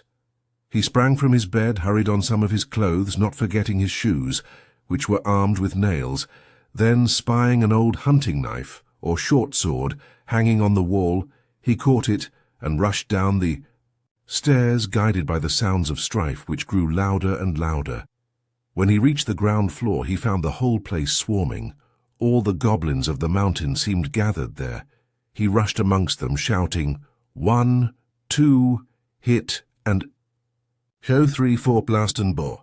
And with every rhyme he came down a great stamp upon a foot, cutting at the same time their faces, executing indeed a sword dance of the wildest description. Away scattered the goblins in every direction, into closets, upstairs, into chimneys, up on rafters, and down to the cellars. Curdie went on stamping and slashing and singing, but saw nothing of the people of the house until he came to the great hall, in which, the moment he entered it, arose a great goblin shout. The last of the men-at-arms, the captain himself, was on the floor, buried beneath a wallowing crowd of goblins. For while each knight was busy defending himself as well as he could by stabs in the thick bodies of the goblins, for he had soon found their heads all but invulnerable, the queen had attacked his legs and feet with her horrible granite shoe, and he was soon down, but the captain had got his back to the wall and stood out longer. The goblins would have torn them all to pieces, but the king had given orders to carry them away alive, and over each of them, in 12 groups, was standing a knot of goblins, while as many as could find room were sitting upon their prostrate bodies. Curdie burst in, dancing and gyrating and stamping and singing like a small incarnate whirlwind. "Where 'tis all a hole, sir, never can be holes. Why should their shoes have soles, sir, when they've got no soles? But she upon her foot, sir, has a granite shoe, the strongest leather boot, sir. 6 would soon be through." The queen gave a howl of rage and dismay, and before she recovered her presence of mind, Curdie, having begun with the group nearest him, had 11 of the knights on their legs again.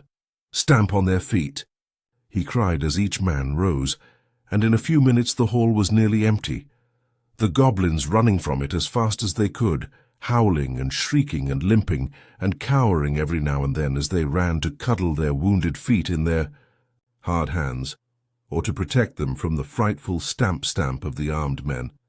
And now Curdie approached the group, which, in trusting in the queen and her shoe, kept their guard over the prostrate captain.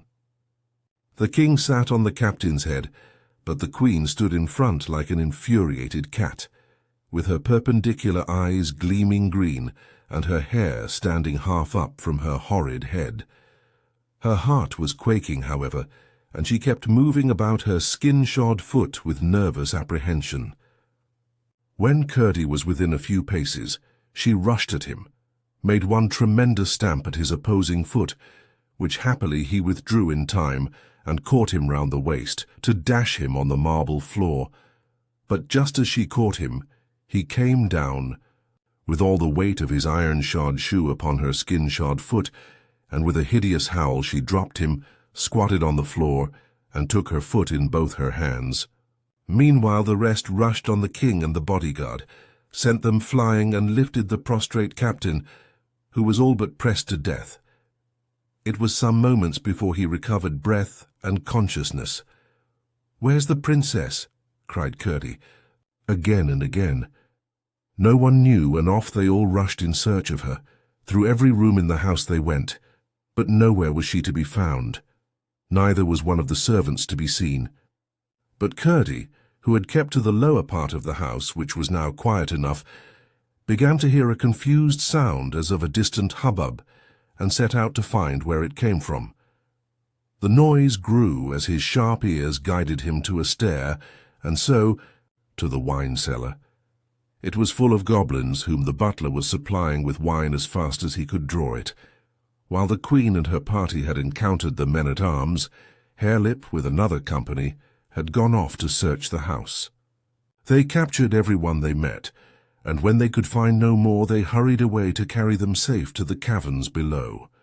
But when the butler, who was amongst them, found that their path lay through the wine cellar, he bethought himself of persuading them to taste the wine, and, as he had hoped, they no sooner tasted than they wanted more. The rooted goblins on their way below joined them, and when Curdie entered they were all, with outstretched hands, in which were vessels, of every description from saucepan to silver cup, pressing around the butler, who sat at the tap of a huge cask, filling and filling. Curdie cast one glance around the place before commencing his attack, and saw in the farthest corner a terrified group of the domestics, unwatched, but cowering without courage to attempt their escape.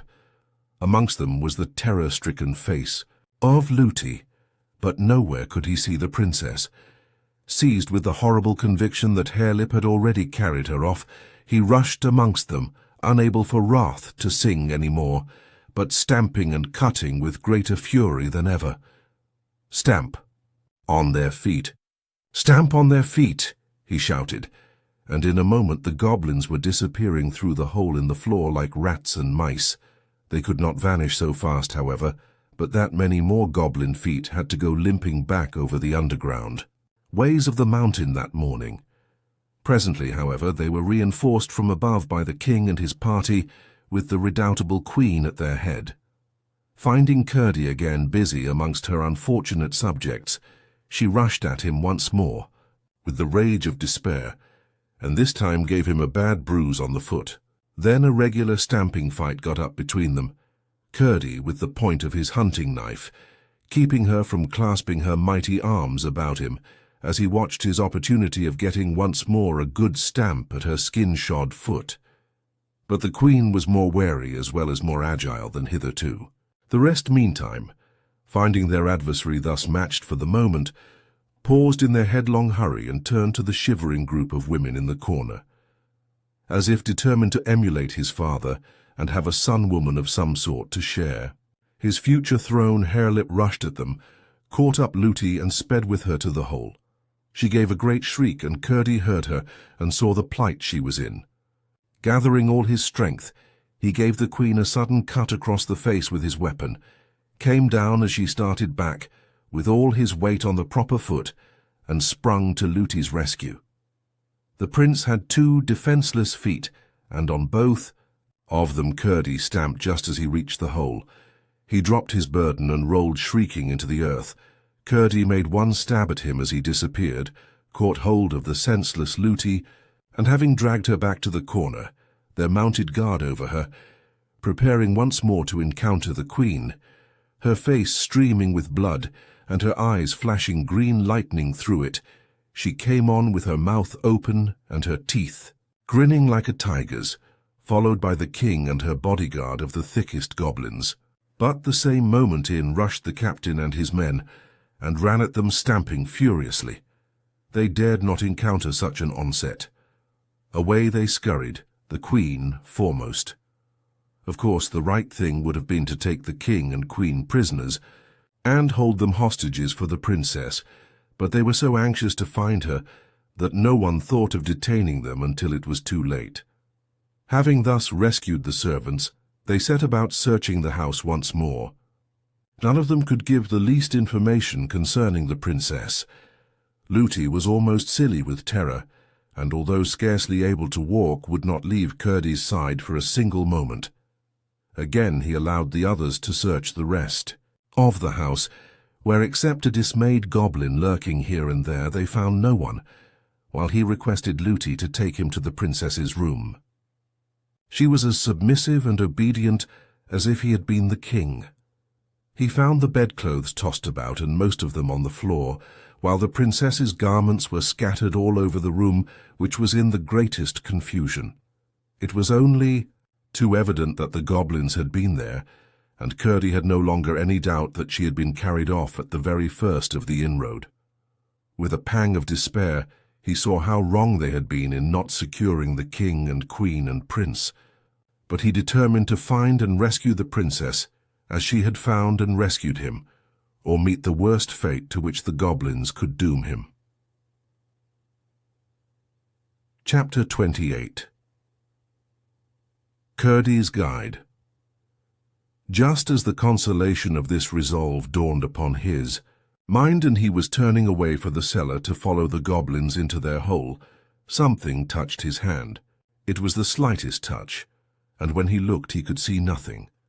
Feeling and peering about in the grey of the dawn, his fingers came upon a tight thread.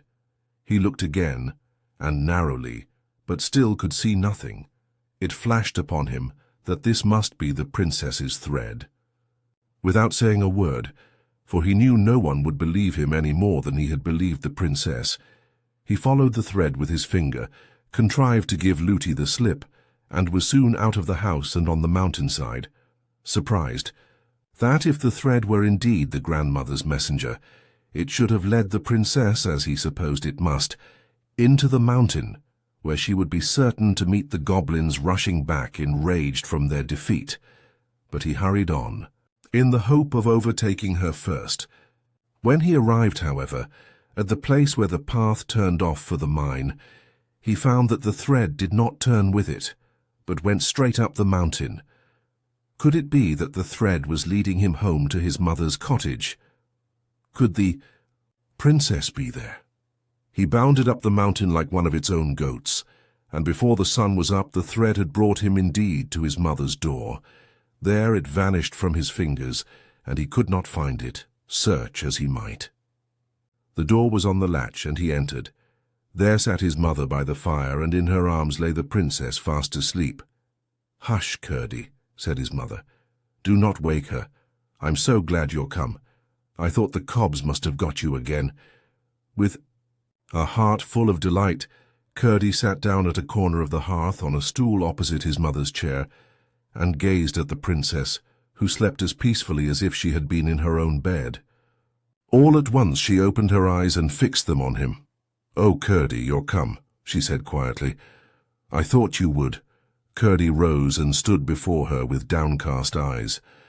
"Irene," he said, "I am very sorry I did not believe you."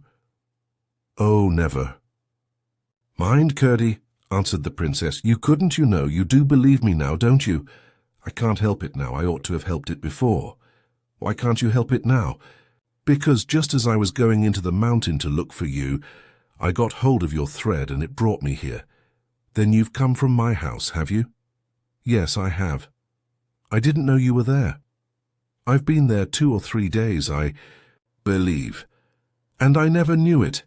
Then perhaps you can tell me why my grandmother has brought me here. I can't think. Something woke me. I didn't know what, but I was frightened, and I felt for the thread, and there it was. I was more frightened still when it brought me out on the mountain, for I thought it was going to take me into it again, and I like the outside of it best. I supposed you were in trouble again, and I had to get you out. But it brought me here instead, and oh, Curdie, your mother has been so kind to me, just like my own grandmother." Here Curdie's mother gave the princess a hug, and the princess turned and gave her a sweet smile and held up her mouth to kiss her. "Then you didn't see the Cobs?" asked Curdie. "No. I haven't been into the mountain, I told you, Curdie. But the Cobs have been into your house all over it, and into your bedroom making such a row. What did they want there? It was very rude of them. They wanted you to carry you off into the mountain with them, for a wife to their Prince Harelip." "Oh, how dreadful!" cried the princess, shuddering. "But you needn't be afraid, you know. Your grandmother takes care of you." "Ah, you do believe in my grandmother, then? I'm so glad. She made me think you would some day." All at once Curdie remembered his dream and was silent, thinking. "But how did you come to be in my house and me not know it?" asked the princess.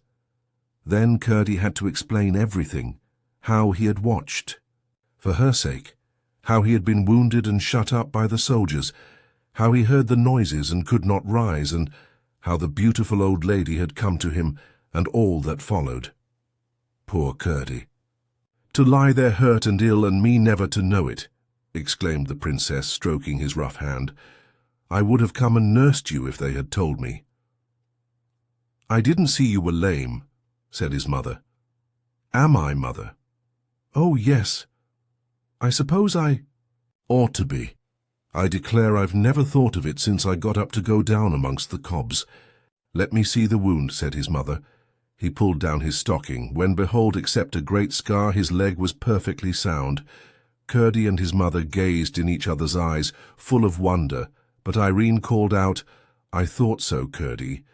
I was sure it wasn't a dream. I was sure my grandmother had been to see you. Don't you smell the roses? It was my grandmother healed your leg and sent you to help me." "No, Princess Irene," said Curdie. "I wasn't good enough to be allowed to help you. I didn't believe you. Your grandmother took care of you without me. She sent you to help my people anyhow. I wish my King Papa would come. I do want so to tell him how good you have been."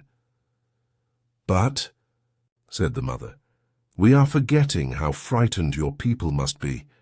You must take the princess home at once, Curdie, or at least go and tell them where she is." "Yes, mother, only I'm dreadfully hungry. Do let me have some breakfast first. They ought to have listened to me, and then they wouldn't have been taken by surprise as they were." "That is true, Curdie, but it is not for you to blame them much, you remember?" "Yes, mother, I do. Only I must really have something to eat." "You shall, my boy, as fast as I can get it," said his mother, rising and setting the princess on her chair. But before his breakfast was ready, Curdie jumped up so suddenly as to startle both his companions. "Mother, mother," he cried, "I was forgetting. You must take the princess home yourself. I must go and wake my father." Without a word of explanation, he rushed to the place where his father was sleeping.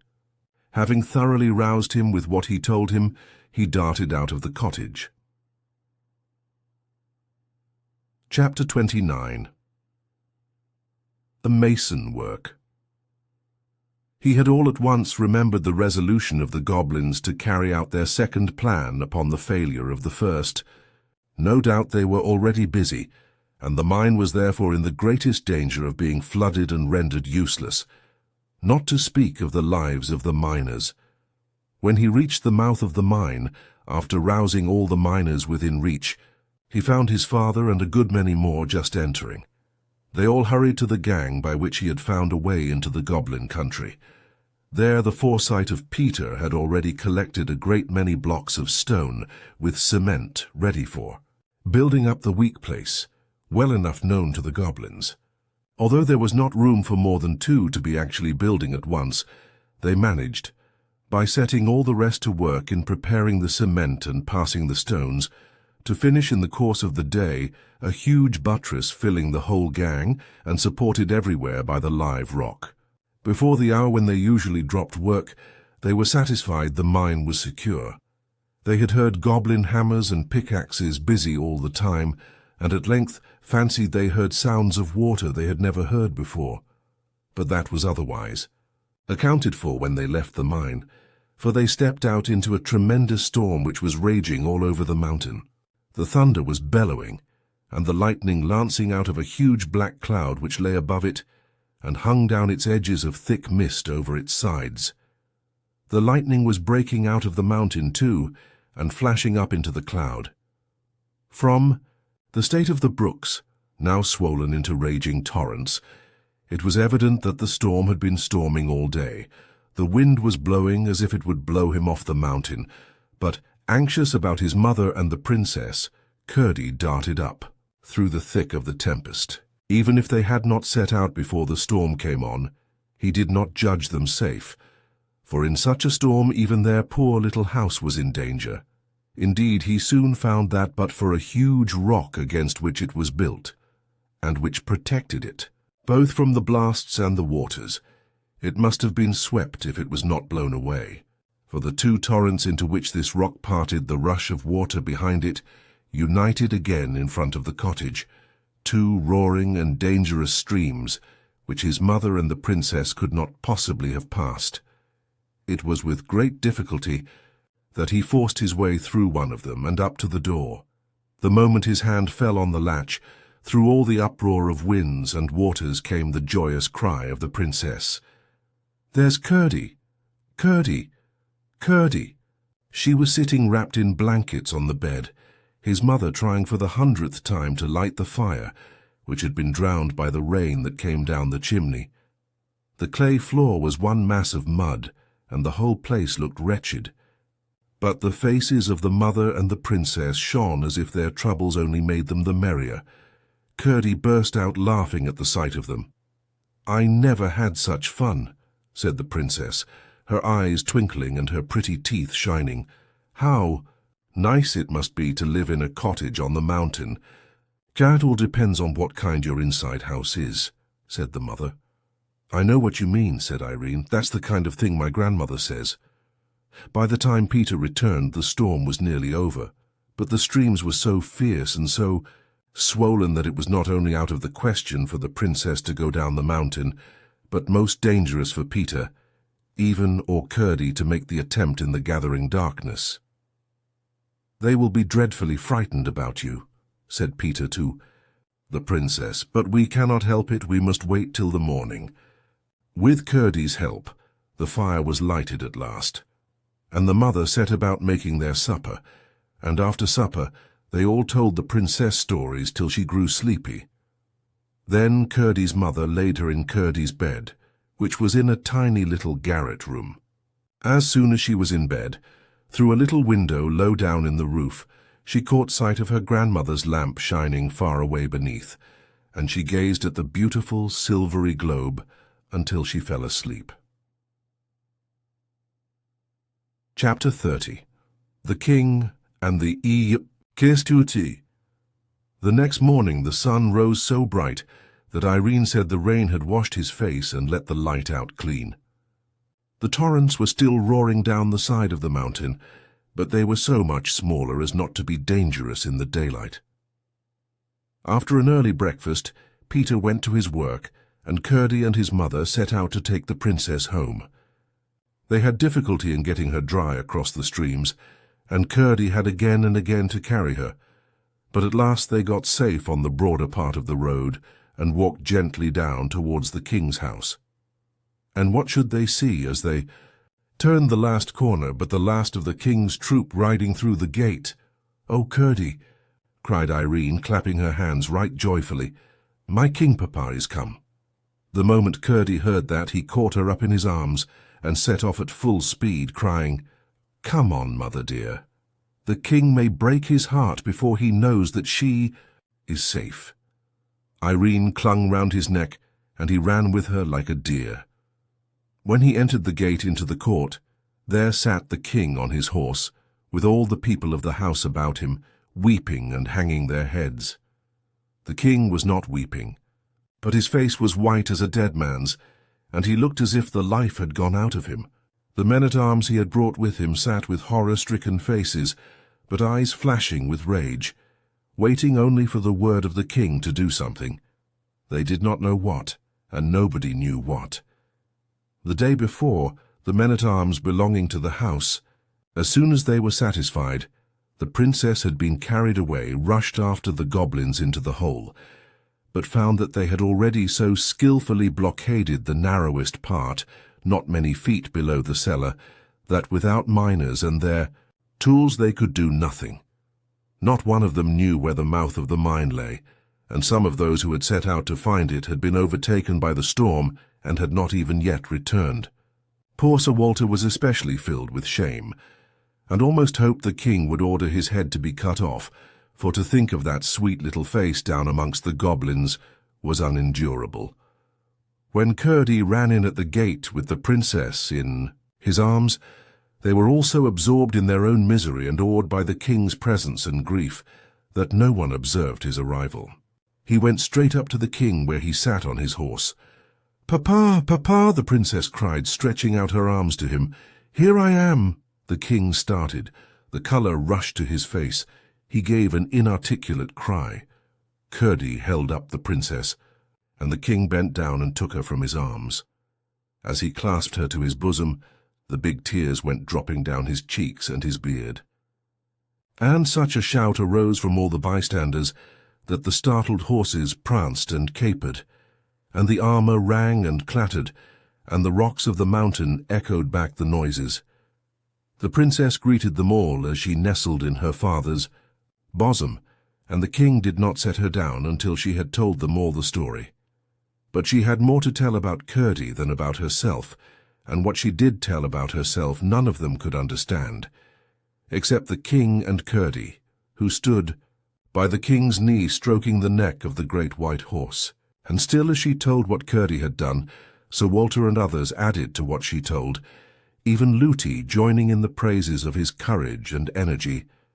Curdie held his peace, looking quietly up in the king's face, and his mother stood on the outskirts of the crowd listening with delight, for her son's deeds were pleasant in her ears until the princess caught sight of her. "And there is his mother, King Papa," she said. "See there, she is such a nice mother and has been so kind to me." They all parted asunder as the king made a sign to her to come forward. She obeyed, and he gave her his hand, but could not speak. "And now, King Papa," the princess went on, "I must tell you another thing. One night long ago Curdie drove the goblins away and brought Lootie and me safe from the mountain, and I promised him a kiss when we got home, but Lootie wouldn't let me give it him.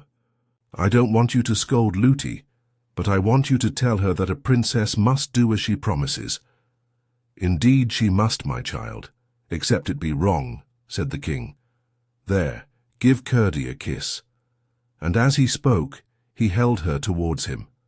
The princess reached down, threw her arms round Curdie's neck and kissed him on the mouth, saying, "There, Curdie, there's the kiss I promised you."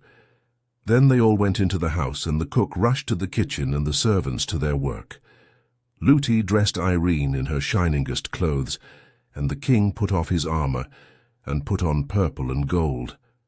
And a messenger was sent for Peter and all the miners, and there was a great and a grand feast, which continued long after the princess was put to bed. Chapter 31. The Subterranean Waters. The king's harper, who always formed a part of his escort, was chanting a ballad which he made as he went on playing on his instrument, about the princess and the goblins and the prowess of Curdie, when all at once he ceased, with his eyes on one of the doors of the hall. Thereupon the eyes of the king and his guests turned thitherward also. The next moment, through the open doorway came the Princess Irene. She went straight up to her father, with her right hand stretched out a little sideways, and her forefinger, as her father and Curdie understood, feeling its way along the invisible thread. The king took her on his knee, and she said in his ear, "King, Papa, do you hear that noise?" "I hear nothing," said the king. "Listen," she said, holding up her forefinger. The king listened, and a great stillness fell upon the company. Each man, seeing that the king listened, listened also, and the harper sat with his harp between his arms and his finger silent upon the strings. "I do hear a noise," said the king at length, "a noise as of distant thunder. It is coming nearer and nearer. What can it be?"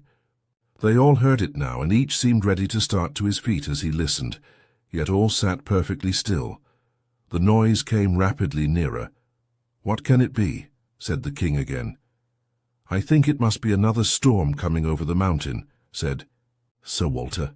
Then Curdie, who at the first word of the king had slipped from his seat and laid his ear to the ground, rose up quickly, and approaching the king said, speaking very fast, "Please, your majesty, I think I know what it is.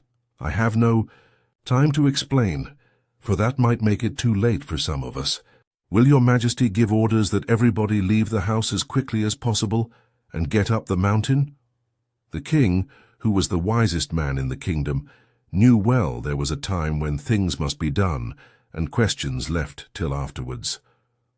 He had faith in Curdie, and rose instantly with Irene in his arms. "Every man and woman follow me," he said, and strode out into the darkness. Before he had reached the gate, the noise had grown to a great thundering roar, and the ground trembled beneath their feet, and before the last of them had crossed the court. Out after them from the great hall door came a huge rush of turbid water, and almost swept them away. But they got safe out of the gate and up the mountain, while the torrent went roaring down the road into the valley beneath. Curdie had left the king and the princess to look after his mother, whom he and his father, one on each side, caught up, when the stream overtook them and carried safe and dry. When the king had got out of the way of the water, a little up the mountain, he stood with the princess in his arms, looking back with amazement on the issuing torrent, which glimmered fierce and foamy through the night. There Curdie rejoined them. "Now, Curdie," said the king, "what does it mean? Is this what you expected?" "It is, your majesty," said Curdie, and proceeded to tell him about the second scheme of the goblins, who, fancying the miners of more importance to the upper world than they were, had resolved, if they should fail, in carrying off the king's daughter, to flood the mine and drown the miners. Then he explained what the miners had done to prevent it. The goblins had, in pursuance of their design, let loose all the underground reservoirs and streams, expecting the water to run down into the mine, which was lower than their part of the mountain, for they had, as they supposed, not knowing of the solid wall close behind, broken a passage through into it. But the readiest outlet the water could find had turned out to be the tunnel they had made to the king's house, the possibility of which catastrophe had not occurred to the young miner until he had laid his ear to the floor of the hall. What was then to be done? The house appeared in danger of falling, and every moment the torrent was increasing. "We must set out at once," said the king. "But how to get at the horses?" "Shall I see if we can manage that?" said Curdie. "Do," said the king. Curdie gathered the men-at-arms and took them over the garden wall and so to the stables. They found their horses in terror, The water was rising fast around them, and it was quite time they were got out. But there was no way to get them out, except by riding them through the stream, which was now pouring from the lower windows as well as the door. As one horse was quite enough for any man to manage through such a torrent, Curdie got on the king's white charger and leading the way brought them all in safety to the rising ground. "Look, look, Curdie!" cried Irene, the moment that, having dismounted, he led the horse up to the king. Curdie did look and saw, high in the air somewhere about the top of the king's house, a great globe of light shining like the purest silver. "Oh," he cried in some consternation, "that is your grandmother's lamp. We must get her out. I will go and find her. The house may fall, you know." "My grandmother is in no danger," said Irene, smiling. "Here, Curdie, take the princess while I get on." "My horse," said the king. Curdie took the princess again, and both turned their eyes to the globe of light. The same moment there shot from it a white bird, which, descending with outstretched wings, made one circle round the king and Curdie and the princess, and then glided up again. The light and the pigeon vanished together. "Now, Curdie," said the princess as he lifted her to her father's arms, "you see my grandmother knows all about it and isn't frightened. I believe she could walk through that water, and it wouldn't wet her a bit." "But, my child," said the king, "you will be cold if you haven't something more on. Run, Curdie, my boy, and fetch anything you can lay your hands on to keep the princess warm. We have a long ride before us." Curdie was gone in a moment and soon returned with a great rich fur and the news that dead goblins were tossing about in the current through the house. They had been caught in their own snare. Instead of the mine, they had flooded their own country, whence they were now swept up drowned. Irene shuddered, but the king held her close to his bosom. Then he turned to Sir Walter and said, "Bring Curdie's father and mother here. I wish," said the king when they stood before him, "to take your son with me. He shall enter my bodyguard at once and wait further promotion." Peter and his wife, overcome, only murmured almost inaudible thanks, but Curdie spoke aloud. "Please, your majesty," he said, "I cannot leave my father and mother." "That's right, Curdie," cried the princess. "I wouldn't if I was you." The king looked at the princess and then at Curdie with a glow of satisfaction on his countenance. "I too think you are right, Curdie," he said, "and I will not ask you again. But I shall have a chance of doing something for you sometime." "Your majesty has already allowed me to serve you," said Curdie. "But Curdie," said his mother, "why shouldn't you go with the king? We can get on very well without you." "But I can't get on very well without you," said Curdie. "The king is very kind, but I could not be half the use to him that I am to you. Please, your majesty, if you wouldn't mind giving my mother a red petticoat. I should have got her one long ago, but for the goblins." "As soon as we get home," said the king, "Irene and I will search out the warmest one to be found, and send it by one of the gentlemen." "Yes, that we will, Curdie," said the princess. "And next summer we'll come back and see you wear it, Curdie's mother," she added. "Shan't we, King Papa?" "Yes, my love, I hope so," said the king. Then turning to the miners, he said, "Will you do the best you can for my servants tonight?" "I hope." "They will be able to return to the house tomorrow." The miners with one voice promised their hospitality. Then the king commanded his servants to mind whatever Curdie should say to them, and after shaking hands with him and his father and mother, the king and the princess and all their company rode away down the side of the new stream, which had already devoured half the road into the starry night. Chapter 32. The last chapter. All the rest went up the mountain and separated in groups to the homes of the miners. Curdie and his father and mother took Lootie with them, and the whole way a light, of which all but Lootie understood the origin, shone upon their path. But when they looked round they could see nothing of the silvery globe. For days and days the water continued to rush from the doors and windows of the king's house, and a few goblin bodies were swept out into the road. Curdie saw that something must be done. He spoke to his father and the rest of the miners, and they at once proceeded to make another outlet for the waters. By setting all hands to the work, tunnelling here and building there, they soon succeeded. And having also made a little tunnel to drain the water away from under the king's house, they were soon able to get into the wine cellar, where they found a multitude of dead goblins, among the rest the queen, with the skin shoe gone, and the ghee. Stone one fast to her ankle, for the water had swept away the barricade, which prevented the men-at-arms from following the goblins, and had greatly widened the passage. They built it securely up, and then went back to their labours in the mine. A good many of the goblins with their creatures escaped from the inundation out upon the mountain, but most of them soon left that part of the country, and most of those who remained grew milder in character, and indeed became very much like the Scotch brownies. Their skulls became softer as well as their hearts, and their feet grew harder, and by degrees they became friendly with the inhabitants of the mountain and even with the miners.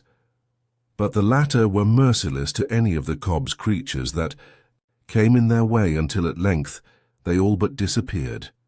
The rest of the history of the Princess and Curdie must be kept for another volume,